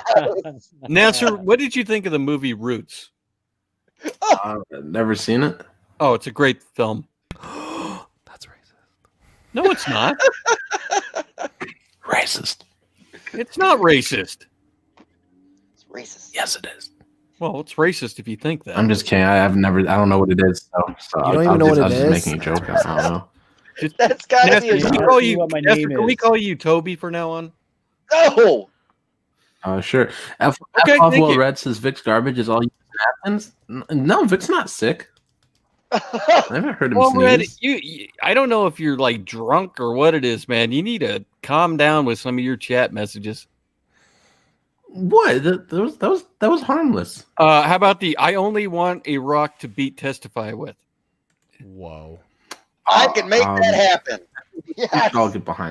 We could all get behind that. Okay. Well, you already said you're going to put my head underneath the water or No, that was Soy Rage. That was. I have this dream, guys. I'm just holding his head under the ocean, and he's dying, and I'm just watching the life leave his eyes. Damn. Yes, that is script writing 101 right there. Watching the life leave his eyes. Yes. Thank you, Nasser. Yes. You're welcome. You're welcome. Yes. Oh, did we get a backer yet for Asyl? No. Okay. 27 people in here, guys. Hit the thumbs up, thumbs down, whichever one you prefer. Share out the link, please, and check out Asyl, guys. It's ending in like 3.5 hours, guys, and there's no in demand. It's now or never. We're $250-something away from 5,000. Son of Colonel says to kick Toby. Oh no! No, he got Who's ripped. Toby? You. Why am I Toby? What's that mean? Who's Toby? You don't You know. got to see Roots to understand it. That's No. Why is everybody got to be racist as soon as I come on? Roots is a movie. Why, It's a who's good calling him movie. Nasser Kinte. Nasser Kinte. It's not racist. It's a movie. Yes. Yes, Nasser. Yes. Will Red is still thinking I was white knighting for Preston. Yes, it's kind of a horror movie, Nasser. It's got gore in it, people getting whipped. You might like it. Oh my gosh. I thought it was an uplifting film. Last night's stream put well-read user into a tizzy. It did. Into a tizzy. I've never seen him react like that before in my life. Who? Well-read user. I've never Oh seen yeah, him act no, like that. he has a hate boner for Preston, and he doesn't realize. I'm just talking to him. There's no more to it than that, and I'll agree with him if he's right. Yeah, he has a hate boner, and I just got a regular boner. Yes. Gosh, what's a hate boner? What's a hate boner like? I don't know. Does it do extra things? You know that thing that you have about me, Nasser? That's called a hate boner. Boy, Bro, just shut up. Just get out of here. That's what it does. And then there were 4. Damn. Looks like it's just me and you guys, huh? So Nasser with Asyl. Swing. Oh, we're back. Yes. And we're back. Hello, Wait, Tyler. what now? Oh, I thought we were about to be able to have fun. Nasser left. Yes. Damn it. Yes. Tyler, were you asking something? Well, when I saw you kicking everyone, I was like, oh, to let myself survive, I'm going to ask you a question. I went, and then you got kicked out. Well, what was the question? I was like, so with Asyl, what made you Asyl? What made you want to go this route with your next comic book? Why didn't you? Because you had done the one with Jason. Uh-huh. So what made you go this route? What was your decision making? I mean, Vic and I wanted to do a book, so That's good enough for me. No, you made it happen. I love it. Yeah. Nasser, can you read Kajiro's comments? Do you know what movie he's talking about? When he says swing like this, does he mean extreme close-up? Whoa. Oh crap. Come on, you got to know this one at least. I know it. But I'm having a tough time remembering the name. Saturday Night Live stars. Oh, that's way too much of a hint. No, I know it. I want to see him get it. We're not worthy. I know it. I know exactly what movie this is. I know it. We are not worthy. We are not worthy. But I'm like drawing a blank now. I'm tired. I just took my melatonin. I know the movie, but I can't think of the name. Blaming it on the melatonin. Yes. Tired. I know the movie. This is like one of the greatest movies of all time in comedy. Yes. Even No, it is. with the I've village seen it. people. Yes. I know exactly what it is, but I can't. It's got a blue background on the poster. It's I know Beavis and Butthead. It's not Kim Beavis and Basinger Butthead. was one of the guy's mothers in the show. She wasn't she? I forgot. Yes. Yep. I know all about it. Even the second one was good. Yeah. I haven't seen the second one, only the first one. Oh, I remember on, seeing Nasser. the second one in the theaters. My friend was just There we rolling go. on the There aisle we go. laughing. Wayne's World. Wayne's There World. you go. You had to Google it though, didn't you? No, I read it. No, well-read gave it to him. Well-read, Wayne's spoiling our World. fun. Party Damn it. on. Look at That's Ketracel right. says it was Austin Powers. Yes. Yes, there you go. Yes. Same actor. Yes, it is. Okay, my favorite's always going to be really So I I'm Married really an gonna Axe go to Murderer. sleep now. No, you're not. Nasser, have you seen No, So I I'm- Married an I'm- Axe Murderer?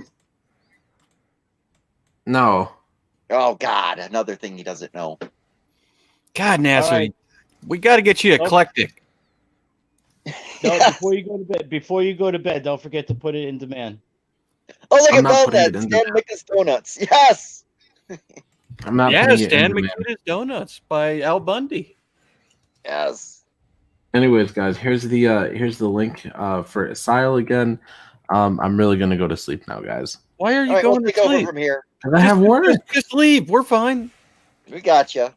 Okay. I got to stay up all damn night. Okay. Good night, guys. Bye, Nasser. All right. Bye, Nasser. Peace. All right. What do we want to talk about now? Anal. All right. You got to lube it up. And... You got to work towards that, though. No, Yeah. you just jam it in it. You'll be fine. Just jam it in. Go in dry. Yes. Vic, Yeah, you know about the going in whole- dry, don't you? Oh, by the way, The it's whole- 30 minutes until the Emperor Zerk and K-Log show. Yes. The whole wrong hole thing always works, right? Oh, yes. Yeah, you just jam it in there. You'll be fine. Oh, I'm Yeah, well- sorry. Jeez. You know, Yeah. I mean, since we're already there, you don't mind, do you? Since we're already there. Yes. Well, there's always the nostril too if you get really curious. Oh. How dare you testify? Oh, guess what, testify? What? I worked with a certain little Mexican boy tonight, and there's going to be a new video coming out. Oh no. Yes. Uh-oh. I did some voiceover Nasser? work for him. Yes. I work think with I know. Nasser? Yes. I can't wait to see. Yes. So, Vic, Yes. have you drawn any pages today? I have not. That'd be a no. Thank you. Yes. Move on. But hey, Stu, Yes, all yes. the art's done for Asyl. Oh, I don't care about that. I was just wondering if you got anything new on the pipeline, as they say. Oh, I got stuff in the works. Yes, absolutely. Oh, great. I got Always got to keep working. I got three pages that on my next project that are already in the works. Fantastic. So, Can you give us a little hint of what they would be? okay, so it's a cyberpunk story Oh, that's set in a different world, not our world. Didn't that video game just come out? are there midgets in it? There might be. I'd be for No, if it had right. midgets. Yes. Are they wrestling? There might be. I might be able to throw in wrestling midgets. Have you ever seen a luchador midget before? Yes. They're Yes, even more fun. actually, I have. Yes. One that dresses up in a little ape costume. That was my favorite luchador Mexican midget. Oh, what's his name? Oh, I know his name too. Oh, God, I forget. He's a little blue little ape. He runs around and does. No, he was a buffalo. No, that's from WWE. That Buffalo guy. Oh God, what was his? I can't remember. That's the guy I was thinking of. I can't remember. El the Torito. That's who you're thinking of. Who? The last El time, Torito. El Torito. the You're last right. time That's it. the last time I went to San Diego Comic-Con, there was a tribe of midgets that were dressed up. Yeah, they were. Is that what they're called? A group of them? A tribe? A tribe of midgets. Well, they were a tribe. I use the word tribe because they were all cosplaying as Ewoks. And What? yes, they were part of the Star Wars. Every every year they have like a huge Star Wars contingent, you know, and here I'm gonna check in with Asyl really quick. Let's Did we see. get some backers for him? No, not one. Yeah, buy one for the midget Ewoks, guys. What are we doing? What guys? What are we doing wrong? Yes, please, Vic, if you can, for me, there was in your next book, make We'll a donate it. We'll cyberpunk donate it midget. to the midget tribe. Yes, please make a cyberpunk midget somewhere in the background, please. Because cyberpunk midgets, by the way, are very underrepresented. Yes, we gotta have and diversity. We are all about diversity, inclusion. Yes. Yes. See, Vic, we're trying, man. Yes. Dude, I'm gonna put somebody wearing your socks. Oh, you are not. What do you mean? They're fucking his socks. They're my socks. Vic, Oh, is my. there a way to? I know you guys are lettering. Is there a way for you to still put some of his socks into Asyl? Oh God, no! No, it's black and white. It'd be lost. It'd be lost. You need But the bright we would yellow. all know. No, Yeah, you need the color. Yeah, you need the ridiculous. Then it will never colors go to on a. make Then it will never be in a Nasser book. So it would be great though. It would be great though if Lena, the lead character, if she was wearing those socks all the way through the book, and that was the only thing that was in color were those socks. Kajiro says every dollar you give to Asyl will buy a stepladder for a midget in need. Yes. Yes. Finally, guys, we're trying anything at this point. We're everyone in the chat. barrel. Get that midget that stepladder and back Asyl. We're down to midget tribes. God, please. What happens when you guys leave for your show? Is it just Vic and I? Stepladder. Well, no, I just need to go. Soy Rage can stay. It's gonna be Zerk and K-Log. I'm just gonna be running it in the back. No, we're not talking about clout. Stop with clout. Emperor Zerk? Yes. The Supreme Emperor Zerk. So Vic, this is your first comic, you're right? Correct? This is my first full printed comic book, yes. How was it first time around? Good experience, bad experience? What did you learn? What do you think you could have done better? Okay, so I would say for the next issue, I'm going to negotiate with Nasser a better schedule, a better time frame. This was like something that we wanted to do, and Nasser really wanted to, as you could tell, because he won't put it in demand. This is something that he wanted to do, really get it done, get it quick, get it out there. I would like for the next book to spend more time on it, and because the next book I plan on doing it my style, my my regular style, and I want it to be a lot more detailed. I want it to be because actually the asylum that we based it on is an asylum near where I grew up. It was a place called Danvers State Mental Hospital. Yes. It's like I don't know, like 30 minutes outside of Boston where I'm at. And it was like it was closed down. Like when they closed all the asylums, this was one of the ones that got closed down. But this place goes back to like the 1800s. And it was the scariest set of buildings that you had ever seen in your life. It was, as I was doing research on it for the book, I found out because I wanted to get pictures. I had been there, so I remember what it looked like, but I wanted to get pictures I could use too. But I found out that H.P. Lovecraft used it for the basis of Arkham, and in kind, DC Comics used it as the basis for Arkham Asylum. Oh, that's cool. Yeah, this place was really, really creepy. We used to break in there, like okay, go chill. in there. We'd go in there, we'd drink, and we'd rummage through things, try and find. They left everything behind, man. They left like all this equipment. They left all these patients' folders and stuff. There was like tons of stuff, and for like a teenager, that's that was like heaven, you know. A closed down asylum with all this creepy shit in it. In fact, one time we were going through there, and we were walking through a spot, and my leg went right through the floorboards, and so like I'm like doing this awkward like what do they call that, split?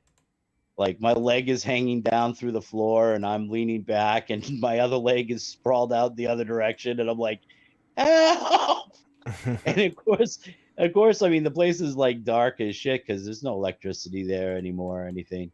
And so it, took like 2 of my friends to pull me out of there. But that was like the scariest thing, man, because I was like, I don't know what's beneath me. I could have fallen straight to the basement for all I known, or something. But so you yeah, that lived was to tell the tale. I lived to tell the tale. Yes, I lived to tell the tale. All right, back to you guys. I fell asleep. I'm sorry. Oh, I took my melatonin. What's going on? Yeah, we were listening to a video I've seen on YouTube before. Yes, I was just taking melatonin. Sorry. Yes. My bad. I'm sorry. Go ahead again, Vic. Start again. Yes. What did you say, Vic? Yes. Were we talking about midgets? Was midgets involved? No, midget tribes. Oh yes, Ewoks. Yes. Yes. Go ahead, Vic. I remember one of the midget Ewoks was kind of hot, actually. Oh, there we go. Now this is the discussion. Now it's creepy. Yes. Gotta love the creepiness. Midget women can be hot. Oh, they couldn't. Do you prefer dwarfs or midgets, Vic? There is a difference. Yes. One's like I don't torso know. is regular size and their arms and legs are small, and then one is proportioned, as a midget. So wait, so is it the midget that has the regular, like almost regular proportions? I think so. I think the dwarf has the regular size head and body, but the legs and arms are small. I think. So I think this was a midget then. Okay. Because she was like, she didn't have like, how. Yeah, and chat, if I'm wrong, let me know in the chat. What's the difference between a dwarf and a midget? I'm not 100% on this. You sure you didn't take the melatonin, Vic? Yes. Yeah, I'm sure I didn't take the melatonin. Okay, I'm just making sure. No, I'm up until like 4 or 5. I should take melatonin. I'm up until like 4 or 5 in the morning. Why? Nice. I don't know. I have a horrible sleep schedule. I gotta get that back under control. It's been months, and I have the worst sleep schedule. Yes. Yeah. Yeah, you should deal with that. A lot of people need to be dealing with stuff. Tyler, what is your next project? My next project is a 64-page comic called Chef's Culinary Heroes Earth Force Volume 1 Pasta La Vista. Awesome. It's all about food. Yeah, it's all about so well food. for Dame Drops, you got to capitalize on that. Oh, wait a minute. It didn't do well. I'm sorry. Yes. You know what's funny? Is I shot a video yesterday for my Patreon, and I was editing it because the camera was so far away when I shot it, and then and I'm sitting down slouched, and then when I was editing the video, I'm like, why are my cheeks puffy? And I was like, what's that little line on my shirt? I can tell you why your cheeks are puffy. Yes. Oh yeah. So after that last night, and you have that moment, that coming to Jesus moment. I woke up this morning and I worked out.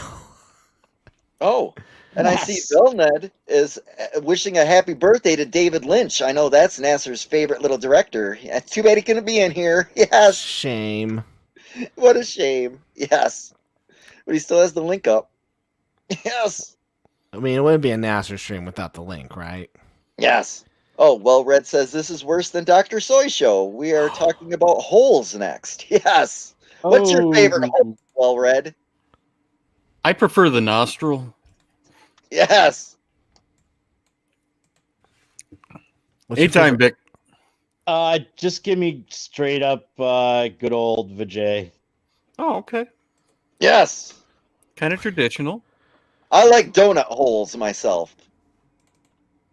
That's a good one. That's a good one. Yes. Tim Hortons. Yes.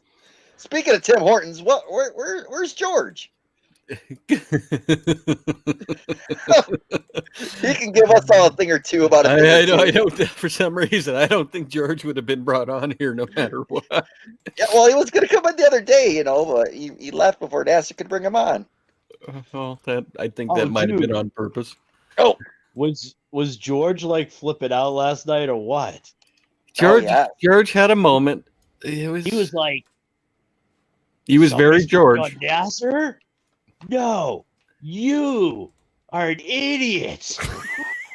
Yes. Yeah. Really? Why? I don't know. By the way, defending Nasser, and he went off on me, going, "You don't know what you're talking about." He has a hate boner for Nasser. That's a big hate boner, though. Yes. No, he doesn't. He was defending Nasser's artwork. Yeah, No, Narwhal's, not Nasser's. No, yes. Narwhal, Nasser, they're similar. Yeah, it is what it is. It's a style of artwork. It's not for everybody, but like I said, it's not for me, but I don't have an issue with Nasser, or not Nasser. Yeah. See, I even said it. Narwhal.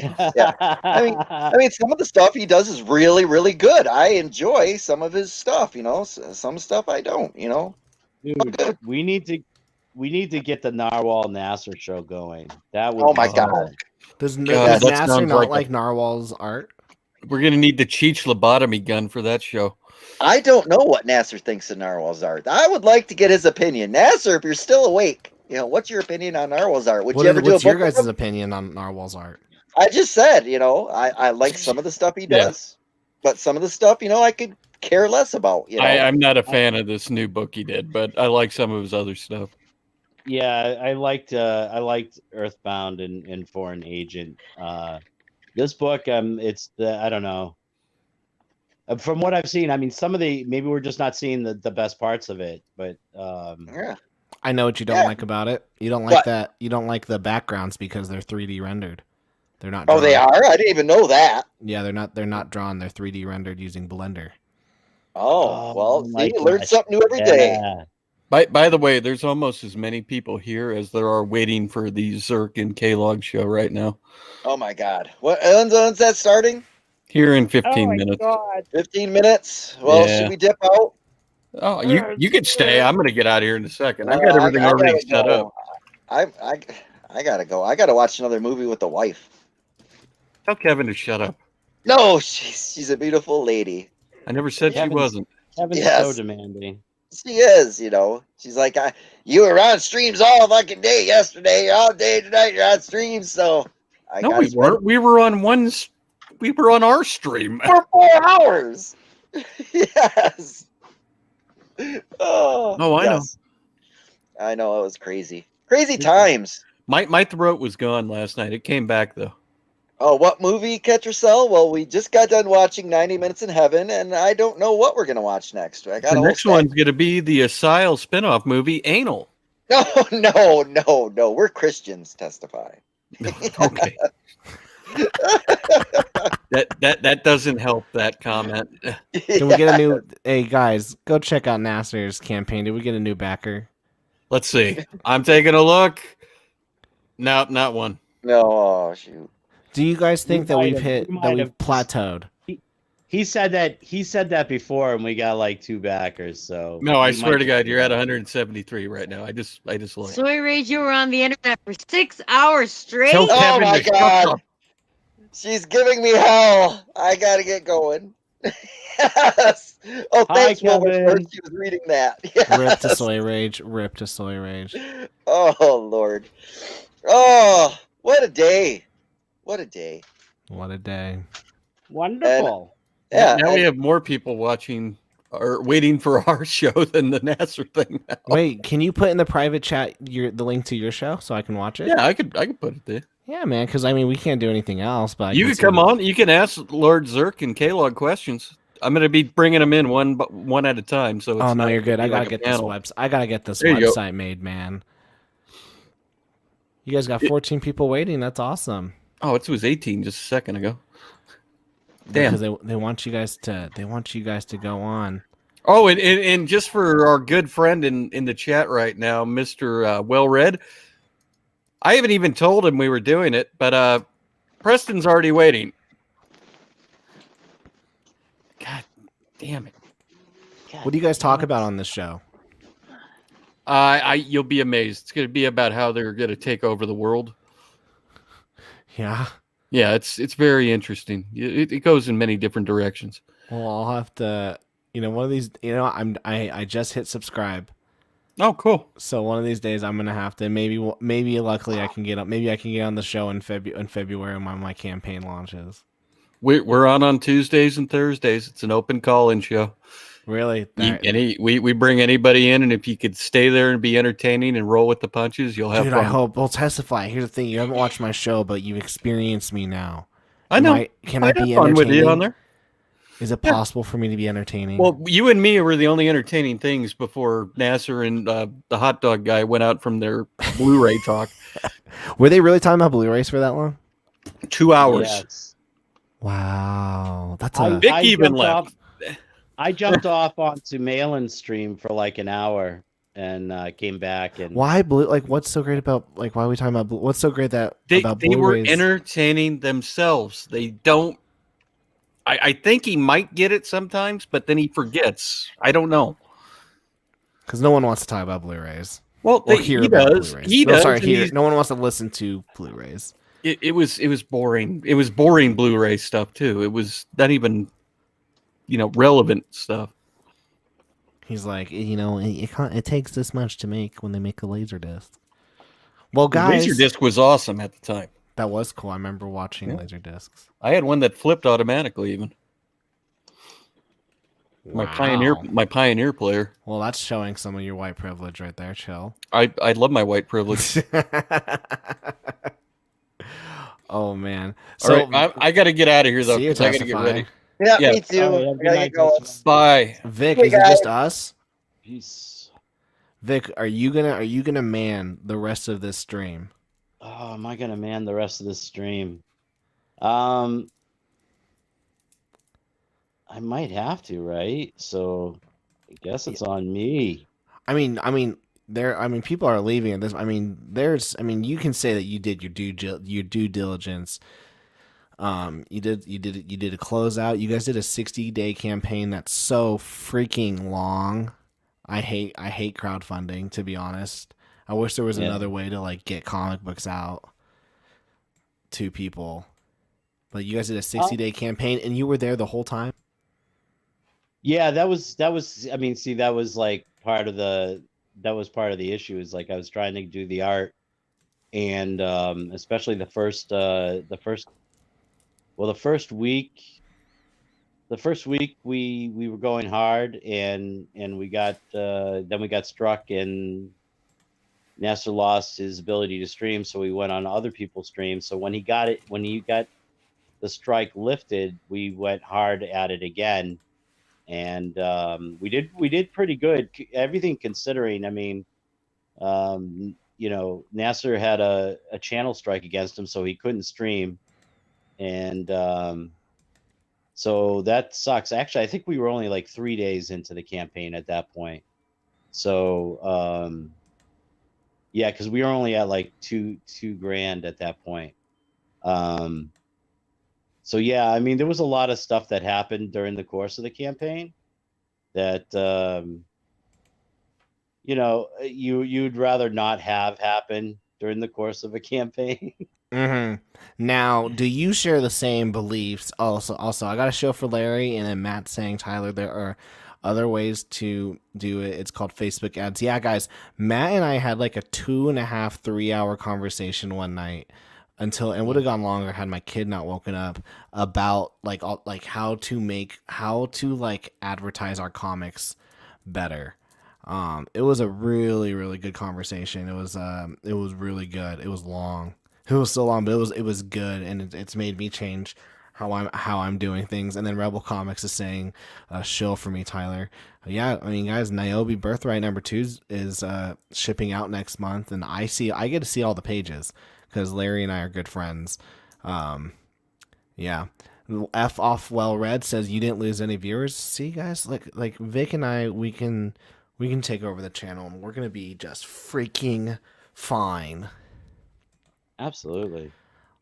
I hope that this website I'm making is for my marketing company. It's called Silly Goose Marketing, and I really hope that people take me seriously, and I don't think they will. It's called Silly Goose? Silly Goose Marketing, because I'm like, man, I want to have a silly goose time. And then my branding for my comics is Silly Goose Comics. So okay. I'm like, let's just do it all Silly Goose Marketing. So when I do an LLC, I can just go, it's Silly Goose LLC. Done. One and done. Yeah, Nasser he's very stuck on his brand of secret comics. Like I have a brand that I want to do like my horror comic books with. Mm-hmm. Like, and so I just wanted to get it like included, but he absolutely just wanted to be totally secret comics. I mean, I get it, so I mean, it wasn't a big issue, but really, you guys did a collaboration and you couldn't like put like your logo on there too? Yeah, I just wanted, well, even, I was like, can I just like, just mention like in the credits inside, like in association, like, no. In association with Severance Comics, and he was like, no. Oh, shame. I don't understand I don't understand like indie comic people. Like, we're nobodies. No one really, like, in the end of the day, none of this really matters. We're just we're trying to have a silly goose time, and so like, yeah, so your brand's right there. Who cares? No one's gonna be like, oh, can you believe that Secret Comics? He's Vic's thing there too. He's very stubborn. He's very like, he gets these things set, and he does not like to budge. In fact, if you give him the indication that he might have to budge a little, he gets really agitated. I'd say that's probably going to be the thing that he's going to have to work on, working with other creators in the industry as he goes along. But who knows? Maybe he'll be successful enough that he'll have he'll have all the money to just like call all the shots, So who knows? I mean, I wish that success for him. That's what I wanted for him when we started out with this project. It was back in September. We first started talking about it and throwing the ideas around and everything. And Nasser wasn't back with Comicsgate at that point. Do you think that announcement of him being back in Comicsgate, do you think that helped the campaign or hurt the campaign?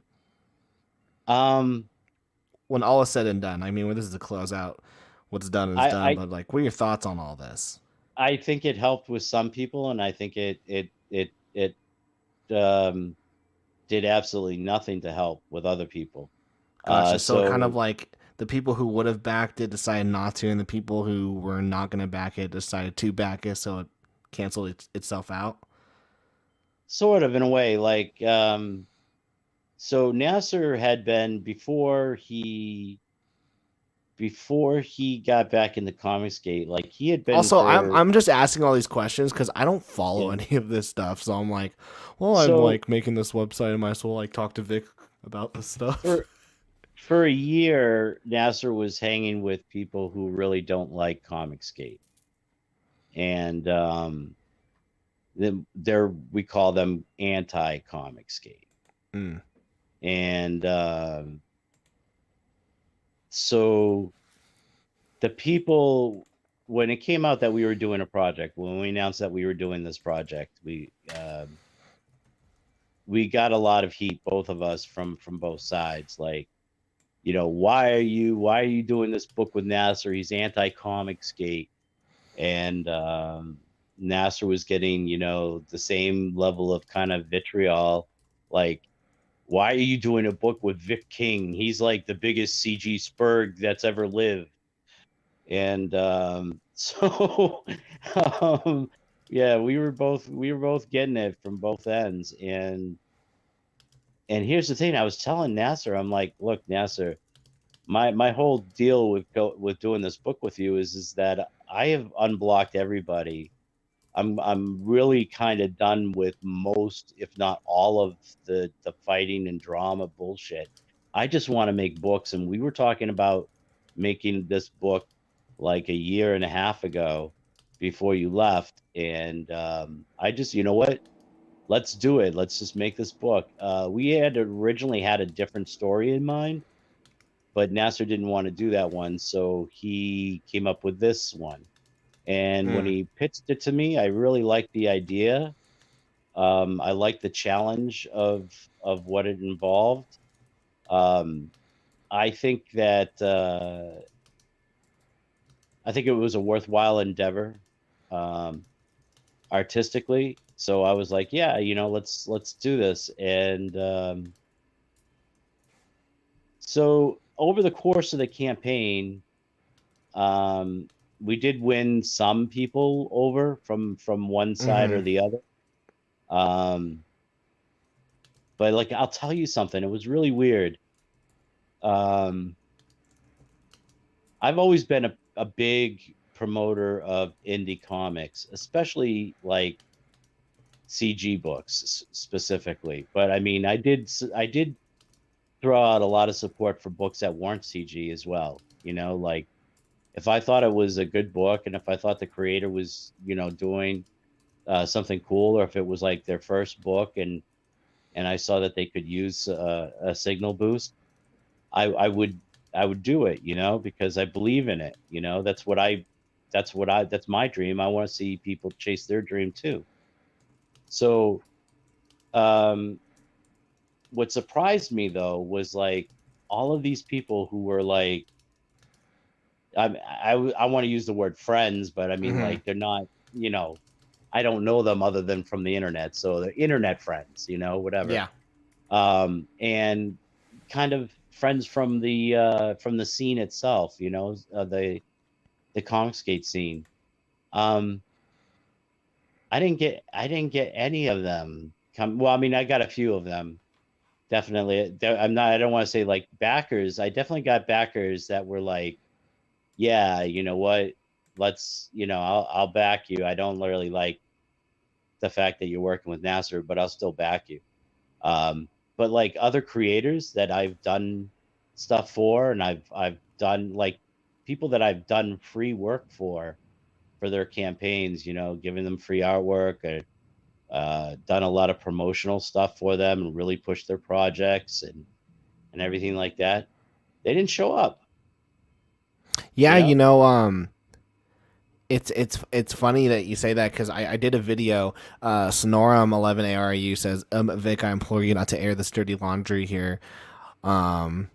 If you need to sell your wares, move on. Well, I think you two have been pretty like upfront, and like, you're not saying that like Nasser's horrible to work with, and that you're just saying like that's just like, this is just like the working environment. But you guys made a comic. At the end of the day, you guys made a comic, and it was successfully crowdfunded, and it's going to print. So, I mean, at the end of the day, I mean, it was a collaboration. That stuff like that happens. But like the stuff that you're talking about, I mean, I did a video called it's one of my better videos. It's like 5 reasons why people don't buy your comic, and I think one of them is like, I never.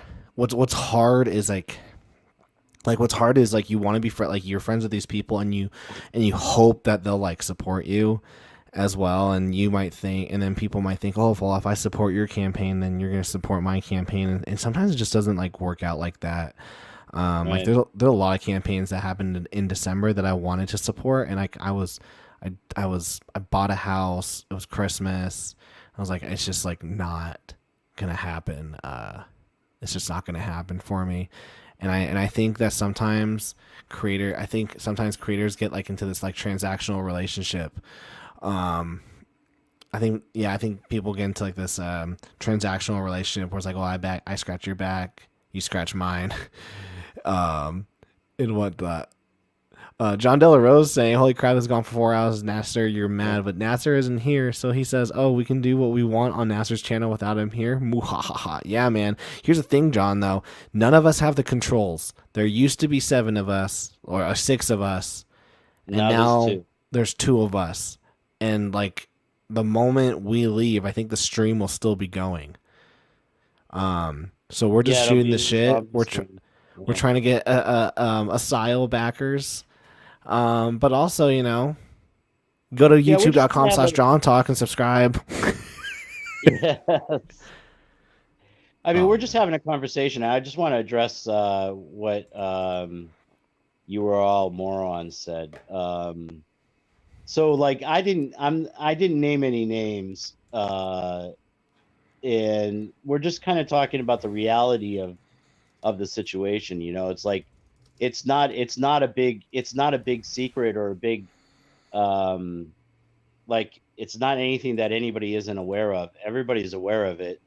That this was a difficult thing to pull off because of where Nasser had been with Comicsgate before this. So the idea that people didn't want to go near the project because Nasser was involved is not a big secret. That's not like some tea that I'm spilling on anybody. And it's not a big secret that people that were on the other side that had supposedly had Nasser's back, which they really didn't, but that they really weren't going to have Nasser's back on this because he was working with me. It was kind of like we're just talking about the reality of this type of a difficult project, but the rewards of it is this. Not only did we fund, not only is the book getting printed, but I'm going to see some money out of it, and it's not. It wasn't a waste of time. It was a worthwhile endeavor. Anytime you create something, it's a worthwhile endeavor.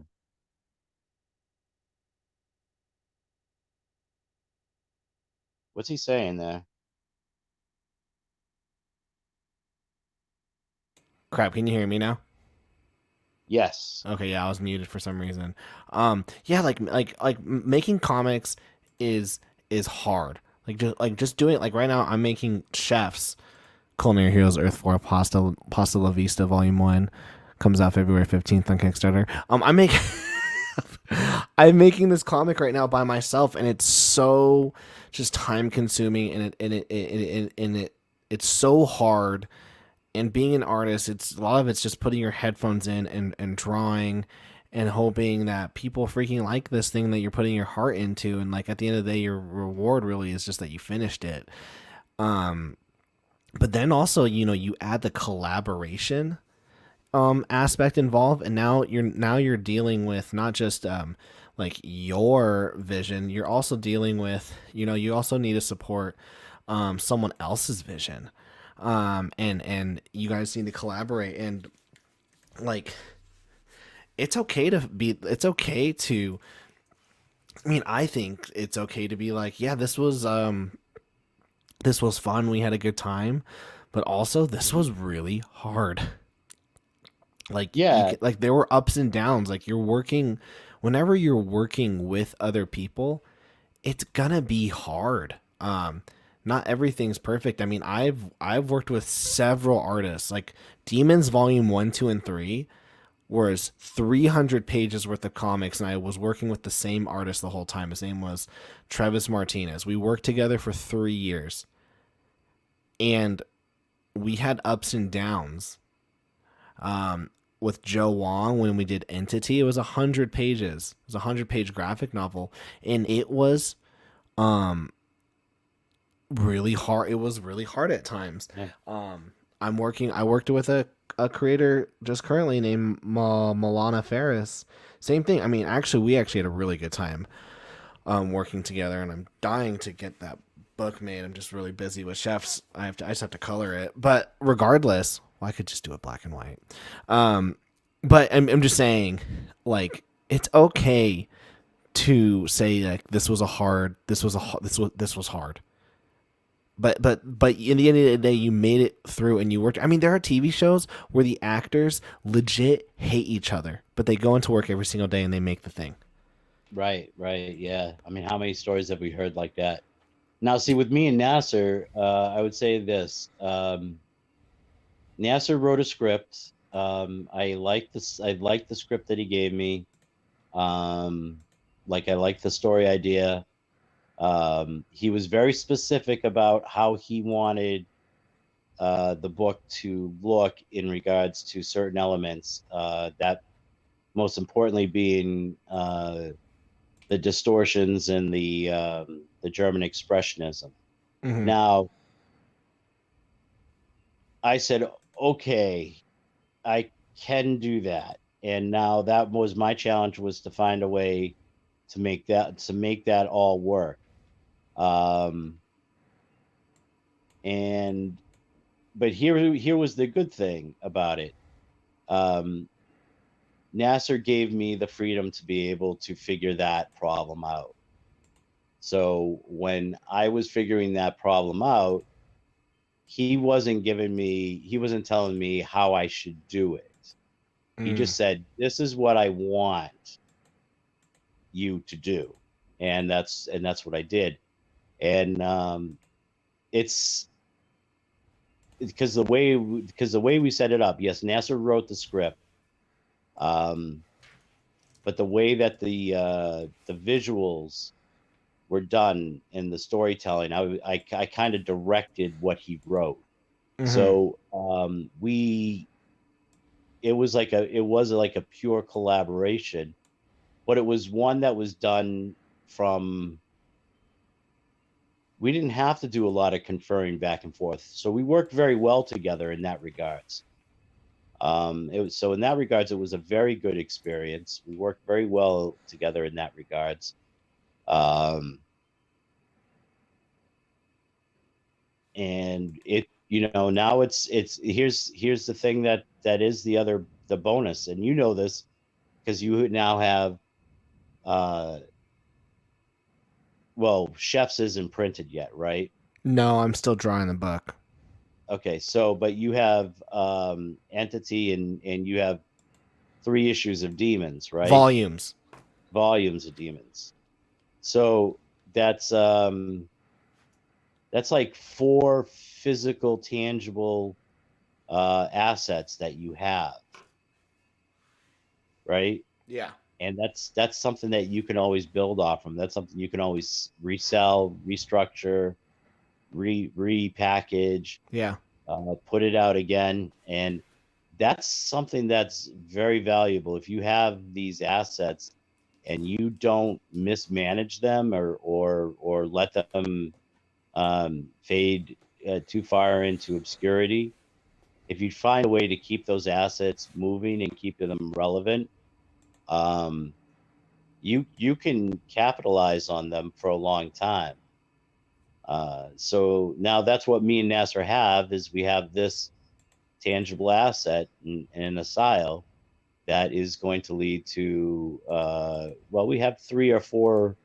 We have ideas for 3 or 4 issues, and that'll carry over the next couple years to do those 3 or 4 issues. Primarily because of his work schedule. Like he's got these other books he wants to put out, and so Asyl will fall into an order somewhere after Trixie Kane.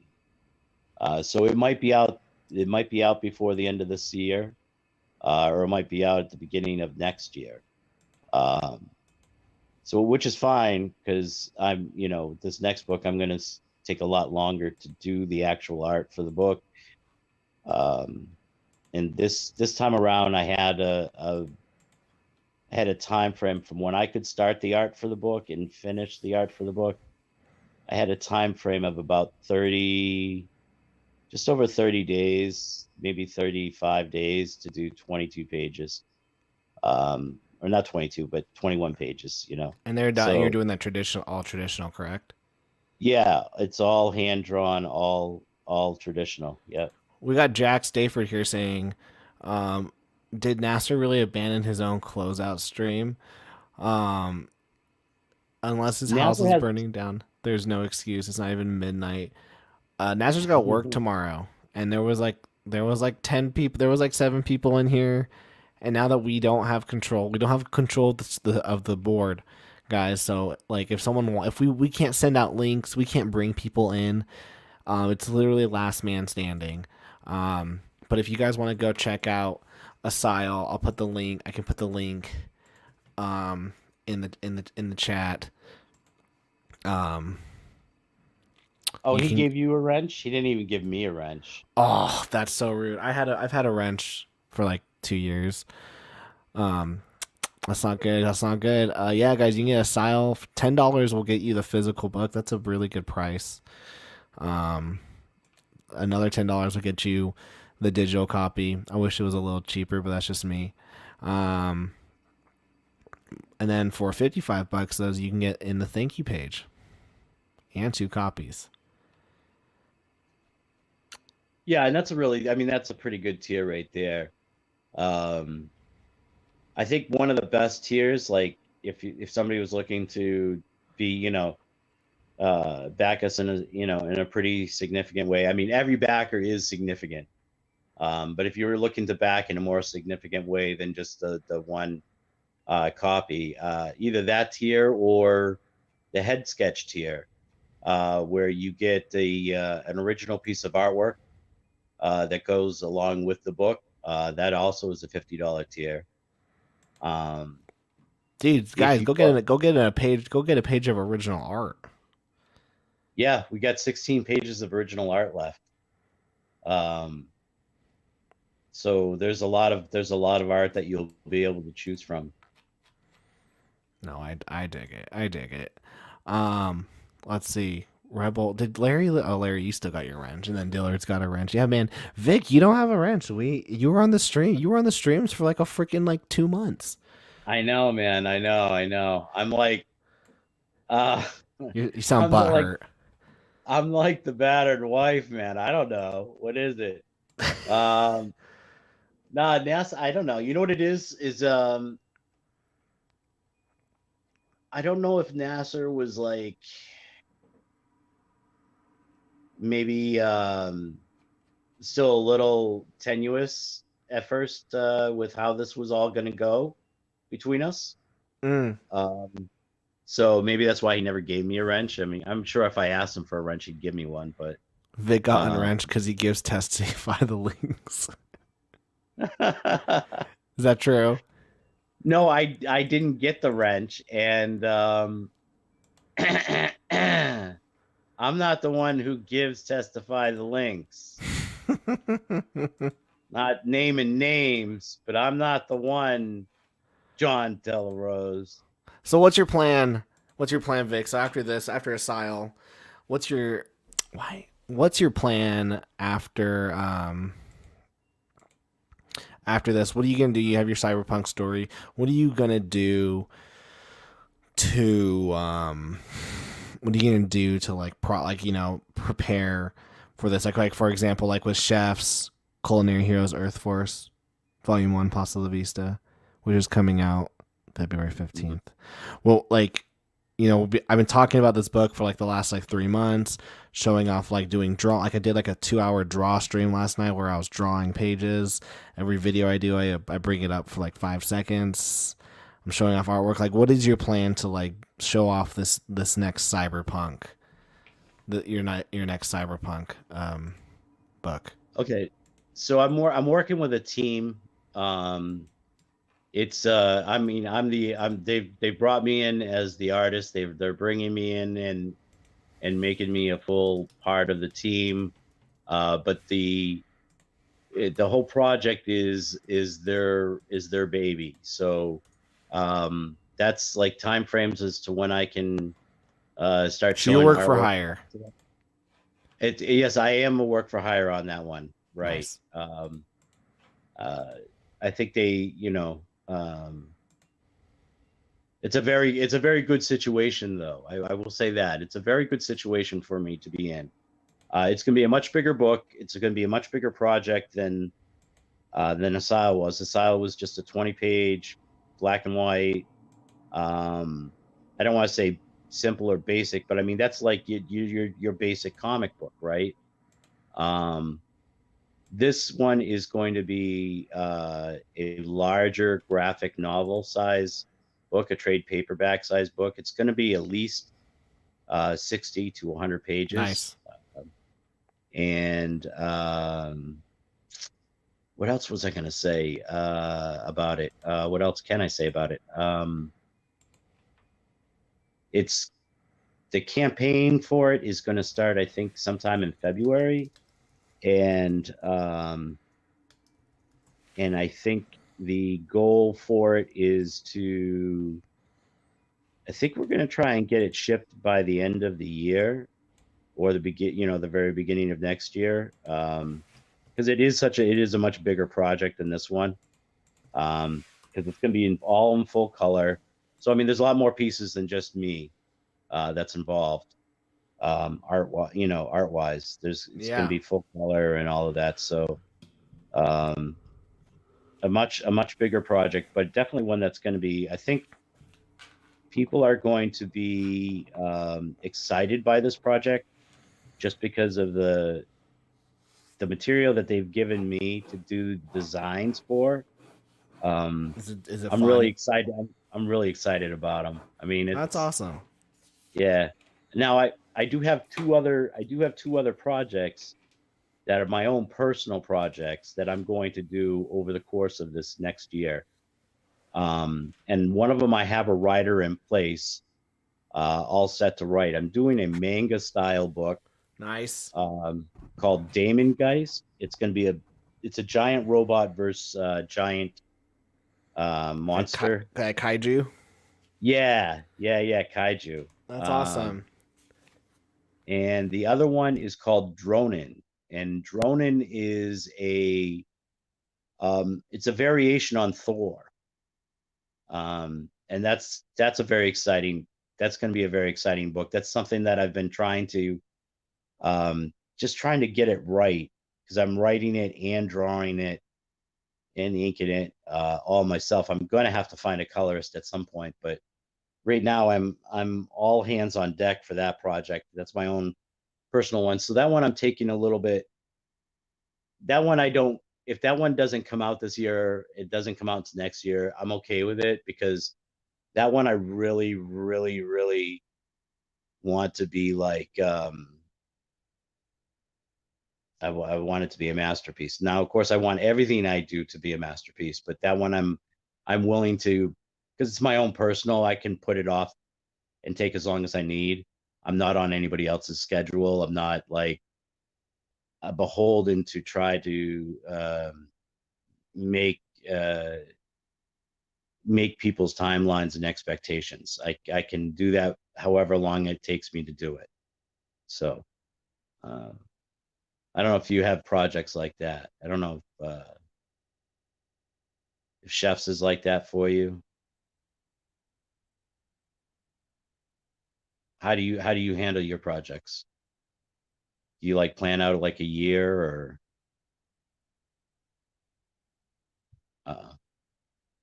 you're muted again? Am I good now? Yeah, you're good now. Jeez, why is that happening? No, so with Chefs, I'm gonna be hopefully doing 2 Chefs books this year. I told myself, like, I need to have the book done by February 1st. It's not gonna happen, but we're gonna crowdfund, but we'll have the majority of the book done by then. And by the time we close out the crowdfund, the book will be completely done. And to keep myself like on schedule, I have like a little, like, each book is 60 pages, so I have like this little check mark thing on my wall, and every time I do line art, I get like one part of the X, and then when I color it, I do the other X. But yeah, like I schedule things. Like I have a 20-page black and white comic that is already 100% finished. It's 100% finished. It's called My Life is RPG, and it's 100% finished. I just need to letter it. Sorry, it's 90% finished. I just need to letter it, and it's just sitting on a file because I'm so busy working on chefs right now. I started writing a new story called "The World Needs Bad Men," and it's a crime comic. But that one won't come out until I finish Chefs. Like right now, I am so dedicated to Chefs and putting that book out and making it a success that I'm basically saying I'm married to this book for the next 4 or 5 years. It's each book is 60 pages. I have 12 volumes planned. That will, like, each story is a standalone story, but by the sixth book, it's basically okay. By the sixth book, the first six are all standalone stories. By the seventh, it's when okay, we're now going on a path. So that's my plan. I'm going to put out 2 chef's books this year, but I'm currently working on like a marketing business on the side. I have my day job, and I'm also working on a new YouTube channel as well. I'm super busy, and I'm hoping that like one of those 3 things I said besides my day job, that they will be able to give me the income to work from home so that I can work on more books, so that I can work on comics more often, because I'd love to put out 3 chef's books a year out. I think that's doable. That's only 180 pages. I can easily do a page a day if I had a full day to do it. But I mean, I've got folders of stories. I just have to wait to, do it. Rebel Comics says, deadlines, people. Here's what happens when you don't have deadlines. Artists drag their feet and things take forever. Then all is rushed at the last minute, and that's when quality suffers. Yeah, I agree. Larry asks, what happened? So I have no idea about this, but what happened with your interaction with Preston the other night? Oh, jeez. If you don't want to get into it, you don't have to, but I'm curious because I don't even know what that is. What happened? So it was on the Trash Compactor show last night, actually. I think it was last night. Yeah, it was. I saw a clip of it. Yeah. I'm like, did I lose a day? Did I lose my keys and a day? So I don't know. Preston was having this back and forth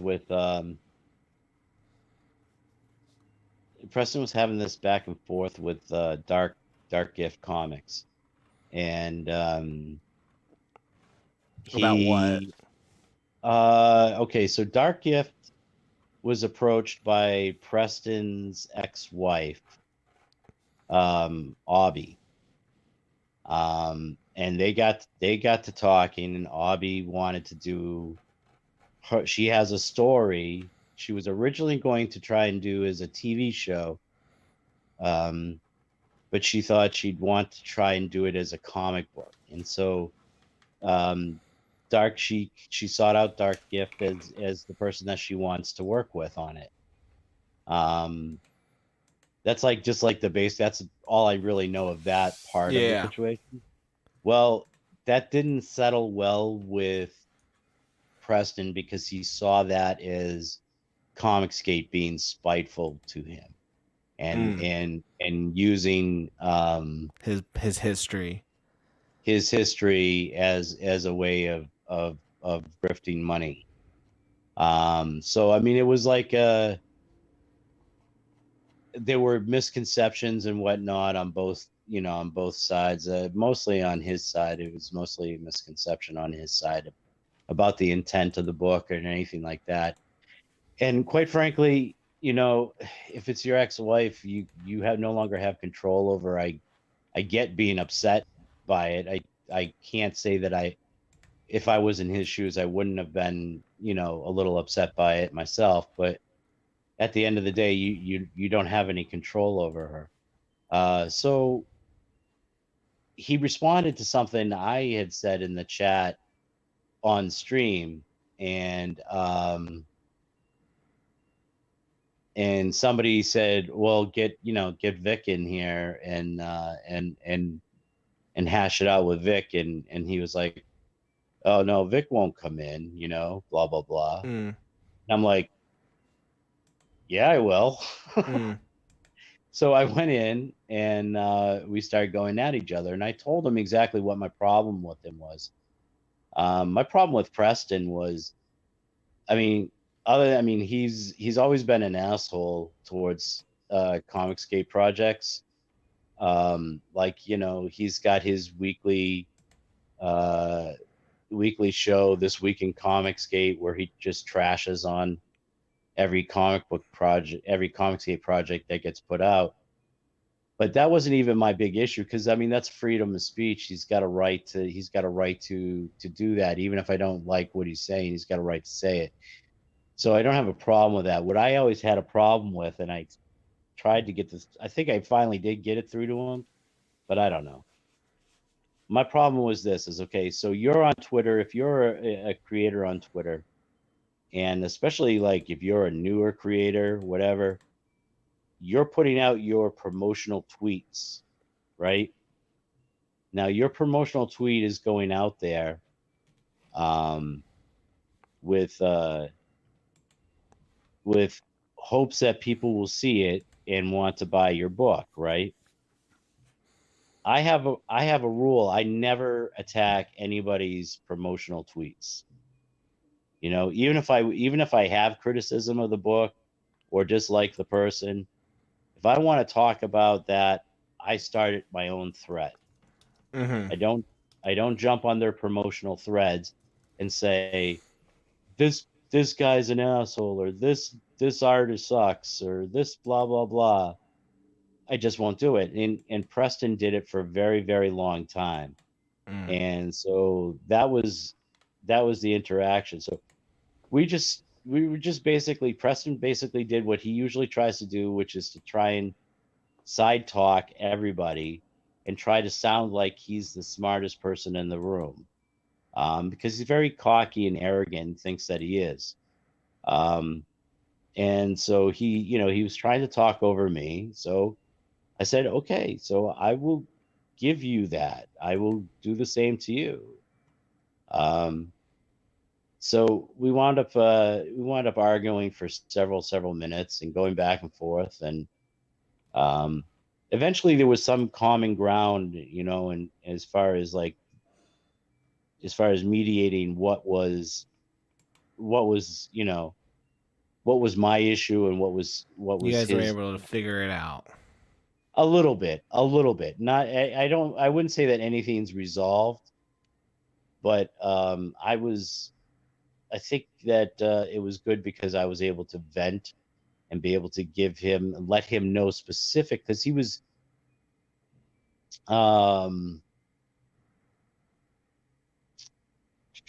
misstating what my intent was. He was misstating what I was doing. And so I was able to clarify that with him. And that did resolve something for me, because at least now I know that he knows why I'm pissed at him. Now, whether that will ever do anything to change him or not, that's up to him. I don't care, you know, at this point. But that's always hard. Like, you say something, and like if someone like gets the intent wrong, you don't care like that they're mad that you said it. But if they got the intent wrong, that like you're like, that's not what I was going for. So I can get that. We got people on the chat. How you guys doing? Nasser is not here. Yes, Nasser's eating hot dogs in cars right now. Narwhal brought everyone together. When does that turd go to work? 2 a.m. And yeah, guys, this stream's been going on for 5 hours. I think I'm gonna head out. Yeah, I think we can call it a night. Vic, this is the closeout stream. Oh crap! I just hit my microphone. This is the closeout stream. You know, give us Asyl, guys. We can't even freaking like share our screen, but we'll put it in the chat. Go check out Asyl. Vic, I'll let you. Let me end it, and then I'll say my thing, and then you end it, because this is your freaking book. But guys, my name's Tyler. You can follow me at youtube.com/drawandtalk, where we have a silly goose time, and I've got a book coming out next month on February 15th called Chefs. Culinary Heroes Earth Force, Volume 1, Pasta La Vista, a 60-page graphic novel where superheroes with culinary superfood powers go against dangerous but tasty villains. Our hero Dairy King will have to gather the team back in order to stop a pasta invasion from happening on Earth. All right. So yeah, that's my book. All right, Sounds Vic. pretty fun. It's a fun book. There's a lot of jokes, a lot of puns.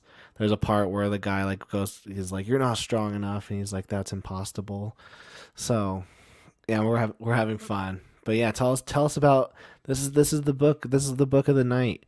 Not culinary, culinary. CULINARY.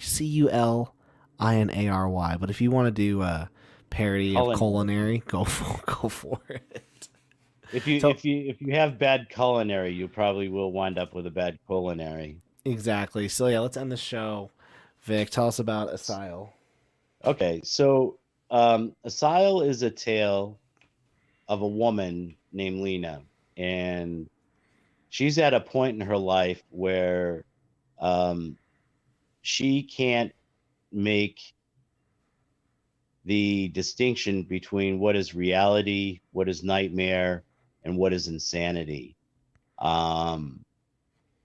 The story takes her in and out of different areas of her life. At one part, she's in an asylum, and in another part, she's at home. In this all this confusion, right, which would lead anybody to be like in a state of kind of terror. If your life was like that, you'd be terrified by everything in life.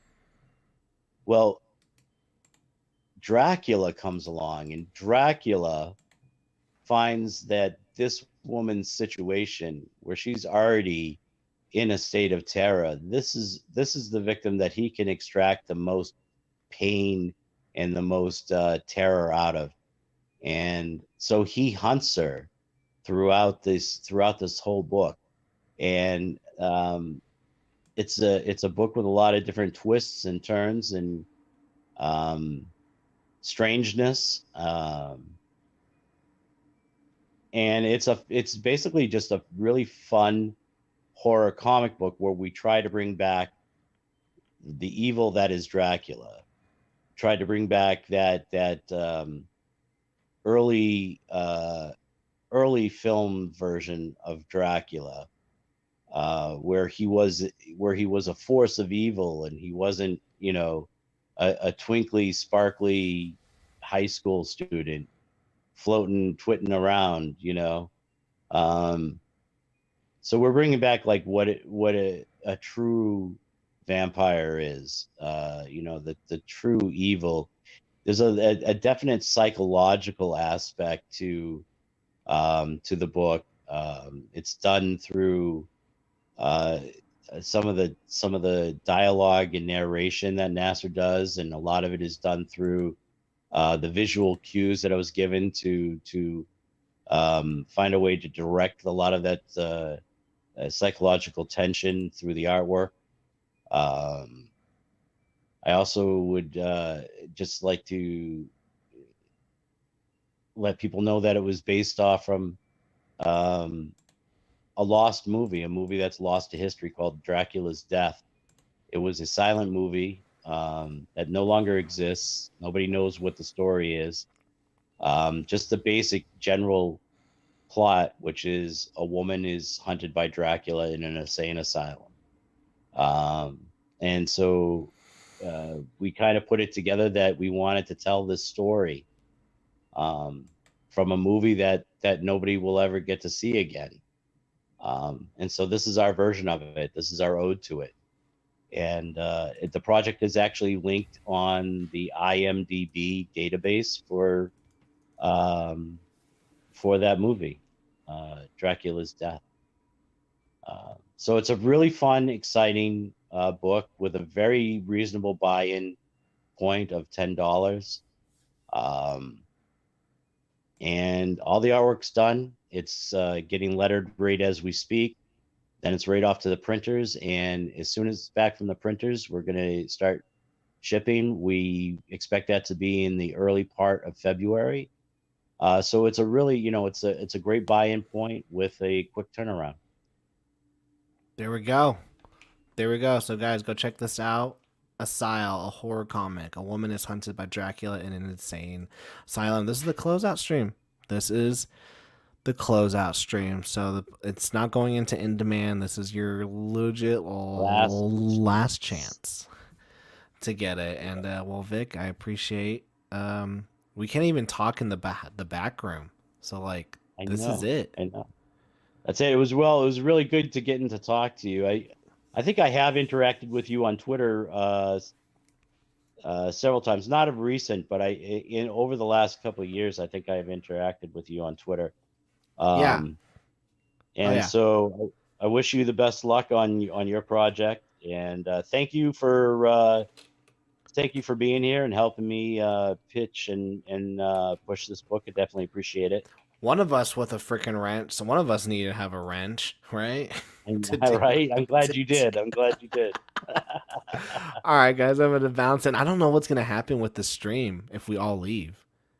I don't know. I'm going to stay for a minute and just say goodbye to the chat, and I'll go down and see. Hey, see you, man. All right. Have a good one, man. All right. So who do we still have in here? We've got Rebel Comics, Dillard Gaming, Bullet, Amit,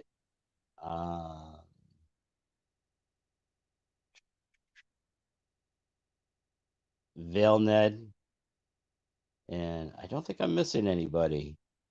Guys, I want to thank you all for being here. I've seen you guys in the chat. I've seen you guys post links for my book. I've seen you guys, be very supportive. And if you're backers, I want to say thank you very much.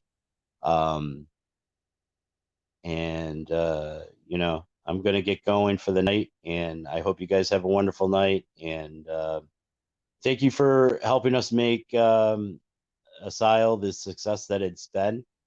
It's been a great time, a great project. Great to get something completed and know that it's going to be out in customers' hands very shortly. And with that, I'm going to close out. I don't know what's going to happen. If you guys are going to see the stream just keep going on, because I think it's just going to be a zombie stream from here. So maybe you guys could chat all night in the chat. All right. Peace out, guys.